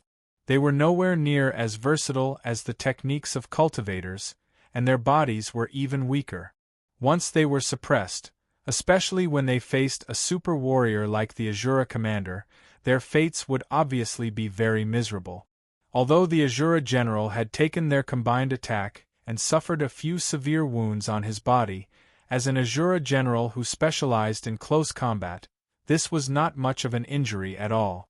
In the time it took for him to fly out, he had mostly recovered. As soon as he landed loudly on the ground, he immediately leapt out of the dust and flew into the air, gazing down at the 5 remaining bone-eating shamans. He raised his mace high into the air, and his battle intent and murderousness became even heavier. However, the first reaction of the 5 bone-eating shamans after sending the Azura commander flying was not to pursue him. Instead, they fought over the meat paste on the ground, directly shoving it into their mouth. Their mouths immediately widened to an unbelievable degree, and they swallowed the meat paste without even chewing it. If it were not for the fact that a powerful enemy was right beside them and they were in a predicament, they would basically throw their lives at each other for the sake of the brain core and the skull. The tiny bit of tacit understanding they had just developed vanished completely. When the Azura commander turned around and lunged over, the 5 of them were still on guard. The Azura commander's gaze locked onto the bone-eating shaman priest at the very back. His battle instincts told him to defeat this person first, but the other 4 would definitely stop him.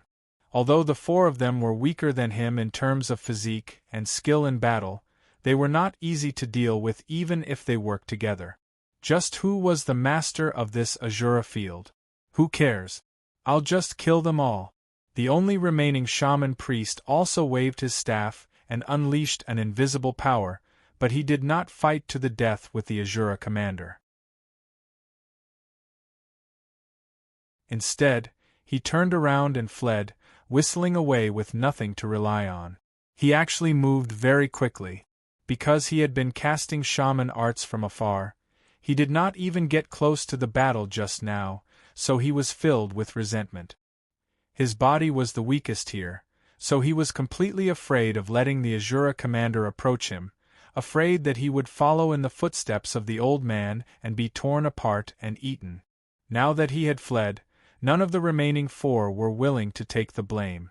They all had to digest their newfound power, so they all turned around and fled in different directions. What the hell is this group of people? Li Qingshan rubbed his forehead. Originally, he was still worried whether the situation would become unbalanced if it was 6 against 1, but he could not help but admit he was wrong now. This was clearly 1 against 6. Hidden in the space, Yin Qing was taken aback too. Originally, she planned on waiting until both sides were heavily injured before finding an opportunity to assassinate them, but she never thought the second heavenly tribulation bone-eating shamans would scatter in all directions after just a single clash. The Azura commander missed, which angered him instead of delighting. He spat viciously and chose the slowest one to chase after. But clearly, speed was his weakness. Even the slowest bone-eating shaman was slightly faster than him. Carrying a ferocious and heavy mace was obviously not an advantage in a long-distance race. It was not easy to catch one within a radius of a few hundred miles.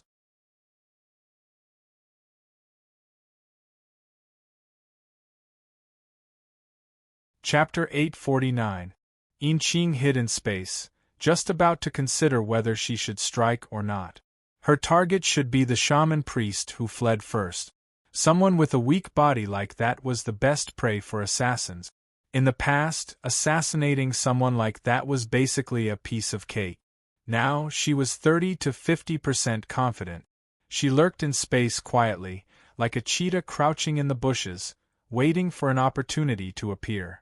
The bone-eating shaman priest sensed nothing, flying to the edge of the Azura field in a single breath.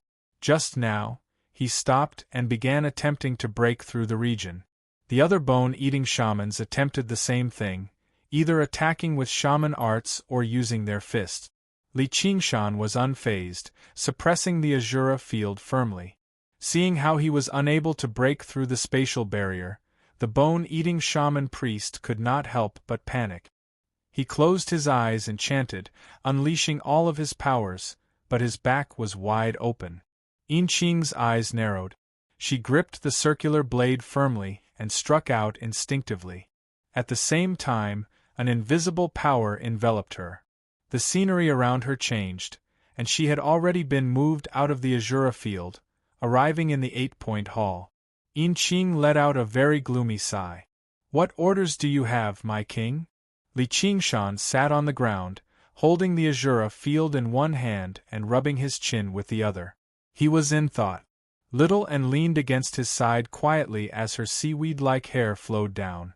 Yinqing could not help but glance at her a few more times. She secretly compared them inside and developed a hint of jealousy. She smiled self-deprecatingly and sighed inside.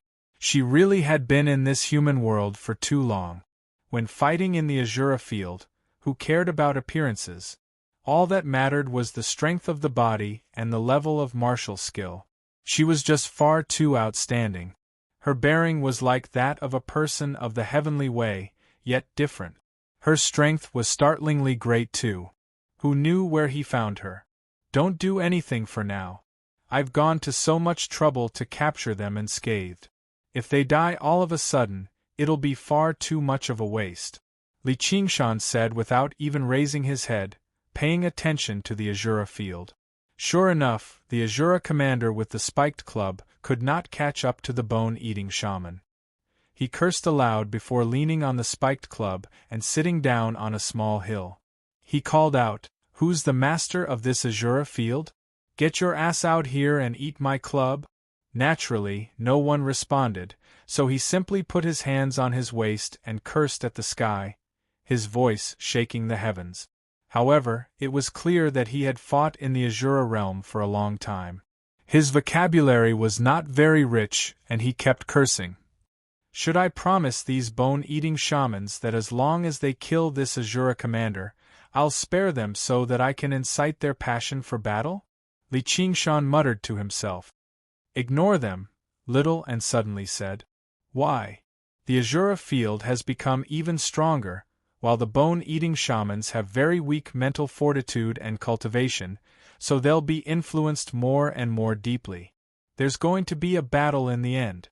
If we try to seduce or force them, it won't be good. It's better to let nature take its course." Little and said. The Azura field spanned several hundred kilometers. It was not exactly large, but it was not exactly small either. The Azura commander's speed was his weakness, but as long as he remained in the center and walked in any direction, he could reach the boundary in a while. He could threaten these bone-eating shamans at any time. This game of hide and seek could not last for too long. If these bone-eating shamans did not want to die, they had to work together and fend off him. By the time the influence of the Azura field grew deeper and deeper, and they could no longer maintain their rationality, it would be too late. Sure enough, she's the one scheming, Yinqing thought. Then she asked, "This will definitely take up a lot of time. I can't stay outside forever." If she stayed in the Azura field, then the club-wielding Azura commander would definitely treat her as an enemy and attack her as well. It would not be particularly dangerous, but it would still be very troublesome, and it would interfere with the battle. Littleton said, "That's exactly what I want you to stay in there. However, it's not to assassinate them during the chaos, but to maintain the balance. Let them clash a few more times. It might be a little depressing, but you can say it's a way to hone their battle spirit." Sure enough, it's all part of her plan. Yinqing sighed inside. He really was not as pure as he seemed on the surface. As she gazed into his clear, deep eyes, they seemed to be empty, reflecting nothing at all, which made her shiver inside. She could not help but think of the strike she had used to assassinate the myriad poison ancestor on Savage Mountain. It's a good idea, but Yin Qing is still recovering, so you better forget about it. Li Qingshan shook his head. No, this is also to help me recover my strength, so I should do my part. Some pressure isn't a bad thing. It's time for me to experience the atmosphere of the battlefield. Please send me back, my king. Yin Qing thought of something and said, though I have a request. I hope my king can agree to it. What? Even if I face life-threatening danger, don't lend me a hand, and don't teleport me away if there's nothing important. That's a battlefield, Yin Qing said. All right, I promise you. Soon after Yin Qing entered the Azura field, the Azura commander discovered her. After all, it was impossible for her to hide in space the entire time. That was far too taxing on her, and coupled with her injuries, it was even more impossible. However, she was extremely fast, and she could teleport away as well. If she fled blindly, there was nothing the Azura commander could do about her.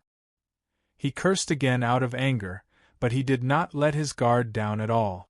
As an Azura, he understood the dangers of his own kind the most, let alone an assassin. Under the blood-red swirl, the battle continued. The battle continued for another half a day. The ground had already absorbed enough blood, and blood flowed everywhere. Pools of blood formed in the river. Suddenly, a powerful aura emerged from the depths of the swirl, immediately drawing everyone's attention. Li Qingshan beamed with joy. Another one has come. I wonder what weapon it is this time. When he saw the weapon in the Azura commander's hand, he could not help but open his mouth slightly. His expression became extremely strange. A month later, the chaotic battle in the Azura field finally came to an end. With 100,000 bone-eating shamans as sacrifices, the Azura field had become even stronger. Little and had also obtained sufficient resources to cultivate, and not only had Yin Qing's strength recovered, but she had even made it to a whole new level. Just when everyone was happy, Li Qingshan let out a long sigh. He wielded an Azura armament in each hand, with a spiked club in his left hand and a spiked club in his right. Although the style differed drastically, with one dark and heavy, primitive and brutal, while the other shone with light and exquisite, they were clearly the same weapon, spiked clubs. Fuck. Only 2 Azura commanders have come, and they both use weapons as obscure as spiked clubs. It's not like your brothers by blood. Li Qingshan tossed the 2 spiked clubs onto the ground. The ground trembled and produced 2 great craters. This was not just because of Li Qingshan's strength, but also because the 2 spiked clubs were extremely heavy. Each one weighed over 5,000 kilograms. Little and comforted him. Spiked clubs are great too, and you even have 2 of them. Li Qingshan said furiously, what's great about them? Only the damn extras in the stronghold use spiked clubs, and you're even carrying 2 of them. That's so lame. Little Ann tilted her head. Even with how clever she was, she had no idea what kind of exotic beasts these damn extras were. Anyway, they were not particularly powerful. Yin Qing smiled resplendently. Li Qingshan glared at her, and she cleared her throat. My king, I actually think this suits you better than the sword. With the insight I've honed in the Azura realm, you shouldn't have taken the path of the sword in the first place. Then what should I take? The path of spiked clubs? Li Qingshan swung the spiked clubs in his hands viciously. Cough cough, I've never heard of that before. Yin Qing held back her laughter as she let the 2 vicious spiked clubs swing back and forth in front of her, creating a fierce gale. Li Qingshan was extremely domineering, and Little and couldn't help but nod. That does make sense. Qingshan, aren't you quite comfortable using them? Li Qingshan's body stiffened, and he suddenly put away the spiked clubs. He couldn't help but think about what Yin Qing had said. Back then, he had cultivated the way of the sword largely because of the cursive sword calligraphy. Little and had comprehended a set of exquisite sword techniques and then taught it to him, which were much better than using other weapons. As he walked step by step, he had gotten used to it, and he had never thought about changing weapons. However, after he completely repaired the three absolutes calligraphy, he had this thought instead. The way of the sword contained within the three absolutes calligraphy was indeed profound and mysterious, forming a style of its own. However, the more it was like this, the more he felt uncoordinated. It was similar to the feeling he had when he cultivated the Phoenix Sutra of Nerva. He always felt that he was lacking that little bit, and it was difficult for him to comprehend its essence. If Li Qingshan's comprehension was poor, then how could a peerless divine ability, like the 9 transformations of the demonic and divine, be simple? What kind of person was the 5 absolutes immortal? He was the reincarnation of a celestial being, unparalleled in the world in the 4 arts, chess and calligraphy.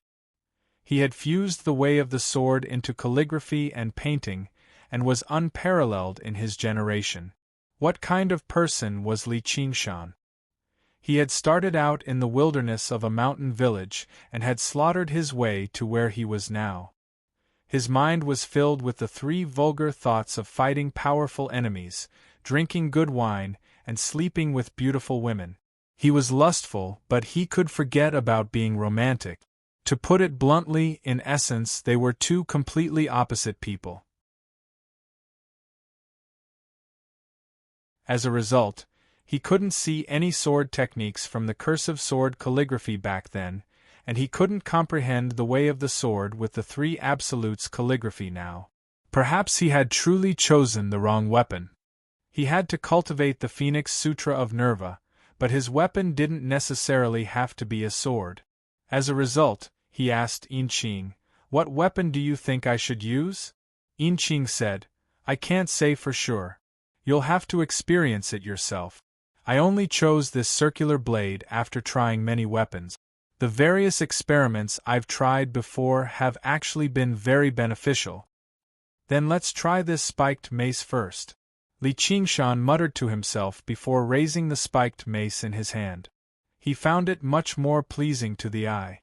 The second spiked mace descended into the Azura field, and the first opponent it found was the first spiked mace. The 2 Azura commanders wielded the same weapon, and after a round of clanging and clanging sounds, they fought many more times afterwards. Li Qingshan thought about it for a moment, and he could clearly recall every detail of every battle. Although the spiked mace path was clumsy and ingenious, with all sorts of ingenuity, it was much simpler and more direct than the way of the sword. With a foundation in the way of the sword, learning it was also very easy. In short, all he had to do was smash the enemy. There was no need to use the light-splitting technique or condense qi into threads. However, compared to the spiked mace, Li Qingshan actually missed another weapon more. That weapon had allowed him to realize his own strength for the first time in his life, and it had even helped him kill his first person.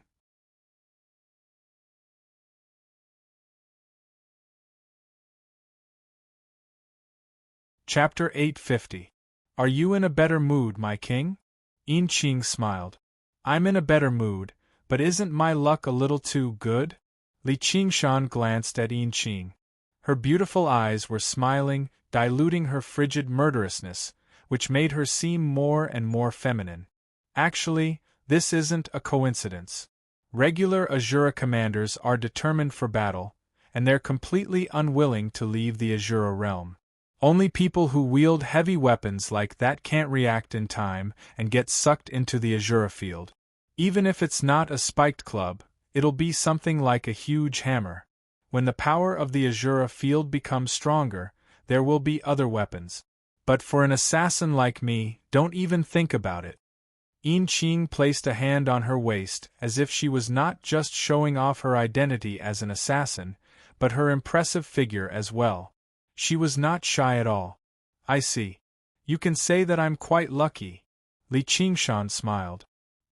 He sensed little Anne's gaze beside him and coughed gently, concealing his expression. That's strange. The bone-eating shaman king should have received the news already, so why hasn't he come to avenge his clansmen? Don't tell me he's in secluded cultivation? The battle had basically wiped out all the bone-eating shaman tribes in the Mist Province. 100,000 bone-eating shamans had died, so it was impossible to keep the news under wrap.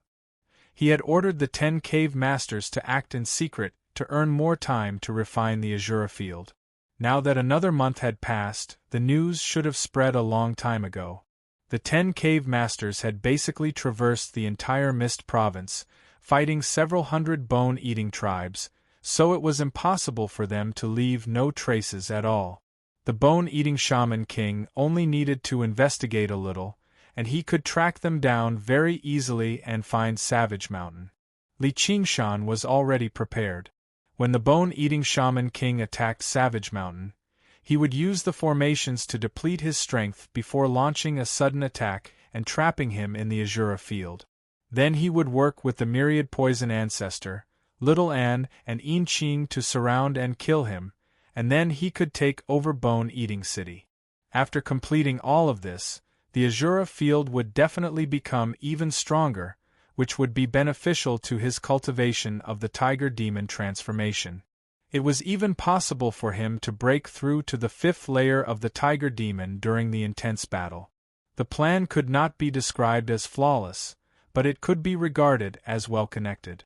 However, even now there had been no news at all, so he could not help but find it strange. Little N said, "It doesn't matter. If he doesn't come, we'll lure him here." In the eastern part of the Mist Province there was a majestic city. The stone buildings of varying heights were covered in creepers, which displayed different colors as the seasons changed. Although it was not as exquisite and refined as the ones in the prefectural city of Clear River, it had its own unique flavor. The spiritual energy in the city was dense, even more so than on Savage Mountain. It was actually a rare blessed land. A majestic divine hall sat on a tall hill at the center of the city. It was the core of the blessed land, and it was even better than the Octaterra Hall on Savage Mountain. The tens of thousands of trees outside the city had been cut down, and the miasma had been expelled as well. The land had been opened up into rolling fields that were full of vitality. When the sun set in the west, a long horn sounded in the temple. The farmers returned to the city in group. The sunset dyed the fields of the city bright red. The temple looked even more magnificent and noble, peaceful and peaceful. When a farmer passed through the city gates, he gazed up at the top of the city gate. 4 large words were carved deeply in ancient letters, Bone-Eating City. There were 1,000,000 people in the city, but only 100th of them were bone-eating shamans. The rest were all mortals, or in other words, vegetables. The men were ordered to farm day after day. Because the spiritual energy in the blessed land was dense and there was plenty of food, every single one of them was strong and healthy. Weak, crippled infants became food as soon as they were born, but only bone-eating shamans with relatively higher status had the right to enjoy them. Regular bone-eating shamans could only wait until the men's bodies weakened and they lost the ability to work before they could feast on them. However, the women did not have to farm. They only had a single job, which was to give birth. They gave birth one after another until they lost the ability to give birth and also became food. Just like that, they reproduced generation after generation. A few lucky ones would be nurtured into bone-eating shamans, while most of the others would become so-called vegetables, giving birth to even more bone-eating shamans or vegetables. This was the holy land of bone-eating shamans. There was no need for them to hunt arduously or fight against the various shamans, and they could obtain sufficient food. However, even with a population of 1,000,000, raising 100th of bone-eating shamans was already the limit. And the number of vegetables was limited by the size of the land, so it was impossible for them to expand any further. As a result, a group of bone-eating shamans would be exiled every few years, turning into bone-eating tribes and scattering across the entire Mist Province. Among these tribes, if they reached a certain level of cultivation or demonstrated extremely great talent, they would have the opportunity to return to Bone-Eating City. There was an endless stream of pilgrims. But recently, the pilgrims had suddenly vanished. The city was rife with discussion. The Bone-Eating Shaman King sent people to investigate, but they had yet to find anything. Just who is it? Who's bold enough to hunt down my clansmen so wantonly? A furious voice rang out in the Bone-Eating Divine Hall, shattering the silence of dusk and ringing through the entire city. Whether it was bone-eating shamans or mortals, they all knelt in the direction of the Divine Hall, as silent as cicadas in winter. The noisy city suddenly fell silent. At the very top of the Bone-Eating Divine Hall was a stone wall around 300 meters tall. It was painted with a lifelike totem of Cheongchi, overlooking the entire city. In front of the totem wall, a middle-aged man stood on the tall steps, waving his black scepter around. His face was filled with fury. He wore long robes with a dark black base and dark red edges, which made him seem like a dignified king. However, the single horn on his forehead, the wings on his back, and the terrifying aura that rushed into the clouds all demonstrated his identity, the Bone-Eating Shaman King. Shaman King, according to the results of divination, the enemy comes from the south. The great shaman priest stood below the steps, raising her head and reporting with a sharp, hoarse voice.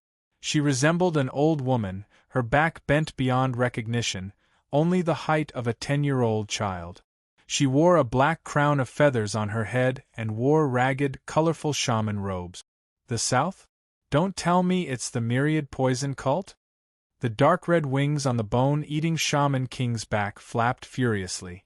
No, Shaman King, it's not the myriad poison cult. It's the cave masters of Savage Mountain, said the great shaman priest. Savage Mountain? Just them? Why would they do something like that? The Bone-Eating Shaman King frowned. Only then did he remember what kind of place that was. Savage Mountain was only a second-rate organization in the Mist Province, a motley crew. If they had only destroyed a few bone-eating tribes, then it would be nothing. He actually did not care too much about the fate of the bone-eating tribes outside. However, an extermination operation like that was completely different. They were clearly going to become mortal enemies, so where did they find the courage to do so? So be it if it was just weaker tribes, but the stronger tribes all had second heavenly tribulation bone-eating chieftains or shaman priests. They possessed a geographical advantage, so how could they fall so easily?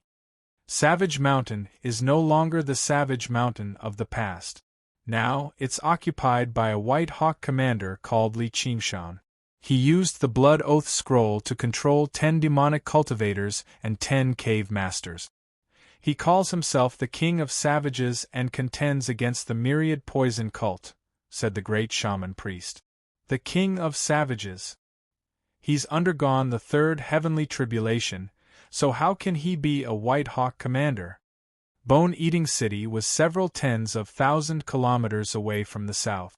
The Bone-Eating Shaman King had always been cultivating in the city, so he knew very little about Li Qingshan. No, he's only at the second heavenly tribulation, but he's very powerful. Even the Myriad Poison cult suffered a great loss against him. Most of their disciples died, and even the Myriad Poison ancestor couldn't do anything to him. As for why he did that, I have no idea. A sliver of worry appeared in the great shaman priest's eyes. Savage Mountain? Very good. Li Qingshan, very good. I'll make them pay the price. I'll make them noobs in the city for the rest of their lives. I'll cut off a piece of their flesh every day and eat it. It'll definitely help my cultivation reach a new level. The Bone-Eating Shaman King's mouth was filled with sharp fangs. He unfurled his wings and kicked up a fierce gust of wind. He was about to fly thousands of kilometers away and capture Li Qingshan and the others so that he could drink with him. This was not recklessness. Instead, it originated from the Shaman King's confidence. As long as he understood the enemy's location, Without an opponent on the same level, whatever geniuses, whatever arcane treasures, were all useless. However, unbeknownst to him, the myriad poison ancestor was going to attack Savage Mountain with the same confidence. Shaman King, please wait. Li Qingshan's master is the Chan Monastery of Devanaga of the Green Province. His master is a monk king, and there's a woman with him too. She's also a disciple of the Chan Monastery of Devanaga. The Chan Monastery of Devanaga. Are they bold enough to come to the Mist Province? Even the myriad poison ancestor isn't afraid, so why would I be? The three great sects of the Green Province possessed tremendous strength, and the bone-eating Shaman King had heard of their name a long time ago. The four guardian kings of the Chan Monastery of Devanaga were renowned throughout the world, but with the hostile relationship between the two provinces, there was no need for them to worry too much. The myriad poison ancestor thought the same too. The great shaman priest was not bold enough to say that the myriad poison ancestor had suffered so much, yet he still failed to take down Savage Mountain. Before we go to battle, we should offer sacrifices to great god Qiongqi and Divine.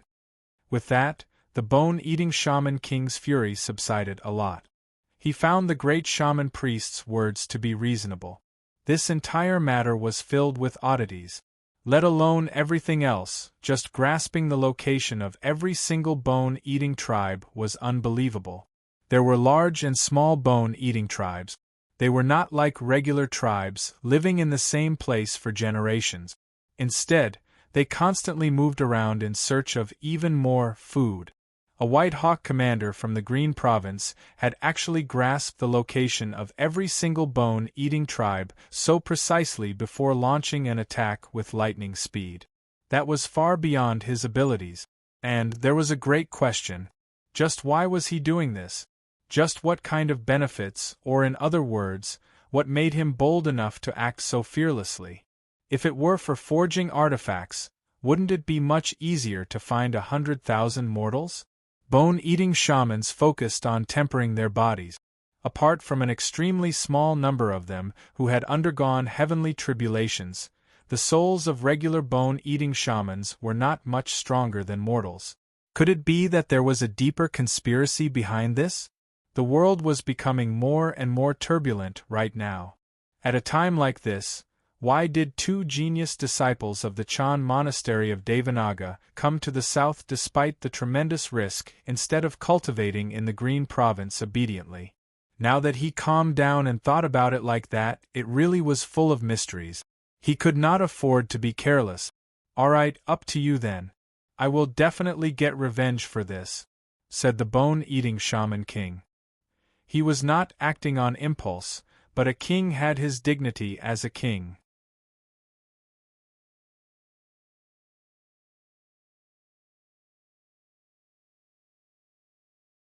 Chapter 851.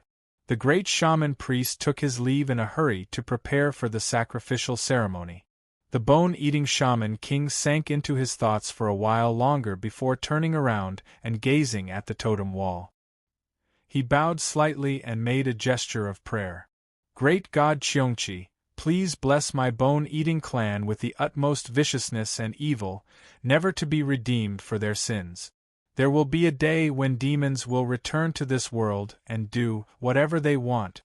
The eyes of the Qiongqi totem seemed to move, revealing a vicious smile filled with malice. Li Qingshan sat on the dark red ground. This was under the blood-red swirl, where 100,000 bone-eating shamans fought and died. Little and had already incinerated the corpses, but the whistling of the wind was like surging murderousness. However, the whistling of the wind was like a surging murderous aura. The sounds of weapons clashing and battle cries were still echoing in his ears. If he were a regular cultivator, he would definitely be restless, unable to eat or sleep in peace, but Li Qingshan felt very comfortable. The tiger demon roared in his heart, becoming more and more vicious. A while later, he opened his eyes and exhaled gently. He had completed another stage of cultivation. Little Anne, why does the brain core of this bone-eating shaman seem so similar to the demon heart of demon folk? However, it's also a little different. Li Qingshan held a colorless, half-transparent crystal between his fingers. He raised it and gazed at it, reflecting the blood-red swirl in the sky. It's the same, but it's also different. Little Anne busied about, placing crystal skulls around Li Qingshan one by one, vaguely forming a formation. What do you mean it's the same, but it's also different? Li Qingshan spread out his limbs and laid down, gazing at the blood-red swirl in the sky. The ground was moist and warm, where the smell of earth and blood mixed together to form a wondrous scent. Taking a deep breath, he felt refreshed. Demon folk have invaded the 9 provinces many times in the past. Although they've all been vanquished in the end, the effects are extremely far-reaching. Many cultivation methods and techniques of the cultivation community originate from the demonic arts and magics of demon folk. They've just changed their appearance slightly. In particular, in the wilderness, the core shaman techniques of some shaman tribes are directly the cultivation methods of demon folk. Speaking of which, your demon suppression statuary is also a cultivation method created by demon folk. Little Anne smiled and came to his side. She sat directly on his stomach and supported her cheek with one hand as she spoke. Great Xia's vigilance against demon folk is so great.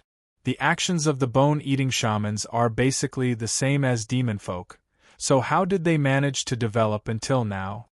Li Qingshan asked in confusion. That's why I said there's still a difference. The demon hearts of demon folk are planted from a young age, while the brain cores of bone-eating shamans are condensed after birth.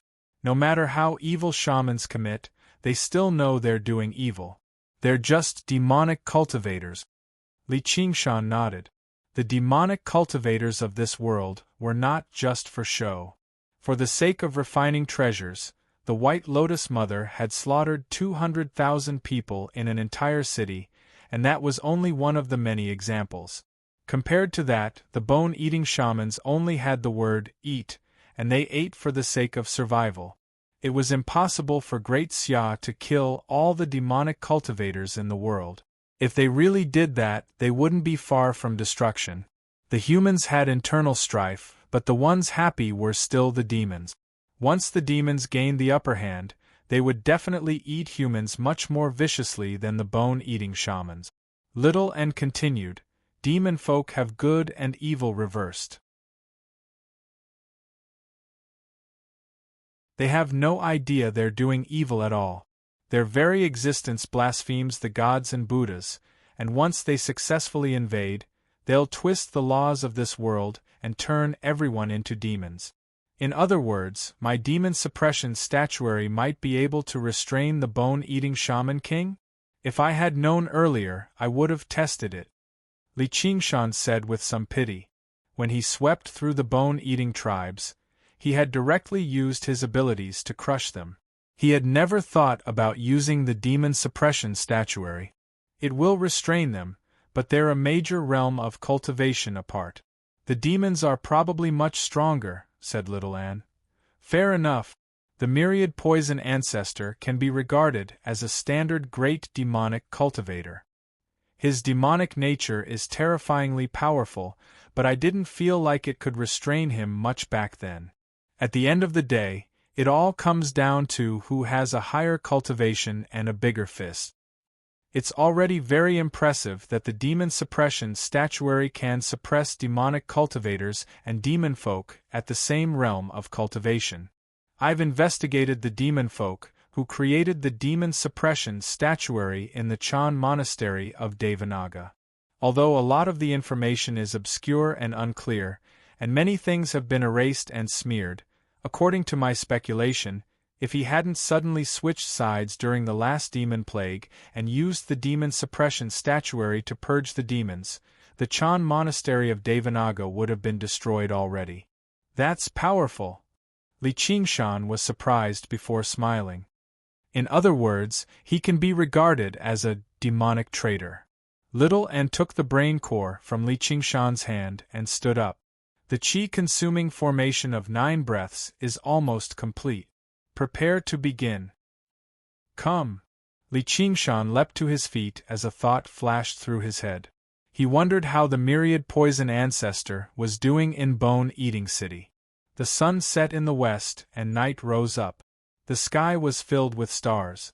The bone-eating shaman king gazed at the distant horizon and suddenly saw a green star whistle over with a long tail. His expression could not help but change, and he gripped the black scepter firmly. Shaman King, how have you been? In the blink of an eye, the green light arrived above Bone-Eating City, turning into the myriad poison ancestor and gazing down. Fellow myriad poison, you sure have changed quite a bit. Perhaps I should call you the myriad poison ghost king in the future. There were only so many great cultivators in the Mist Province. Over the lengthy period of time, basically all of them had met before. However, they normally cultivated separately, so they rarely came into contact with one another. The myriad poison ancestor's sudden visit surprised the bone-eating shaman king slightly. Afterwards, he saw that the myriad poison ancestor had already become a ghost cultivator, which made him even more surprised. Very few great cultivators would willingly give up on their bodies. Looking at his age, it was not like he had reached the end of his lifespan, so why would he make a choice like that? Was it because he refined and used poison all year round, which had reduced his lifespan?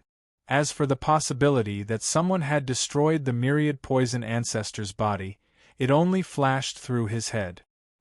It's just a title. You can call me whatever you want. However, even if I've become a ghost cultivator, I'm not weaker than anyone. The myriad poison ancestor gave off his aura without hiding it at all. For a moment, chilly winds whistled and poisonous flames rose up, dyeing the sky a miserable green. When demonic cultivators communicated with one another, displaying their strength was the most important step. Only when they were strong enough could they communicate as equals. Old Man Myriad Poison is actually still so powerful after becoming a ghost cultivator. Looks like he obtained a supreme, brilliant ghost cultivation method, which is why he made this decision. He can't be underestimated. The bone-eating shaman king thought and raised his hand. You never come without a reason. Please come down and have a look, fellow. I've never been here before.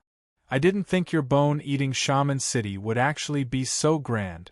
The myriad poison ancestor's sleeves fluttered, and he landed beside the bone-eating shaman king. He glanced at the Cheongchi totem deeply first before glancing back at the entire city. The bone-eating shaman king originally wanted to praise the myriad poison ancestor's myriad poison cult, but he remembered the great shaman priest's message. Many of the disciples of the myriad poison cult seemed to have been slaughtered by that Li Qingshan. If he said that, he would probably provoke the myriad poison ancestor. He was known for his narrow-mindedness and viciousness, so he changed the topic. You're too kind, fellow. However, I have no other choice. If it weren't for food, who would be willing to raise so many humans? I'm more envious of you, fellow. You can cultivate just by breathing in the spiritual chi of the world. You're all alone, without so many worries. The myriad poison ancestor's face sank. The bone-eating shaman king thought, don't tell me I've still offended him? He thinks I'm mocking him because all of his disciples and clansmen have been killed. He sure is difficult to please. Whatever, do you think I'm afraid of you? He directly asked, fellow, why have you come all the way here?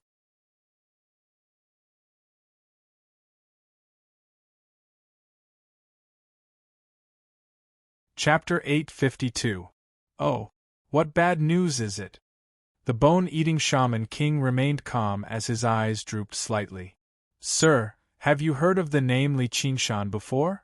The myriad poison ancestor stood with his hands behind his back, not looking at the bone-eating shaman king. Instead, he overlooked the city and the fields outside the city. At this time, the sun had already set and the crescent moon had risen, shining on the two of them, drawing out 2 long shadows. So what if I've heard of it? So what if I haven't? A cold light flashed through the bone-eating shaman king's eyes. His anger had yet to subside.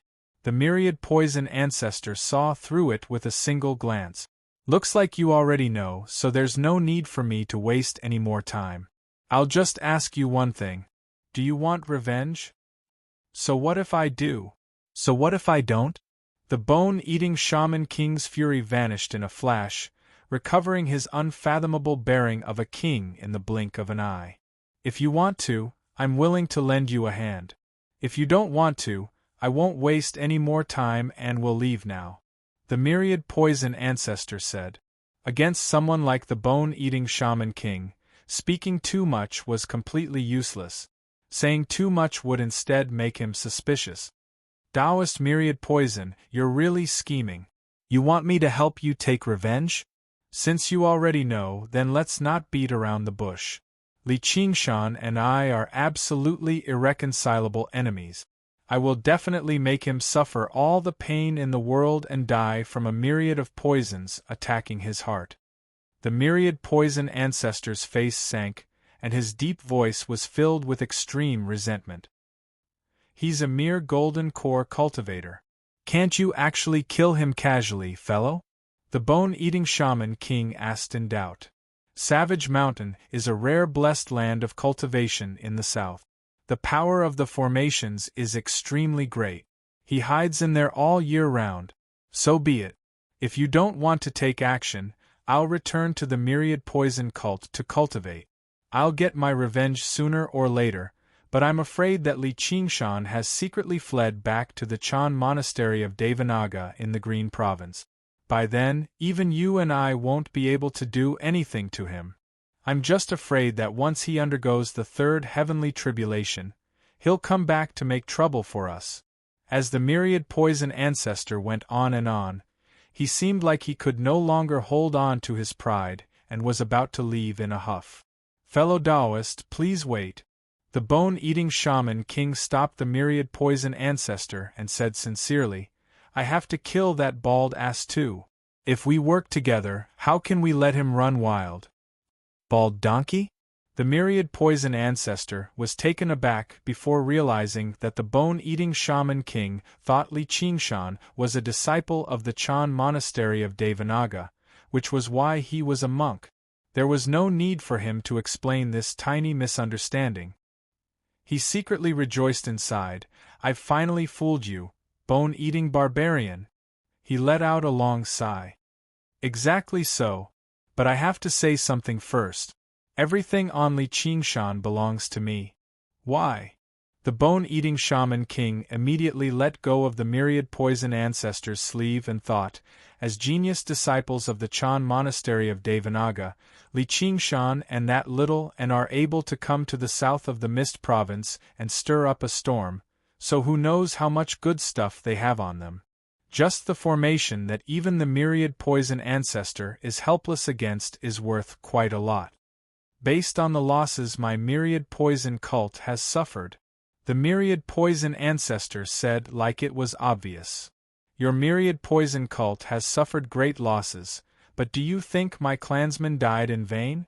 100,000. A whole 100,000 people. They're all dead. The bone-eating shaman king said furiously. They're just some clansmen on the outskirts. Your bone-eating city is completely unscathed. I can give you the blessed land of Savage Mountain, and I can give you 20% of the other spoils. Everything else belongs to me. Since we're in the same boat, that's not impossible. I'll be a little more generous and let the young one have it. The bone-eating shaman king was very surprised. He had thought he would have to haggle over the price again, but he never thought the myriad poison ancestor would agree just like that. Was there a trap here? The myriad poison ancestor changed the topic. Though I don't want anything else out of the 20%. I just want the blood oath scroll. Also, Li Qingshan and everyone else will belong to me. You have quite the appetite, fellow. Aren't you afraid of bursting your stomach? Why don't you turn it around and ask me for the 20% instead? The bone-eating shaman king sneered, but he stopped worrying inside. Now that was the myriad poison ancestor's shamelessness and greed. All right, that's a deal then, the myriad poison ancestor said suddenly, and a hint of a smile flashed through his eyes. The bone-eating shaman king's heart sank. This old monster is so crafty. So he's purposefully trying to trick me with words, trying to divert the trouble to me. Capturing Li Qingshan and the others will give him a swift and satisfying revenge, but it'll also directly become a sworn enemy of the Chan monastery of Devanaga. He'll be able to obtain all of the spoils with ease. However, if he thought about it carefully, obtaining a blood oath scroll and 10 cave masters as slaves was not exactly a loss. As for that bald donkey Li Qingshan, he had planned on taking him back to Bone-Eating City and slowly torturing him anyway, so he agreed to it straight away. However, he forgot to look into why the myriad poison ancestor did not trap Li Qingshan and the others on Savage Mountain, even hunting down bone-eating shamans on such a large scale. The myriad poison ancestor had been subdued by the nightmare tiger's demonic eye, but his craftiness had not vanished. If it were not for the fact that he had been too confident in his strength in the past and failed to sense any warning signs, why would he have ended up like this? As for the bone-eating shaman king, he would never have imagined that there was an ability in the world that could turn a great cultivator into a slave. "All right, let's go," said the myriad poison ancestor. "The great shaman priest is currently preparing for the ceremony. Why don't we wait a little longer and go after the divination?" said the bone-eating shaman king. "If the two of us work together, do we still need divination? Fellow, you've been cooped up in this city for far too long. Have you lost even this bit of courage?" The myriad poison ancestor purposefully mocked him. "Courage, but not now. It's still better than waiting a few years for revenge at the very least." Unlike the fury he displayed when he was haggling earlier, the bone-eating shaman king was truly furious now. It really did not match his identity to be so serious when dealing with a second heavenly tribulation cultivator, so he could not help but mock the myriad poison ancestor. "It's already been so long, yet you still haven't done anything to Li Qingshan." All right. I'll be waiting to see you dance around then," the myriad poison ancestor said furiously. Originally, he wanted to provoke the bone-eating shaman king again, but since he had already agreed to it, there was no need for him to be in such a hurry and raise his suspicions. If divination really worked, he would not have suffered so much in the past. As they spoke, a 9-storied platform had already been erected on the square in front of the divine hall. Great flames lit up the surroundings, followed by the offerings of the 3 animals. The great shaman priest led a group of men and women, young and old, onto the platform. A few regular shaman priests led a large group of bone-eating shamans around the platform, prostrating themselves on the ground and praying silently. "Just these few people? Aren't you afraid of your great god Qiongqi's wrath, fellow?" The myriad poison ancestor frowned. As one of the most powerful people in this world, he did not have much reverence for gods. Gods and Buddhas were also made up of people. Technically speaking, they were just stronger cultivators. If Qiongqi were present in person, he obviously would not even dare to fart, but it was impossible for him to break through the power of the domain and directly descend upon this world. At most, he would use some sacrificial rituals and descend with a sliver of his consciousness. There was nothing to be afraid of.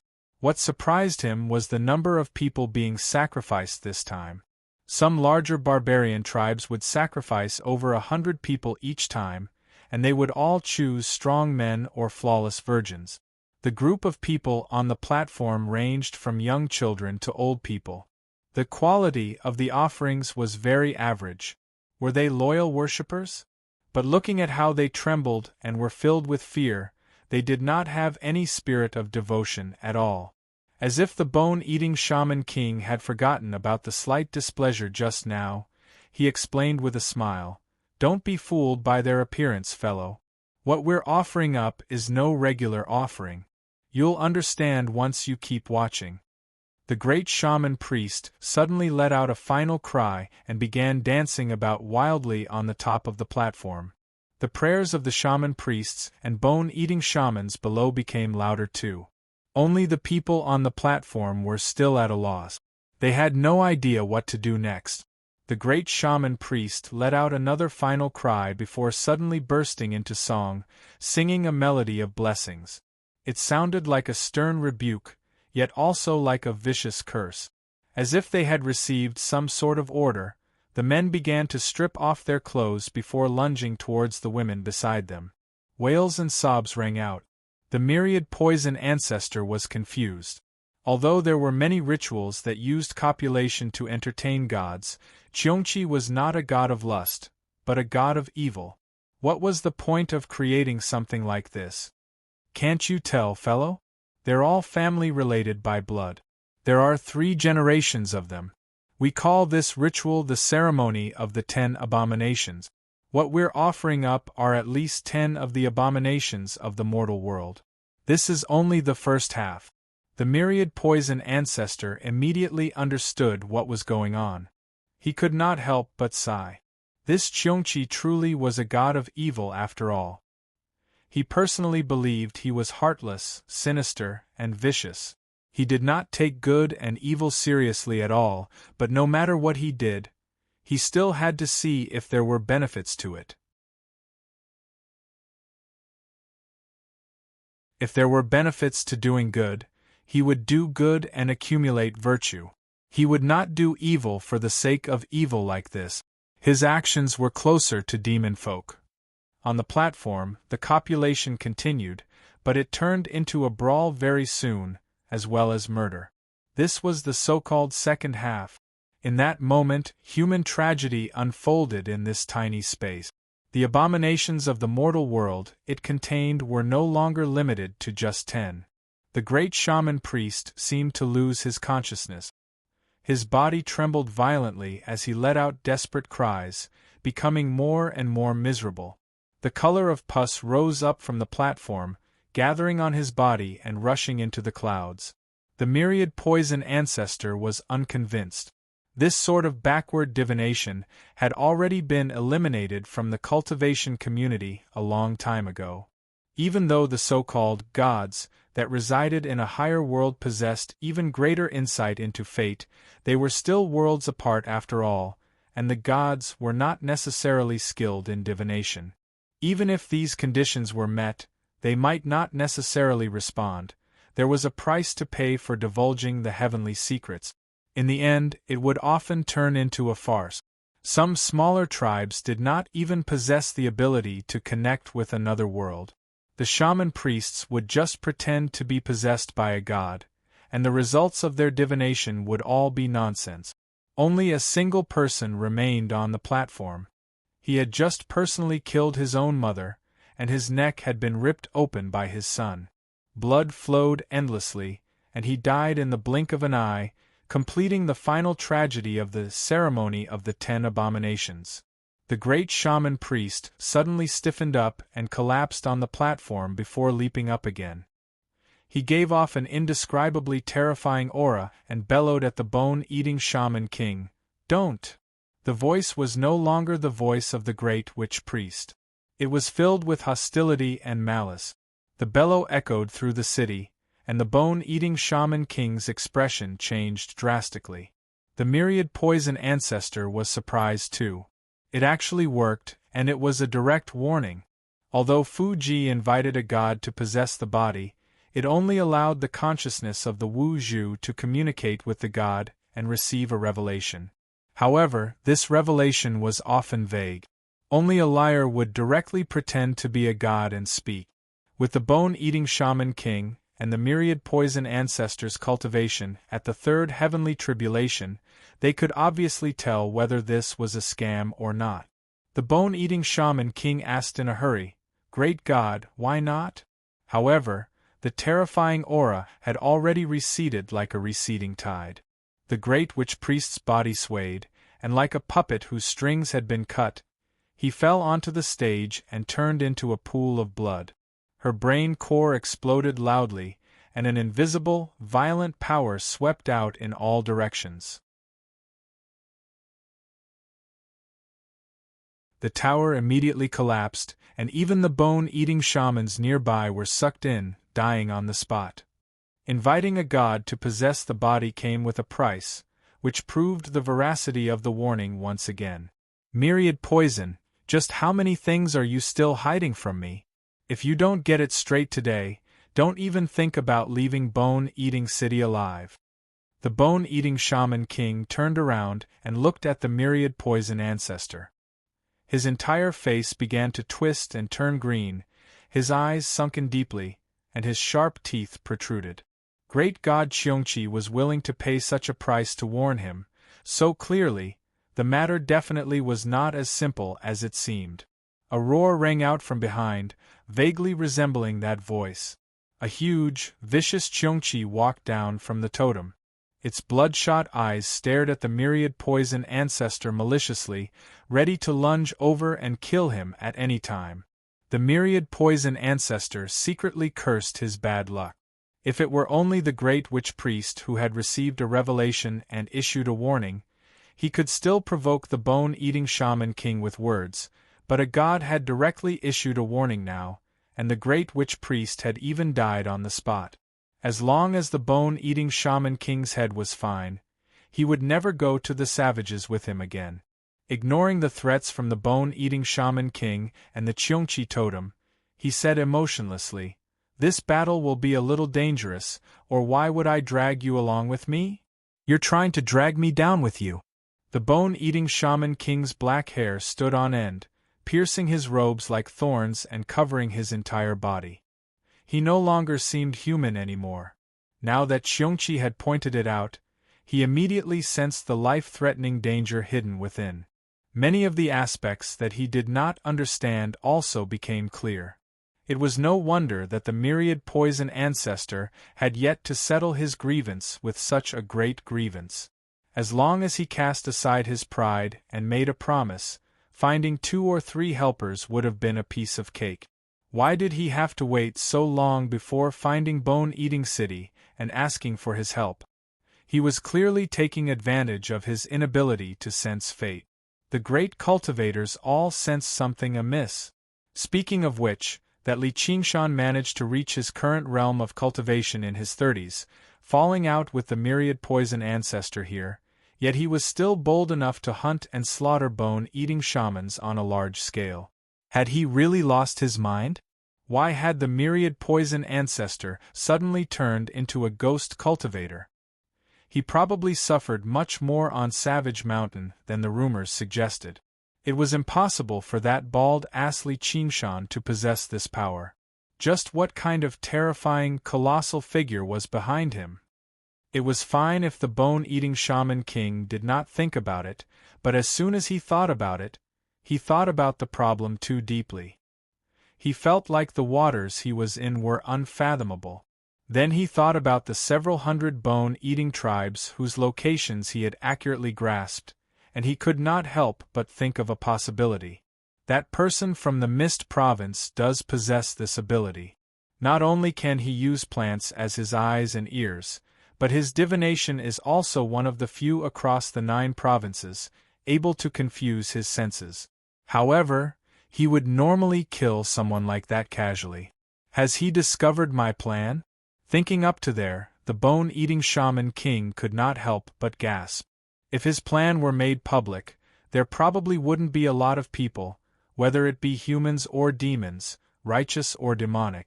The Banyan Tree King who devoted himself to maintaining the balance of the Mist Province would have to kill him no matter how peaceful and magnanimous he was. It was even more impossible for the King of Southern Yu to allow his own backyard to catch fire. Don't tell me those 100,000 bone-eating shamans have only lured me out of Bone-Eating City so that they can strike at ease? If I really make it to Savage Mountain, there'll probably be a few demon kings standing guard there, and I'll be greeted with 7 or 8 innate abilities. I won't be able to block them no matter how powerful I am. There might even be honored guests sent by the king of Southern Yu's estate to specially cut off my path of retreat. Only death awaits me. I can't go. The more he thought about it, the more shocked and terrified he became. His fury towards the myriad poison ancestor grew deeper and heavier. Who knew what role he played in all of this? Myriad poison, you've gone too far. I'll eat you. The bone-eating shaman king was utterly enraged. The Cheongchi totem lunged over, and at the same time, the protective formation of Bone-Eating City was activated too, shining brightly and dyeing the night sky blood-red. Combined with the blessed land of spiritual qi, it became even more startling. He wanted to kill the myriad poison ancestor right there and then. Both of us were willing. What do you mean I'm going too far? The cultivation community is all about strength. If you're afraid of revenge, I won't force you to do it. You want to force me to stay here? You don't want this bone-eating city anymore, do you? The myriad poison ancestor's green robes ruffled as he said fearlessly. This was why great cultivators had to cram for the arts of divination once they underwent the third heavenly tribulation. In particular, demonic cultivators would be screwed over because they were not skilled in divination and could not outdo others in divination. In 2 words, they deserved it. The bone-eating shaman king held back his fury and stopped the Cheongchi totem. He knew the myriad poison ancestor was right. Even without a clash, just the shock waves from the battle were enough to destroy Bone-Eating City. If he really was forced to the brink of death and blew up his soul nascence, the entire formation would be destroyed, and the Cheongchi totem would be destroyed. He would probably be injured too. This was the price he had to pay for killing a great cultivator. If that really happened, he would be the only bone-eating shaman king left in the world, and he would no longer have anywhere to hide. It was very likely that the bone-eating shamans would be completely wiped out. As a result, he calmed down and ordered Cheongchi to return to the totem wall. He stopped the formation and said to the myriad poison ancestor, "You can piss off." The myriad poison ancestor said nothing more, immediately turning into a streak of green light and fleeing. He was extremely afraid of death too. If the bone-eating shaman king threw caution to the wind, he really could make him stay here. The bone-eating shaman king thought to himself, as long as I remain in this bone-eating city, no matter who attacks, they'll have to pay quite the price. If I'm really forced into a corner, I can even drag 1 or 2 down with me. Which third heavenly tribulation cultivator is so fearless of their lives? Right now, I'll just deal with the situation by remaining the same. I'll definitely get my revenge for this. Li Qingshan sat in the qi taking formation of 9 breaths cast down by the crystal skull, gulping in the aura it contained as he practiced both the human and demon cultivation methods at the same time. He wandered through his soul, returning the malice to the tiger demon, while the malice was absorbed into the demon heart. Then, he used the demon suppression statuary to suppress and convert it. The improvement to the demon suppression statuary was actually much greater than the tiger demon's improvement, which was quite a pleasant surprise. Just as he rejoiced, the great ceremony of the 10 abominations several tens of thousand kilometers away reached its climax. Suddenly, an extremely vicious thought directly descended upon his sea of consciousness, issuing a warning through the great shaman priest's mouth. It suddenly rang out, but it was filled with surprise. Are you good or evil?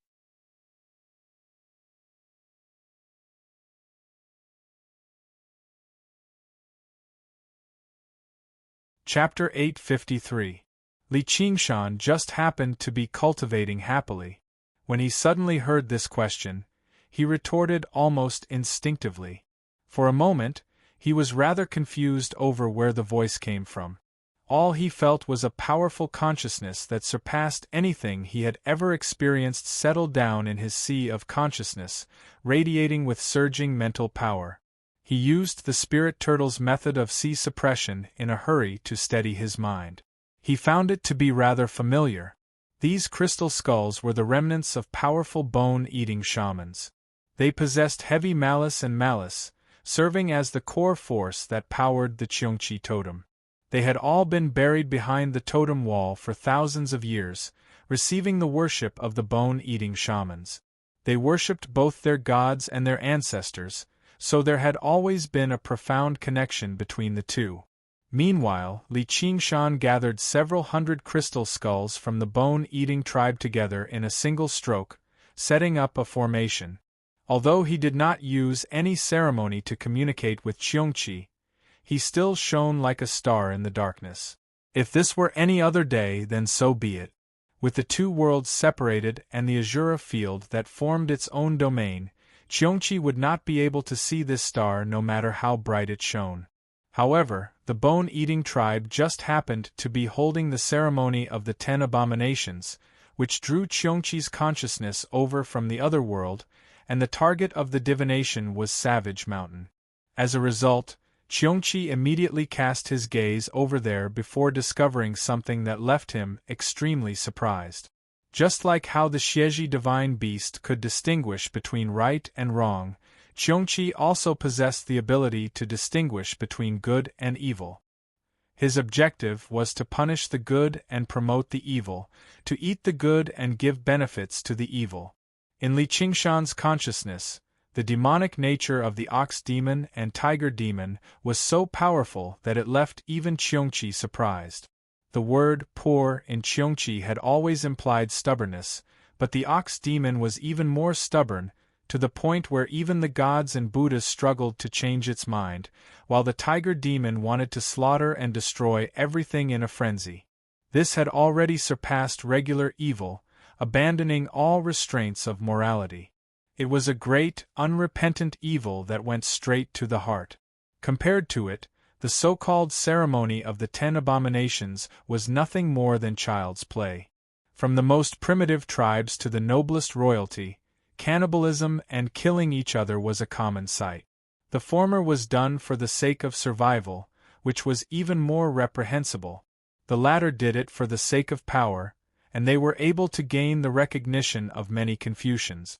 They could even join a faction and help them kill each other. In the end, they would praise the winner as a wise divine lord. What was moral today could become immoral in 10 or 100 years. What was moral here would be immoral elsewhere. Using a grand ceremony to destroy this kind of falsehood was just using falsehood to negate falsehood, and using form to fight form. It could only be considered a small pleasure. The bone-eating shaman king was still complacent over this, but Cheongchi felt disdain inside. Now, he could not help but sigh in admiration for Li Qingshan. Only this kind of evil had transcended the fickle morals of humans.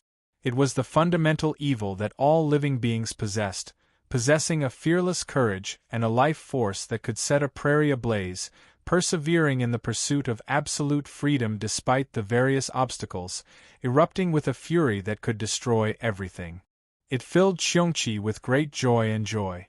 He never thought he would actually come across an existence like this in this world. If that was all there was to it, Cheongchi was prepared to give Li Qingshan some benefits in the spirit of punishing good and promoting evil. He was even prepared to let him replace the bone-eating tribe as the spokesperson of this world. But soon afterwards, Cheongchi saw the other side that he loathed the most, the divinity of the spirit turtle and phoenix. The spirit turtle was skilled in avoiding disasters and pursuing the path of longevity, bestowing a hint of rationality to the ox demon's persistence. The tiger demon would not go completely berserk and do whatever he wanted. The phoenix was a divine bird that symbolized peace in the world. Its proud and noble heart had always been an invisible restraint. The two of them were also the fundamental source of good, originating from the hearts of all living beings. They advanced from the wilderness towards civilization. They seemed fragile, fickle, and almost illusory, but no matter how many times they were belittled or mocked, they were never worn away. They experienced the flames of tribulation and were reborn, becoming more and more glorious. However, these two extremes were even more difficult to merge than fire and water. How could he possess both? As a result, even Xiongqi, who was skilled in distinguishing between good and evil, could not help but ask, "Are you good or evil?" However, Li Qingshan's answer of, "None of your business," did not anger Xiongqi. Instead, it made sense. It would be abnormal if he did not have a temper like that. He snickered. "How bold of you! In the past, it didn't have anything to do with me, but now it does. Kid, you better abandon good and promote evil. This god has great riches and honor for you." Abandon good and promote evil? You're Qiongqi. Your original body isn't even in this world, so how are you going to give me great riches and honor? Li Qingshan confirmed his guess. Although he had no idea why he had summoned Qiongqi, he did not panic. According to the way Qiongqi had invaded his sea of consciousness, he was not in this world at all. When he decided to use the bone-eating shamans to refine the Azura field, he had done some research, just in case he ended up kicking a metal plate. In the ancient times, there had once been many divine and exotic beasts in the 9 provinces, but by now they had either ascended or died. As the ancestor god that the bone-eating tribe worshipped, Qiongqi had left this world a long time ago, and it was impossible for his original body to return. The restraints of the laws of the world could not be broken through so easily. With just a thought, the threat it posed was very limited. I said I can give it to you, so I can give it to you. With your cultivation, raising your cultivation by a major realm of cultivation is nothing difficult. All you need to do is let go of your good thoughts. Of course, I also know these distracting thoughts are deeply rooted in your mind, so they can't be let go of so easily. Let go of your mind. I'll help you. Qiongqi originally thought Li Qingshan would hesitate at the very least. Breaking through to the 3rd heavenly tribulation and truly becoming a king was far too tempting. It was a boundary that many cultivators could never cross in their entire lives. However, Li Qingshan only sneered and turned him down rudely. Raising your cultivation by a major realm of cultivation? What great temptation! You better go back to where you came from. A very, very long time ago, someone had offered him a price far greater than that. Brother Ox had once said that he could directly grant him the power to sweep through this world. Back then, he did not even know what the heavenly tribulation was. Just what did sweeping through this world mean? It was definitely not as simple as undergoing the 3rd heavenly tribulation. Brother Ox was very honest. If he said he could sweep through this world, he really would sweep through this world. He would not exaggerate at all. He could even directly slaughter his way to the Dragon Province and slaughter Si Qing. If anyone dared to say no, he would directly blast them to pieces. That was sweeping through. Compared to that, Qiongqi could only help him raise his cultivation by a major realm of cultivation, which was utterly pathetic. He even wanted him to twist his mind and give up on the spirit turtle and phoenix transformations that possessed endless potential. Only an idiot would agree to that. Refusing a toast only to drink a forfeit. Kid, that's not up to you.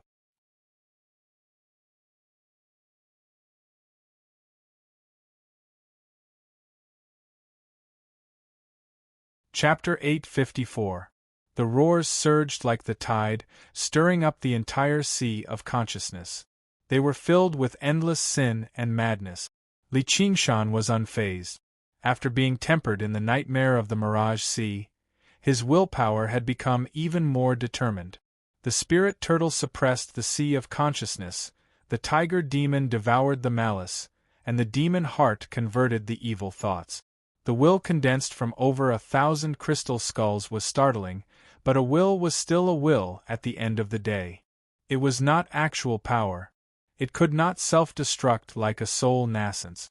As long as his willpower was not destroyed, he could do anything. Sure enough, you're very stubborn. Let me show you something good. Qiongqi snickered strangely.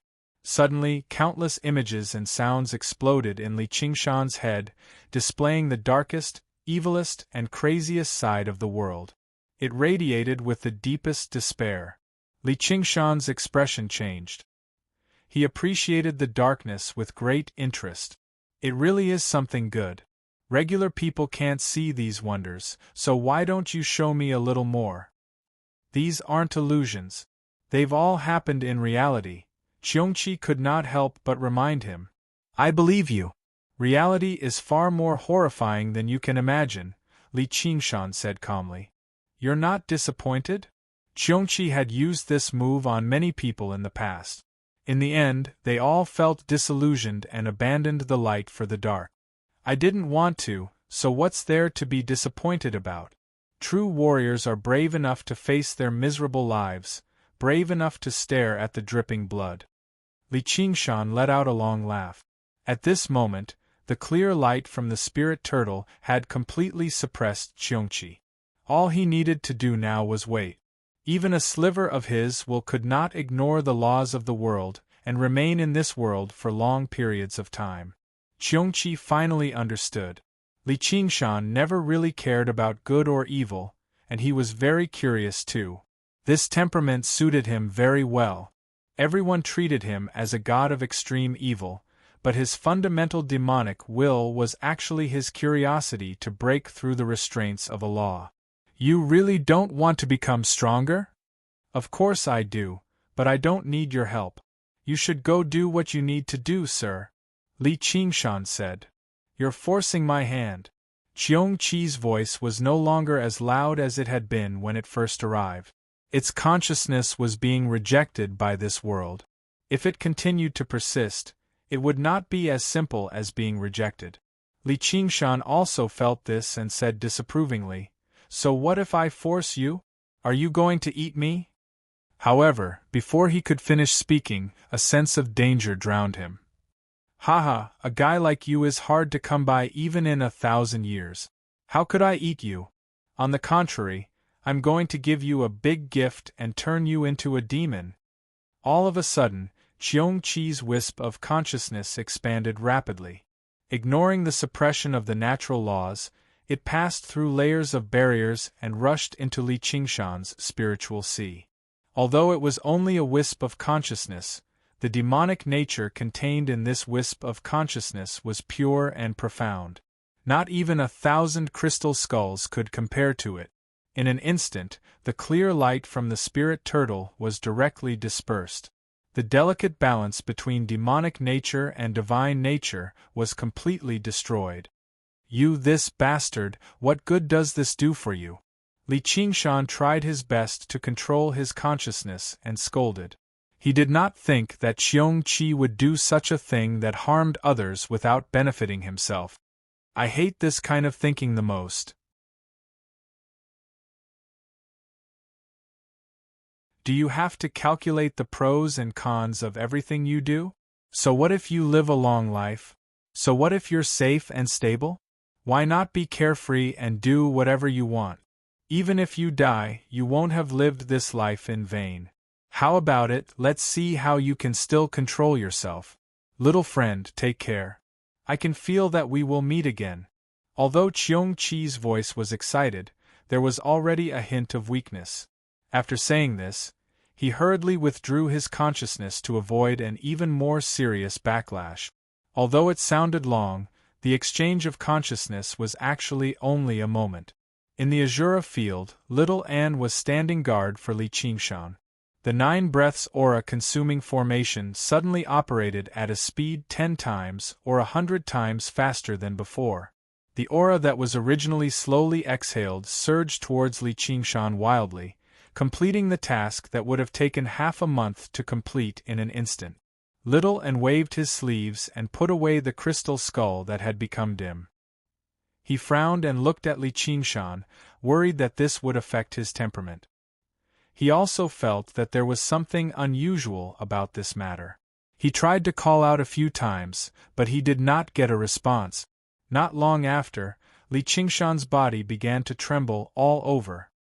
His body rapidly grew larger, revealing the appearance of a demon.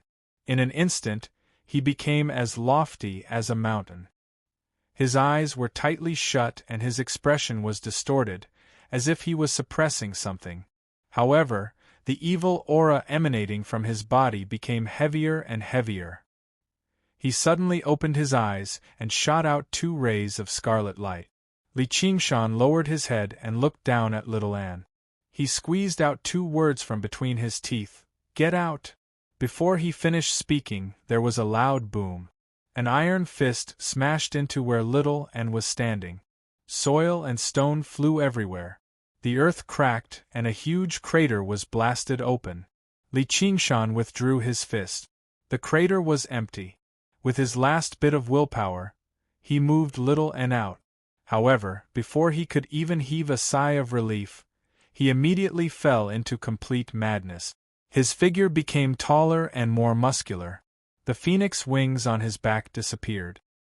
His horns were like hooks, becoming sharper and sharper. His scarlet hair was like fire, becoming fiercer and fiercer. He took a step forward and the earth shook. He let out a furious roar and the wind howled. He spread his arms, and his killing intent soared into the sky.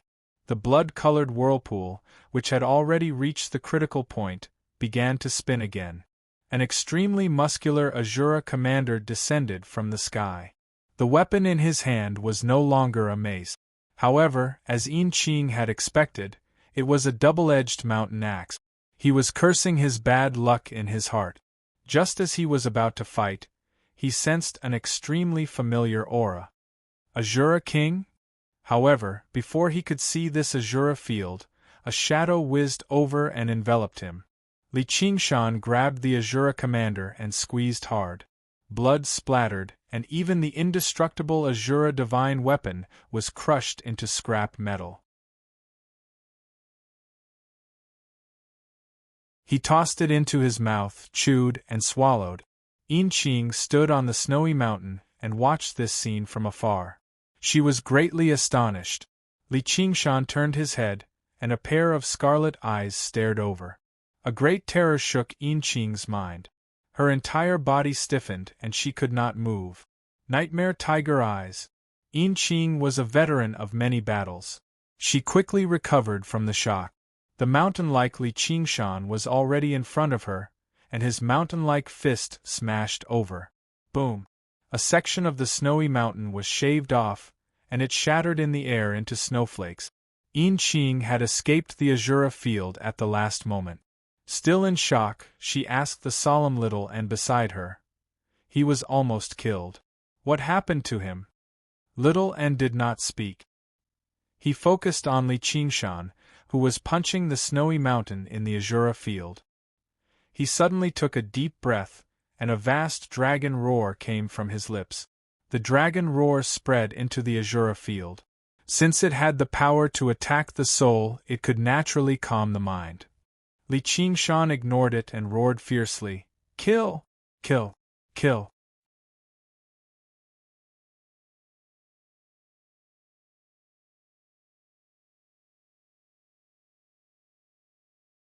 Chapter 855. The Zen intent within the chant of Devanaga seemed to make Li Qingshan feel extremely displeased. He sucked in a deep breath and roared at the sky. Roar! The tiger's roar shook the world, but the vast dragon's roar was endless. Even when the tiger's roar drowned it out, it did not stop.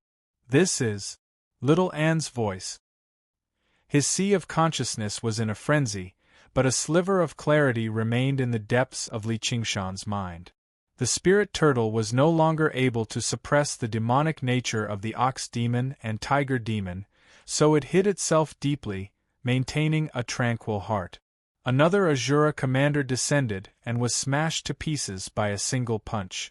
No matter how great its life force was, it could not recover.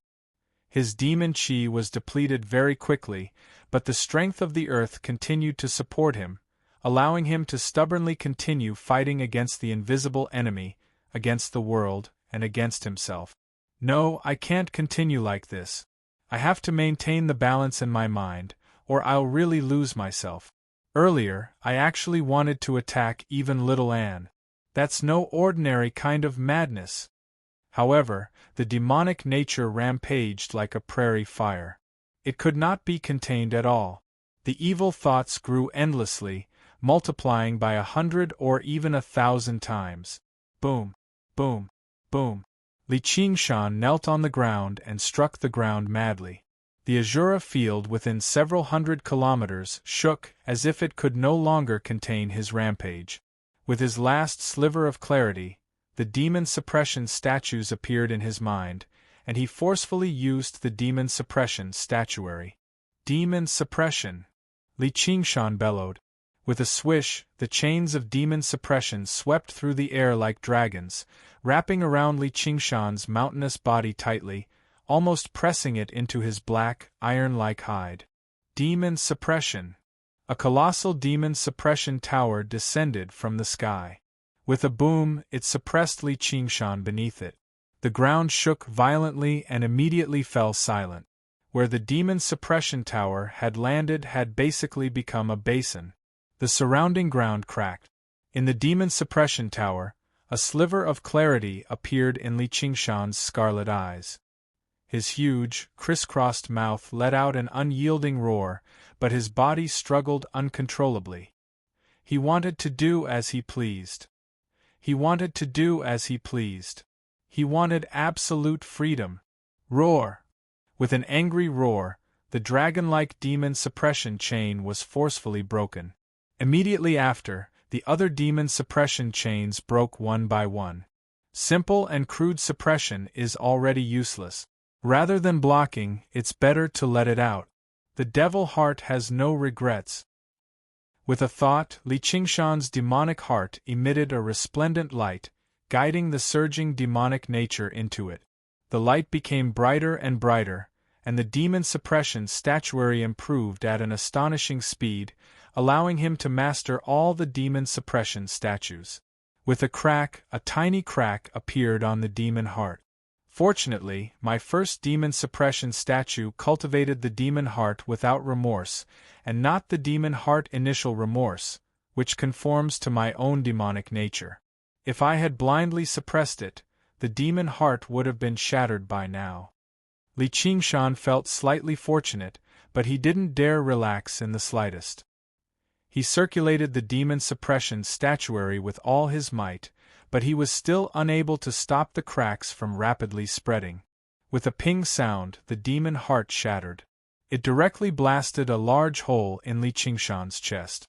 The flesh and blood within had all been pulverized, leaving only bones that shone with a metallic luster. If not for this powerful demonic body, Li Qingshan would already be dead. He gritted his teeth. Again. In the hole in his chest, demonic qi gathered once more, howling as it spun and condensed into a demon heart once more.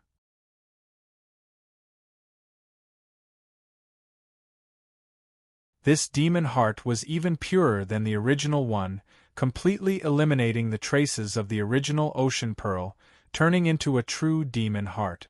However, the cracks began to spread once more. Boom! The demon heart shattered. Again. Shatter, solidify, shatter, solidify. After repeating this countless times, the hole in Li Qingshan's chest continued to expand. Even the metallic luster of his bones dimmed, and cracks began to appear. At the same time, Li Qingshan had also completely broken the demon suppression chains. He leapt up and punched the demon suppression statuary. The demon suppression statuary shook fiercely, barely supporting itself and not collapsing. As Li Qingshan continued to refine and condense his demon heart, the demon suppression statuary was also deduced to a higher realm by him. The might of the demon suppression statuary also became stronger. However, the second punch followed, the third punch, the fourth punch. All the way until the eighth punch, the demon suppression statuary collapsed with a loud bang.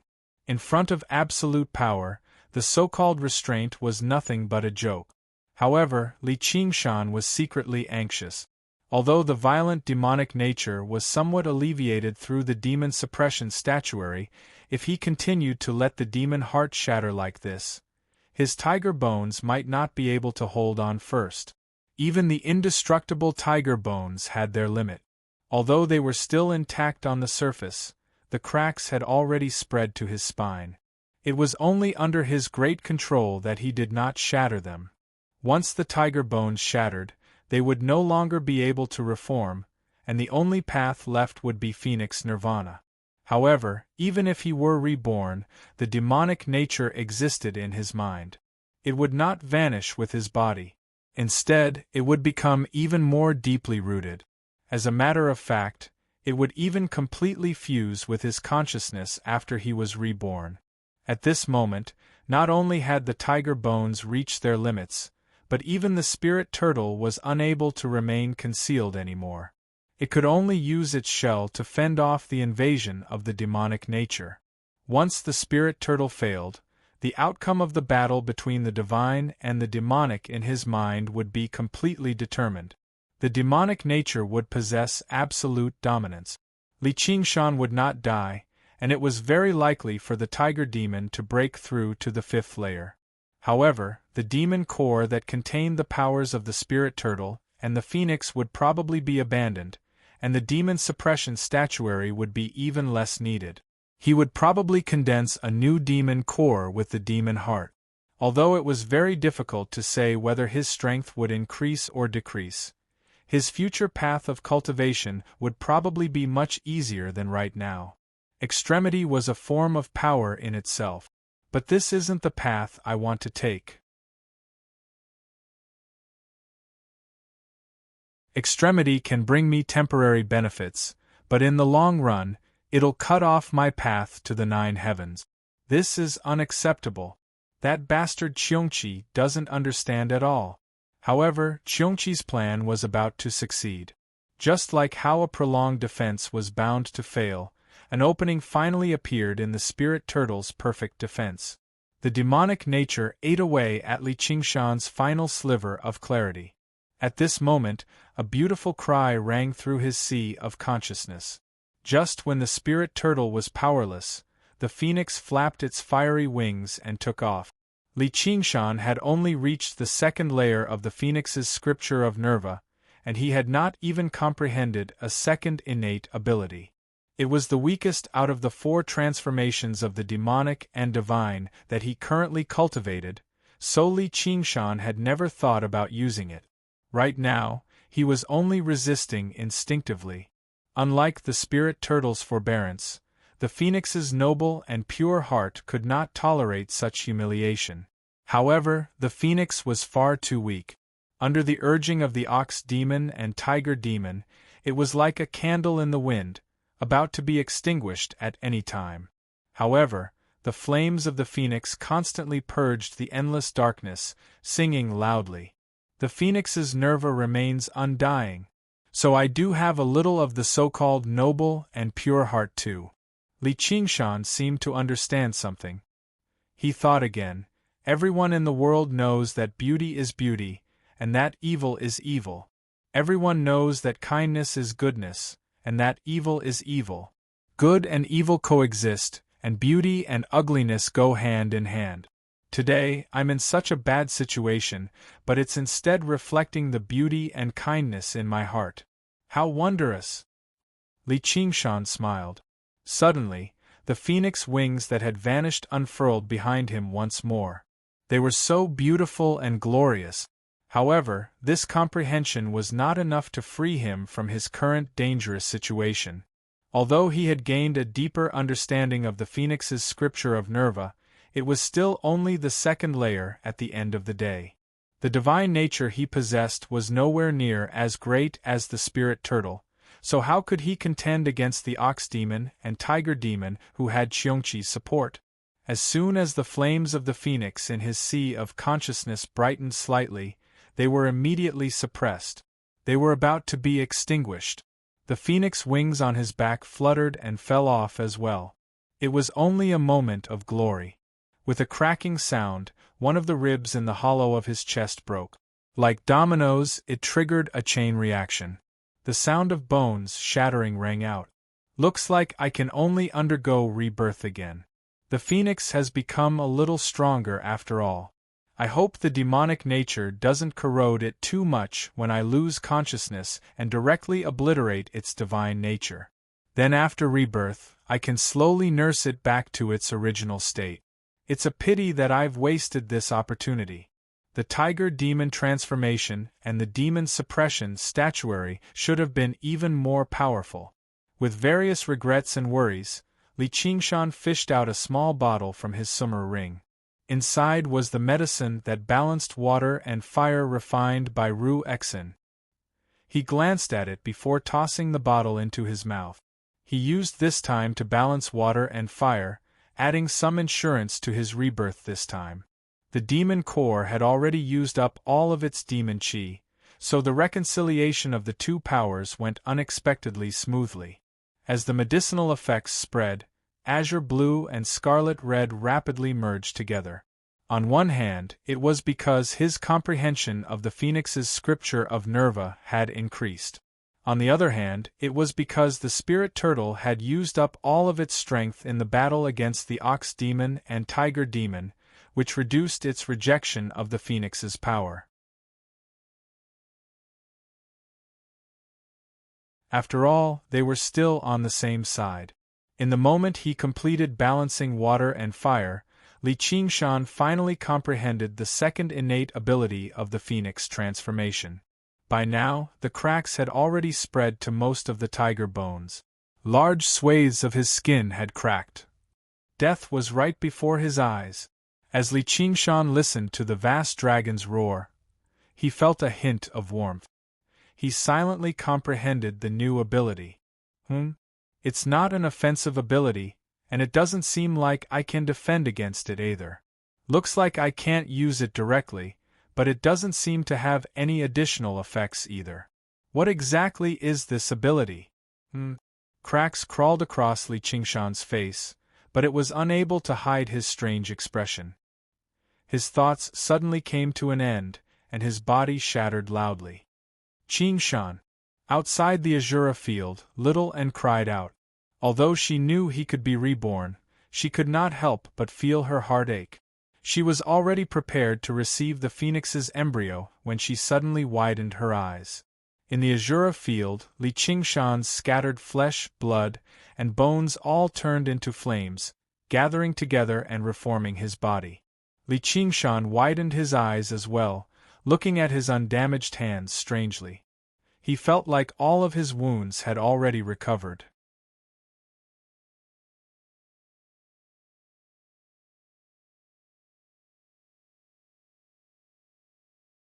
Chapter 856. Li Qingshan was shocked as well. Was this what it meant by believe in Brother Ox and gain eternal life? Although it was not resurrecting on the spot with full health. After all, the depleted demon chi could not be replenished out of thin air, but wait a minute, demon chi should not be considered blood. His wounds had completely healed, so he should be at full health. Moreover, even his mental exhaustion had been swept away. Qiongqi's remaining demonic nature had been completely purged as well, so he was in an extremely good condition. This really is resurrecting on the spot with full health and full health. Qingshan, are you all right? Little N immediately entered the Azura field and asked in concern. Li Qingshan reverted to human form and scooped her into his arms. He laughed aloud. I feel great. It's all thanks to your chant of Devanaga. Without Qiongqi as a troublemaker, only the ox demon and tiger demon's demonic nature remained, so they were relatively easier to pacify. Meanwhile, the Phoenix's divinity had become even more powerful, and the demon suppression statuary had advanced by leaps and bounds as well. This balance had instead become even firmer.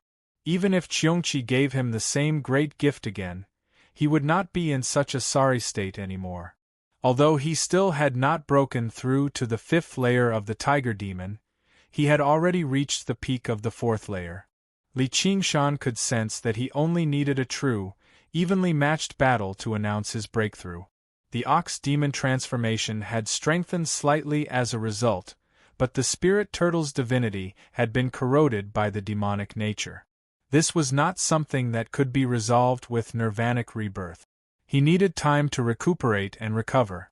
Little Anne listened to Li Qingshan's description and nodded. It really is an extremely powerful innate ability. It's equivalent to having an extra life, but it also has many weaknesses. Don't risk your life against others just because you have this ability. Of course, if I were to face an opponent like the Dragon King of the Sea, it'd just be an extra kill for him. And after Nirvanic rebirth, I'll need a relatively long time to recover. However, while it's not perfect, it can still be regarded as a divine ability. If I encounter an opponent who is on par with me or stronger than me, after he kills me with all his might, and I come back to life in the blink of an eye, imagine what kind of expression he will have. Ha!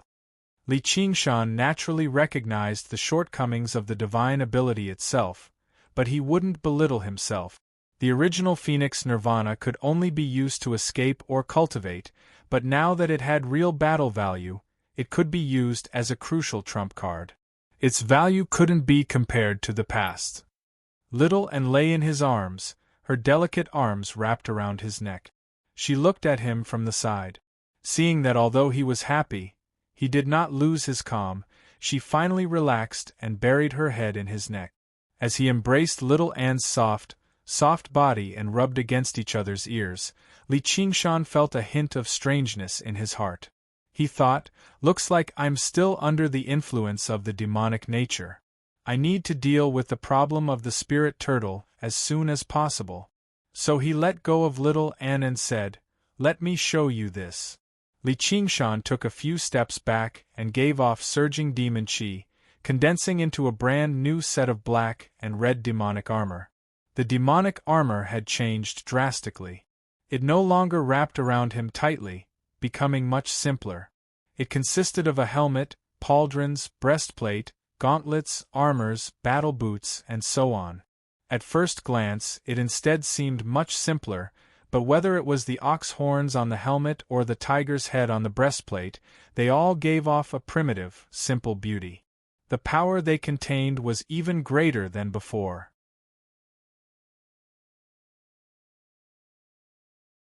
As it shattered and condensed again and again, whether it was the traitorous demon's sword or the ocean pearl, all of his distracting thoughts were shattered. His demon heart had never been so pure before, and it had never been so powerful. There's more. Li Qingshan's body swelled up, turning into a towering demon again. The demonic armor expanded as well, still covering his body tightly. However, it had become slightly simpler, protecting his vital points. However, the additional power was real. This was all thanks to the Phoenix's Nirvana this time. Last time, the Phoenix's Nirvana had only focused on harmonizing the 4 transformations, and the demon heart had only been introduced into his body afterwards. This time, however, the various powers in his body had merged into one, becoming more and more compatible. Originally, as the strength of his demon cultivation increased, his human cultivation had already become extremely useless. It could only increase his overall strength by an extremely limited amount. In crucial battles, he basically could not provide any help at all, so maintaining the identity of Li Qingshan became more and more pointless. All that seemed to be left was emotional ties. Now, Li Qingshan could finally confirm the value of his human cultivation. Although it could not compare to a peerless divine ability like the 9 transformations of demons and gods, merging these 2 powers together, even if it could only increase his battle prowess by 10%, was extremely rare. The demon suppression statuary could increase his overall strength by more than 10%. He believed that as long as he could completely merge the demon suppression statuary, it would definitely become an indispensable part of his strength. In the future, if he could obtain an even higher and stronger cultivation method, the increase in his strength would be even greater. Qiongqi's generous gift had almost choked him to death, but he still ended up swallowing it. The myriad poison ancestor has returned. Let's go out. Li Qingshan thought of something and left the Azura field with Little Anne. Congratulations on defeating your inner demons, my king. Your cultivation has taken another step forward, and you've become even more handsome. Yin Qing bowed. Although Li Qingshan had run out of demon qi and had only recovered a little, he seemed like a brand new person. His bearing had undergone a subtle change too, vaguely giving off an indescribable bearing of nobility. It was different from the so-called nobility of humans. It seemed to originate from his soul, and even his facial features seemed to have become a little more handsome. Li Qingshan touched his face, but he did not become happy because of this praise. North Moon had always been ridiculously handsome. Instead, he frowned slightly and asked Little Anne, "Have there really been changes?" And Zhong reached out to touch his face and said simply, "Yes." Li Qingshan turned into North Moon again. "And now?"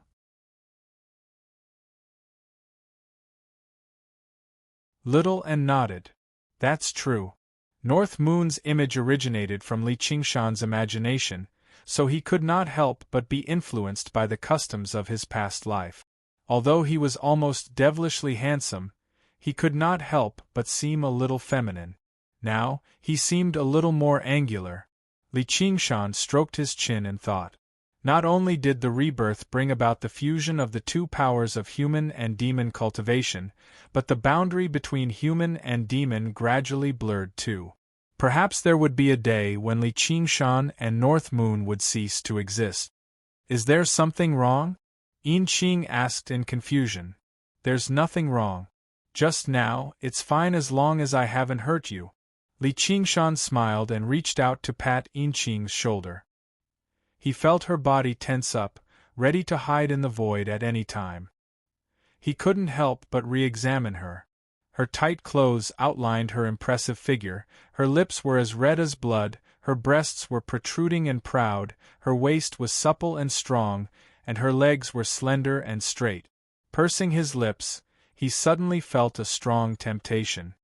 "Then I'll return to the Azura field first. If your Majesty needs something, you can summon me again." Yin Qing seemed to sense something, smiled slightly, and returned to the Azura field.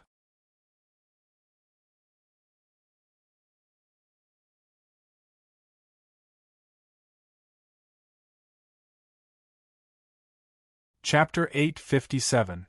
After Qiongqi's descent, Li Qingshan felt like his plan might fail, but he still held on to the thought that the bone-eating shaman king might be retarded. After the myriad poison ancestor returned alone, he could not help but give up on this retarded thought. The myriad poison ancestor drifted into the hall. Before Li Qingshan could even ask, he went up and bowed deeply. "I've failed in my mission, failing to trick the bone-eating shaman king over. Please punish me, my king." Li Qingshan asked about what had happened, and only then did he understand why Qiongqi had suddenly descended. He never thought the bone-eating shaman would just happen to run into some bullshit ceremony of the 10 abominations, or something. Was this a blessing or a curse? "You've done very well in this matter. It's also because the bone-eating shaman king's death hasn't arrived yet, so it's not your fault. Do you think the bone-eating shaman king will lose his patience and attack Savage Mountain in the future?" Li Qingshan still held onto a sliver of hope. If he could fight the bone-eating shaman king, he would definitely be able to break through to the 5th layer of the tiger demon, and his strength would undergo a qualitative change. The 9 transformations of the demonic and divine became more and more difficult the more he practiced it, but it also became more and more powerful. Right now, he could clash with 3rd heavenly tribulation masters mainly because of the great destructive power of the 5th layer of the ox demon. He probably won't. The bone-eating barbarians worship the god of evil, Qiongqi. After receiving a warning like that, they definitely won't act recklessly again. And the bone-eating shaman king seems to be worried about something. He's rather unsettled. "Alright, you can continue refining poison for Ru Xin," Li Qingshan thought. Looking at the current situation, it was not a good time for him to declare war against the bone-eating shaman king. He would make plans after he recuperated for a while and recovered with the phoenix's nerva. If he doesn't come, We'll go find him in the future. Little N said. She had benefited quite a lot this time too. 100,000 bone-eating shamans and 1,000 crystal skulls were enough to support her cultivation for a very long time. Yeah, let's destroy these damned deviants first, and then we'll skin that Xiongqi alive. Li Qingshan yawned. Although he seemed like a brand new person after undergoing Nerva, the exhaustion from battle could not be dispelled so easily. The battle between gods and demons in his mind was far more tiring than fighting against humans. Follow me. Little and suddenly grabbed his hand and walked towards the back of 8 Baron Hall. Where are we going? Li Qingshan followed her to the back of the hall and found a simple stone door. Behind the stone door was a tunnel that led deeper into the mountain. Li Qingshan had once probed around with his soul sense. There was a spiritual spring in the depths of Savage Mountain, but that was nothing out of the ordinary. A blessed land of cultivation as rare as this obviously had both mountains and rivers. Wherever the spirit vein was, the spring water would become a spirit spring. You'll know when we get there. Little and pulled him down the stairs and walked step by step towards the spirit spring. Fine, it's up to you. Li Qingshan rubbed her head affectionately. He suddenly remembered that she didn't want him to do this, but she didn't object this time. When he reached the end of the stairs, he saw another stone door. Spiritual light shone through the crack of the door. He opened the stone door, and a gush of hot air filled his face. It contained pure spiritual qi, and there was the sound of gurgling bubbles. Li Qingshan was surprised. As it turned out, the spiritual spring was actually a hot spring. He would not have noticed these details when he probed it with his soul sense. There were many volcanoes in the Mist Province, and there were many of them in the south in particular. There were also great mountain ranges like Fire Melt Mountain. Savage Mountain was not a volcano, but the underground lava flowed very close to the surface, boiling up the spiritual spring. A simple pool was constructed from spiritual stones in the surroundings. The steam rose up to the ceiling of the cave before condensing into tiny droplets and falling down. Some fell into the pool, while others landed on the rocks, but they evaporated into mist very soon. It seemed like it was drizzling the entire time, filled with mist. The pool water shimmered in the darkness. Even the mist was filled with light. It was beautiful. In the very beginning, the cave masters of Savage Mountain could come down separately to collect water for alchemy and artifact forging, but demonic cultivators were all selfish people who refused to suffer any losses. They would collect as much water as possible as soon as they arrived. Even if they could not use it right away, they would never let others take advantage of it. Very soon, many conflicts arose due to the uneven distribution. If it were not for the Blood Oath Scroll, a great battle would almost have broken out.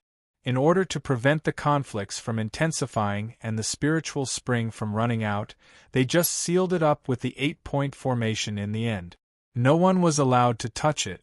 If they wanted to use the spiritual spring, they could only use some tributary springs with thinner spiritual qi, which were much less valuable. They basically settled the conflict. After Li Qingshan became the king of savages, even fewer people were bold enough to ask him for this. After several centuries, the density of spiritual qi here became extremely startling. It was even denser than in the 8-point hall. Although it was not enough for daily cultivation, it was excellent for recuperation. Littleton said, "You can rest here. What a great place.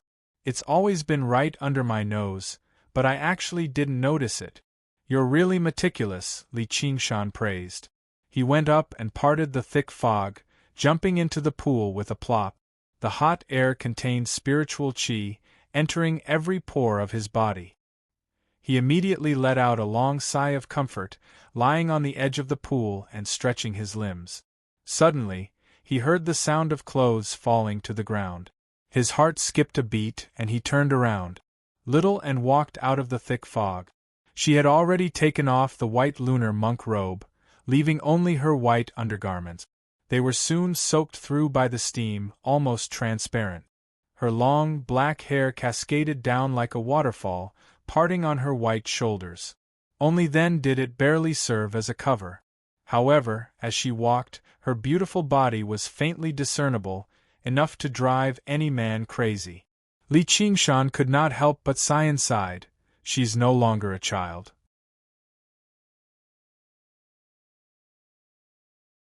If she wasn't little Anne, he stopped thinking about it. Little Anne had already reached the edge of the pool. Her slender feet broke the surface of the pool, and she slid into the water like a fish, creating a shallow ripple. When she reached Li Qingshan's side, his heart seemed to slow down a beat. A warm and soft body approached him. Little Anne raised her head and stared at him. Her large eyes were no longer empty and emotionless, but clearly contained deep feelings that were not any weaker than anyone else. Her cheeks were also dyed with a layer of red, like a goddess from the legends, extremely beautiful and moving. Qingshan, am I beautiful? Little Anne asked. Her seaweed-like hair fluttered in the water, and her voice also seemed to ripple. Extremely beautiful, Li Qingshan said seriously. She was so beautiful that he could not bear to profane her. What he did not want to profane even more was the feelings between them that surpassed the love between a man and a woman. Really? Little Anne's eyes rippled with joy from the bottom of her heart. Although she knew that Zhu Yan was only an illusion, she really wanted to receive his praise. Really? Li Qingshan smiled and nodded. Then can you kiss me? Little Anne asked with an almost innocent expression. Not good. Li Qingshan bluntly refused. Her little face immediately collapsed, and she could not help but laugh out loud. Her laughter echoed in the cave, stirring up the rolling fog. Hearing his laughter, Little Anne felt a little shy. It was not because they were seeing each other with sincerity, but because her meaningless actions had caused him to laugh at her for no reason. Li Qingshan lowered his head and pecked her lips gently like a dragonfly skimming the surface of water. Are you satisfied now? Little Anne touched her lips, and finally revealed a satisfied smile. She threw herself into his arms.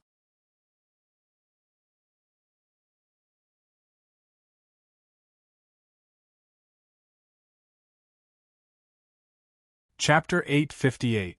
Harboring a stray thought, Li Qingshan closed his eyes and slowly sank into the hot spring. Even the scorching hot spring water could not cover the warmth of the delicate body in his arms. A warm current surged in his heart, far surpassing that insignificant little desire. Sleeping with their necks intertwined, time seemed to freeze at this moment, and they were indeed looking forward to it. Until a sudden clap of thunder passed through the thick earth and rocks, Li Qingshan suddenly opened his eyes. This was no ordinary thunder, but someone was going through a tribulation. The thunder contained the power of heaven, and he reckoned that it was the second tribulation. Could it be Ru Xian? Let's go out and take a look. With a splash, Li Qingshan carried Little Anne and jumped out of the spring. With one hand, he picked up the clothes on the ground, and with the other, he lifted her long hair. Without the long hair and water covering her, her beautiful figure was fully revealed. Li Qingshan's breath paused for a moment, and he did not shy away from admiring her for a while before continuing to dress her. Little Anne stretched her arms and put her hands into her sleeves, enjoying his care. The moment Li Qingshan helped her put on her clothes and fastened her belt, he actually felt a hint of reluctance. It was like covering a pearl with a piece of cloth, covering up this alluring beauty. However, when he thought about it again, the pearl belonged to him, so he came to an understanding. And shoes. Little Anne lifted her slender feet and shook them, a smile on her face. You really know how to enjoy yourself. Li Qingshan squatted down and held one of her slender feet. They were so full that they could not bear to be held in one hand, and the light pink cardamom dot on her feet was unexpectedly beautiful. He could not help but play with it, and a bell-like laughter rang in his ears. He then helped her put on her shoes and socks. This should be fine, right? Li Qingshan was about to put on his clothes, but Little An stopped him, and said with a smile, "I'll let you enjoy yourself too." Instead, she turned around and began to serve him, but her actions were indescribably gentle and delicate, tidying up his clothes meticulously. Looking at her serious expression, Li Qingshan also felt at peace.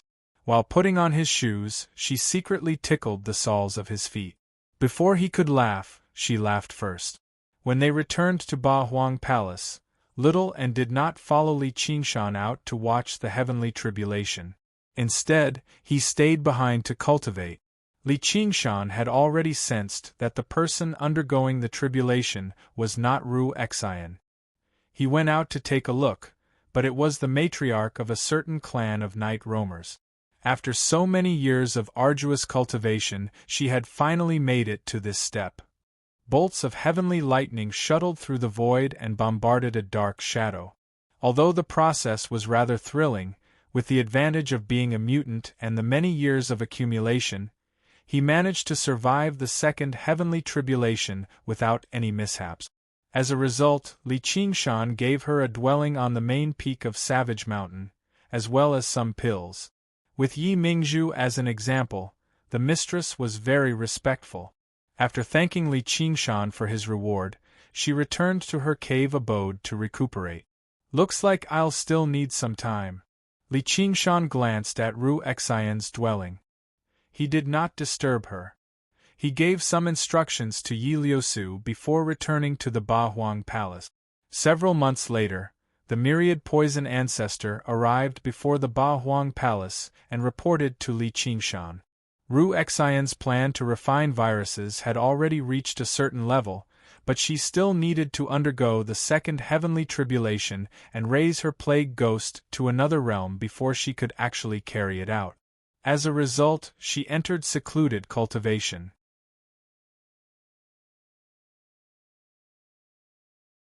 She told me to pass this bottle of medicine to the king.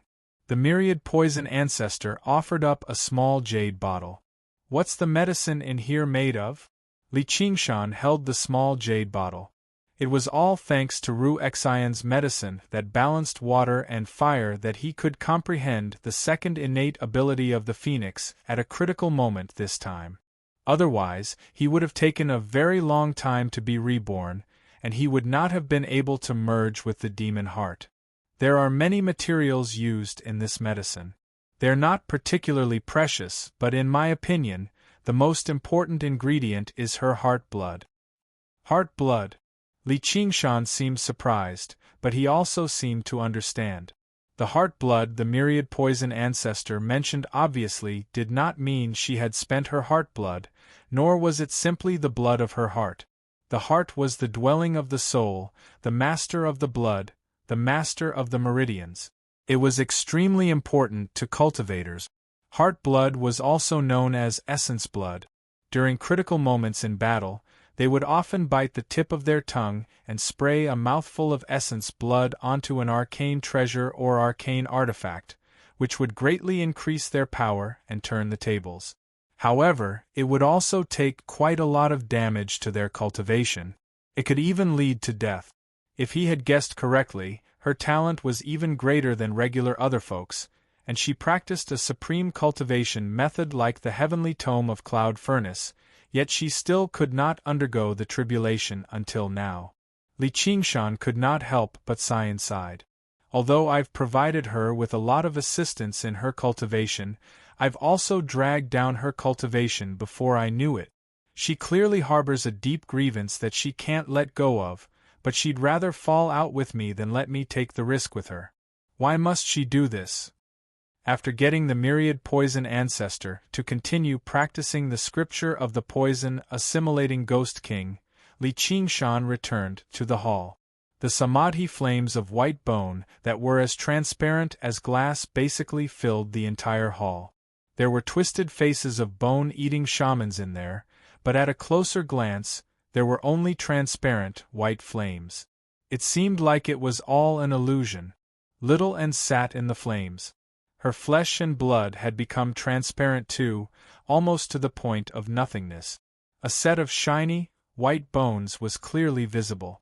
Skeleton demons danced around him, clanging their teeth together like they were singing a terrifying ballad, but it was vaguely filled with zen. A dragon's cry swam through the flames.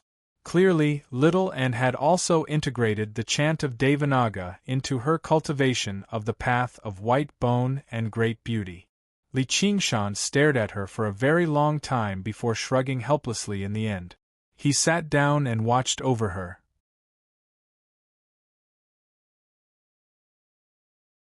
It was said that the sight of great beauty reduced to white bones could make ordinary people understand that beneath the beautiful skin was terrifying white bones, and that all forms of beauty were nothing but an illusion. Unfortunately, when he looked at her white bones, he felt a sense of familiarity and fondness from the bottom of his heart. He did not feel any fear at all. He felt like every single bone gave off a different sense of beauty. It had to be mentioned that his sense of beauty had always been very problematic. He had always felt like his original form as a demon was even more domineering and cool than the handsome North Moon or the robust Li Qingshan. He was tempted to maintain his original form as a demon and run around the land, between the mountains, naked. He had thought about it seriously before. Once he no longer had to hide his identity and settle all his grievances, he would set off from the coast of the South Sea, pass through the 9 provinces, and rush to the Frost Province. Haha, everyone in the world will be dumbfounded if that happens. Am I a freak? No, rather than calling it a freak, you might as well call it a feeling of realizing myself. Don't tell me I'm a freak? Forget it, I don't care what it is, as long as it's me. Li Qingshan agreed with Qiongqi in some aspects. Calculating the pros and cons with pure rationality and constantly seeking advantages and avoiding disadvantages would certainly lead to long-term success. But if everyone did the same, then what difference would there be between him and others? Punishing evil and promoting good would also allow him to receive kindness from kind-hearted people and obtain a good reputation, forming a real trend. But what could he get by punishing good and promoting evil? Since evil people were evil people, they certainly did not know how to repay kindness. This was completely a kind of behaviorism without the slightest benefit. It was just to satisfy one's interests and challenge the conventions. It was simply like a naughty and willful child, but it contained a free and unrestrained self. In the water margin that he had read in his previous life, the opening chapter named the true nature of the 108 heroes, the 108 heavenly spirits and earthly fiends suppressed in the demon-subduing hall. Among them, there were those who killed people and ate their hearts, and there were also those who used violence to fight violence. They seemed to be very different, but there was no difference in essence. Whether it was good or evil, the wanton acts that had transcended rationality were just the word demon. The reason why it could be passed down and praised by the people was because it portrayed the demonic nature in great detail. It allowed people to bring a hero into the book to do things that they normally couldn't do and didn't dare to do. They could say that they were happy. The demonic and divine, in the 9 transformations of the demonic and divine, are not just good and evil. The spirit turtle focuses on longevity and does not get involved in right and wrong, while the phoenix cherishes its feathers. Even if it doesn't do evil intentionally, it won't have the heroic spirit to stand up for injustice.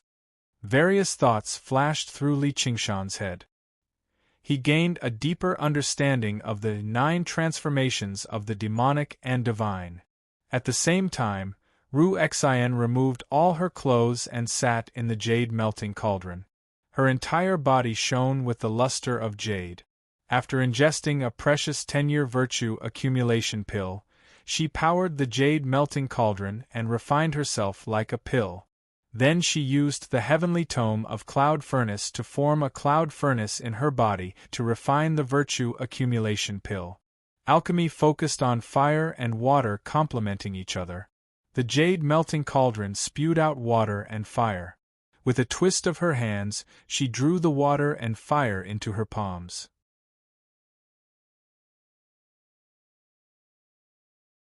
They actually fused together in a wondrous manner, turning into a cloud of fire that gradually spread over and swallowed her body. The power of water and fire actually surged out from the cloud furnace in her body as well, and it was much purer than the water and fire from the jade melting cauldron. They fused together naturally, rapidly refining the virtue accumulation pill. Let alone regular cultivators, even if they could not do it like this. The violent effects of the pill immediately filled her limbs and bones. Even her body, which had turned into tough jade, almost exploded from the overload. There was no doubt that such a method of cultivation would require great pain. However, it was as if she had truly become an unconscious jade. Her expression did not change at all, and only her eyelashes trembled slightly. She was multitasking, controlling the jade melting cauldron to suppress the effects of the pill from the outside. At the same time, she used the heavenly tome of cloud furnace to refine her body while refining the virtue accumulation pill. At the same time, she had to balance the power of water and fire inside her body. She did not hesitate to push the speed of her cultivation to the extreme. If she was not careful, there would be the danger of the cauldron exploding. If that happened, it would not only be the jade melting cauldron that would explode, but the cloud furnace in her body would also explode. This was not because she was in a hurry to break through the second heavenly tribulation, but because she had to take a risk to cultivate the heavenly tome of cloud furnace. The history of the 9 states was vast. The heavenly tome of cloud furnace was not the only high-level cultivation method that had been passed down from beyond the heavens. The reason why it had not been passed down was that cultivators treated it like a treasure and refused to pass it on to others. It was also because the difficulty of cultivating it was not just ordinarily high, but also because the requirements for talent were not just ordinarily high. Even if one's talent was lucky enough to meet the requirements and overcome all difficulties, it was still extremely risky. It was unknown how many geniuses had died on this path. She did not know if Chu Tian had noticed something when she was saving him, but the heavenly tome of cloud furnace was extremely compatible with her. Her progress in cultivation was very fast. Of course, it was also thanks to the vast amount of resources that Li Qingshan had provided. Just the 10-year virtue accumulation pill that she had obtained from the 10,000 poison order was something that could only be encountered by chance. There was no time in the cave. The sun and moon shuttled back and forth, and time flew by. She did not know how much time had passed. A thunderous sound came from the distant horizon. She opened her eyes.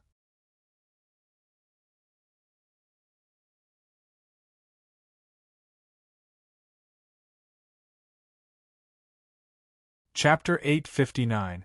Over 18,000 kilometers to the south of the coast of the South Sea was a large, spacious island. It was long and neat, shaped like a huge ship on the sea. It was called Giant Ship Island. 3 mountains stood parallel to each other on the island, with a large center and 2 smaller sides, like the sails of a huge ship. They were called Major Cloud Mast Mountain, Major Cloud Mast Mountain, and Minor Cloud Mast Mountain.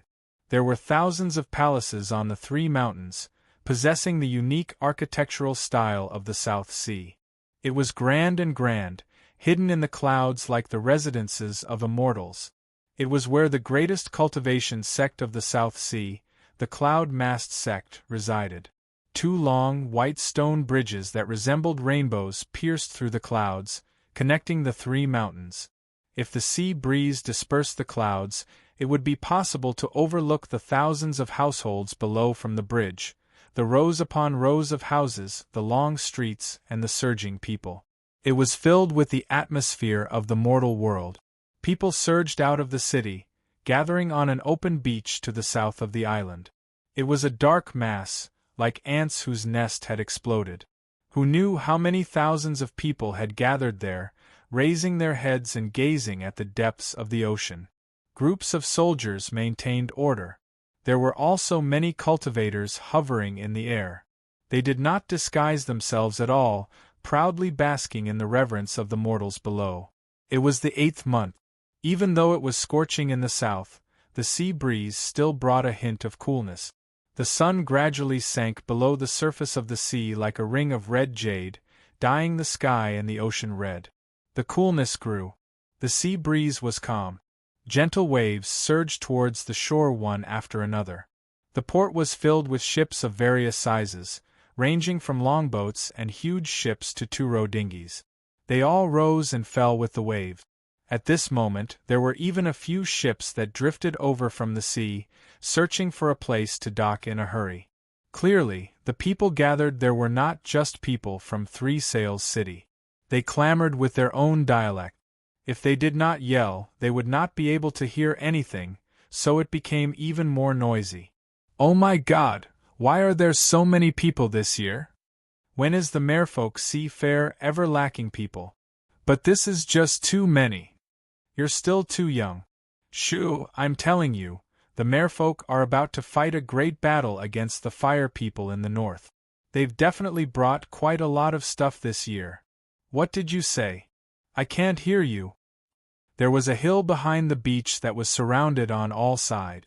Mortals were not allowed to approach. There was a majestic platform on it with 81 white sails fluttering in the wind. There were many seats arranged in the middle. An old man with hair as white as snow sat in the main seat. His disciples stood to his left and right. He was the master of the Cloud Sail sect, Ji Changfeng, who was waiting there with his disciples. Ji Changfeng gazed at the depths of the sea. Although he was sitting still, he gave people a feeling that he was about to fly away. "Father, it's fine if the mermaid comes. Why do you need to welcome her personally?" A handsome young man beside the old man said disapprovingly. "Qingyu, the Merfolk king might come this year." Ji Changfeng turned his head and was exceptionally gentle towards his talented youngest son.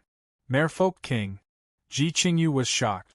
In the past Merfolk sea markets, it was usually the Merfolk elders who led the team. He did not expect that the Merfolk king would personally come this time. The Cloud Sail sect was one of the few large sects on the islands of the South Sea, watched over by the great cultivator known as the Wind Gale King, Ji Changfeng.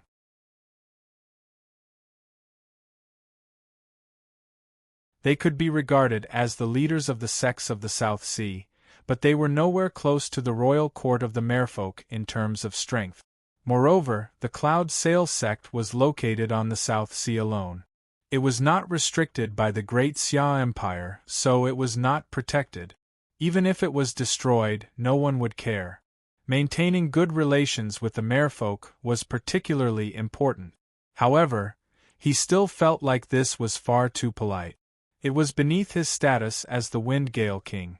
"Then just wait on Cloud Sail Mountain, father. It won't be too late to come out and receive the Merfolk king once she comes." Fellow Yi from the Sword Pavilion has also sent a message saying that she will be coming with her disciples. Ji Changfeng's gaze was deep. If it was just the Merfolk king, they could be considered acquaintances. There was no need for him to be so polite. The master of the Sword Pavilion. Ji Qingyu became even more surprised. The South Sea Sword Pavilion was located on the South Sea, but its geographical location was relatively close to the 9 provinces, and they rarely interacted with the sects of the South Sea, so they were often recognized as a sect of the Mist Province. Sword cultivators did not care about material possessions, so the Merfolk Sea Fair was not that important. Out of all the past masters of the Sword Pavilion, this Pavilion Master Yi was the first to attend the Merfolk Sea Fair. Who knew what his intentions were? Ji Changfeng continued, "There's also the myriad poison ancestor of the south, the head caretaker of the King of Yu's estate, and a White Hawk commander." Ji Qingyu had already become speechless from shock. The myriad poison cult was several tens of thousand kilometers away, but the myriad poison ancestor's reputation was still very resounding. The head caretaker of the King of Yu's estate did not have a cultivation at the third heavenly tribulation, but the significance of his appearance here was no less than that of a great cultivator. The Merfolk Sea Fair was a grand event of the cultivation community of the South Sea, but to people like that, there was not a lot that caught their attention. Their transactions and interactions were all within small circles of the same level. There was no need for them to show themselves. The merfolk seafarer this time seemed very different. Though, what was the deal with the White Hawk commander? He was just a second Heavenly Tribulation Golden Core cultivator. There were quite a lot of people who had come to the merfolk seafarer this time. The cultivation community of the South Sea had never been fond of these lackeys of the Empire. No wonder Father is so solemn. None of these seniors can afford to slight them, but this White Hawk commander? The White Hawk commander is called Li Qingshan. He's a figure who's risen up recently in the South. He currently occupies Savage Mountain, and he's known as the King of Savages. The King of Savages? Ji Qingyu immediately wanted to laugh.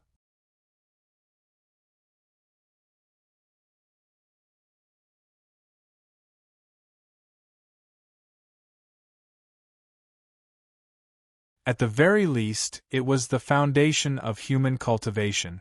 The South Sea was vast, and there were many cultivators on the scattered islands, but there were barely any who could reach his realm of cultivation. Instead, there were quite a few water demon kings in the depths of the sea. The situation was completely reversed from the 9 provinces. The forces of other folk and demons far surpassed the forces of humans. This was something that could not be avoided. Unlike the merfolk and water demons, who were born with the sea as their home, humans still had to stand on the ground at the end of the day. Without billions of people, how were there thousands of cultivators? The islands of the South Sea were vast, with many cities and even countries, but their populations were extremely limited. Often, after years of hard work, a single storm could kill millions. Cultivators could still endure a natural disaster like that, but if a demon king wanted to change up his diet, it would immediately lead to the destruction of the entire sect. Even if some demon commanders took action, there were not a lot of cultivators who could stop them. Of course, there were actually not a lot of cultivators who were so unlucky. Water demons were used to eating fish and prawns, so they might not be willing to switch to eating humans. The South Sea was far too vast, and the islands were scattered far too widely, so there were not as many conflicts. Regular cultivators could live in relatively peace. They could just casually occupy an island and cultivate. Being self-sufficient was not difficult, so there were a lot of hidden cultivators and independent cultivators. However, they faced another problem. The resources were far too limited and communication was far too lacking. As a result, the development of the cultivation community could not compare to the 9 provinces. The South Sea Sword Pavilion had always maintained a connection with the Mist Province, constantly fighting against the myriad poison cult. It seemed like a pointless loss, but the legacies of every single master of the Sword Pavilion had never been severed. As Ji Chongfeng pondered, the last ray of light was about to disperse. Suddenly, he thought of something and stood up, casting his gaze into the depths of the ocean. You're tuning into the Phoenix Nights YouTube channel. Don't forget to subscribe and join us on this journey to catch the most captivating stories.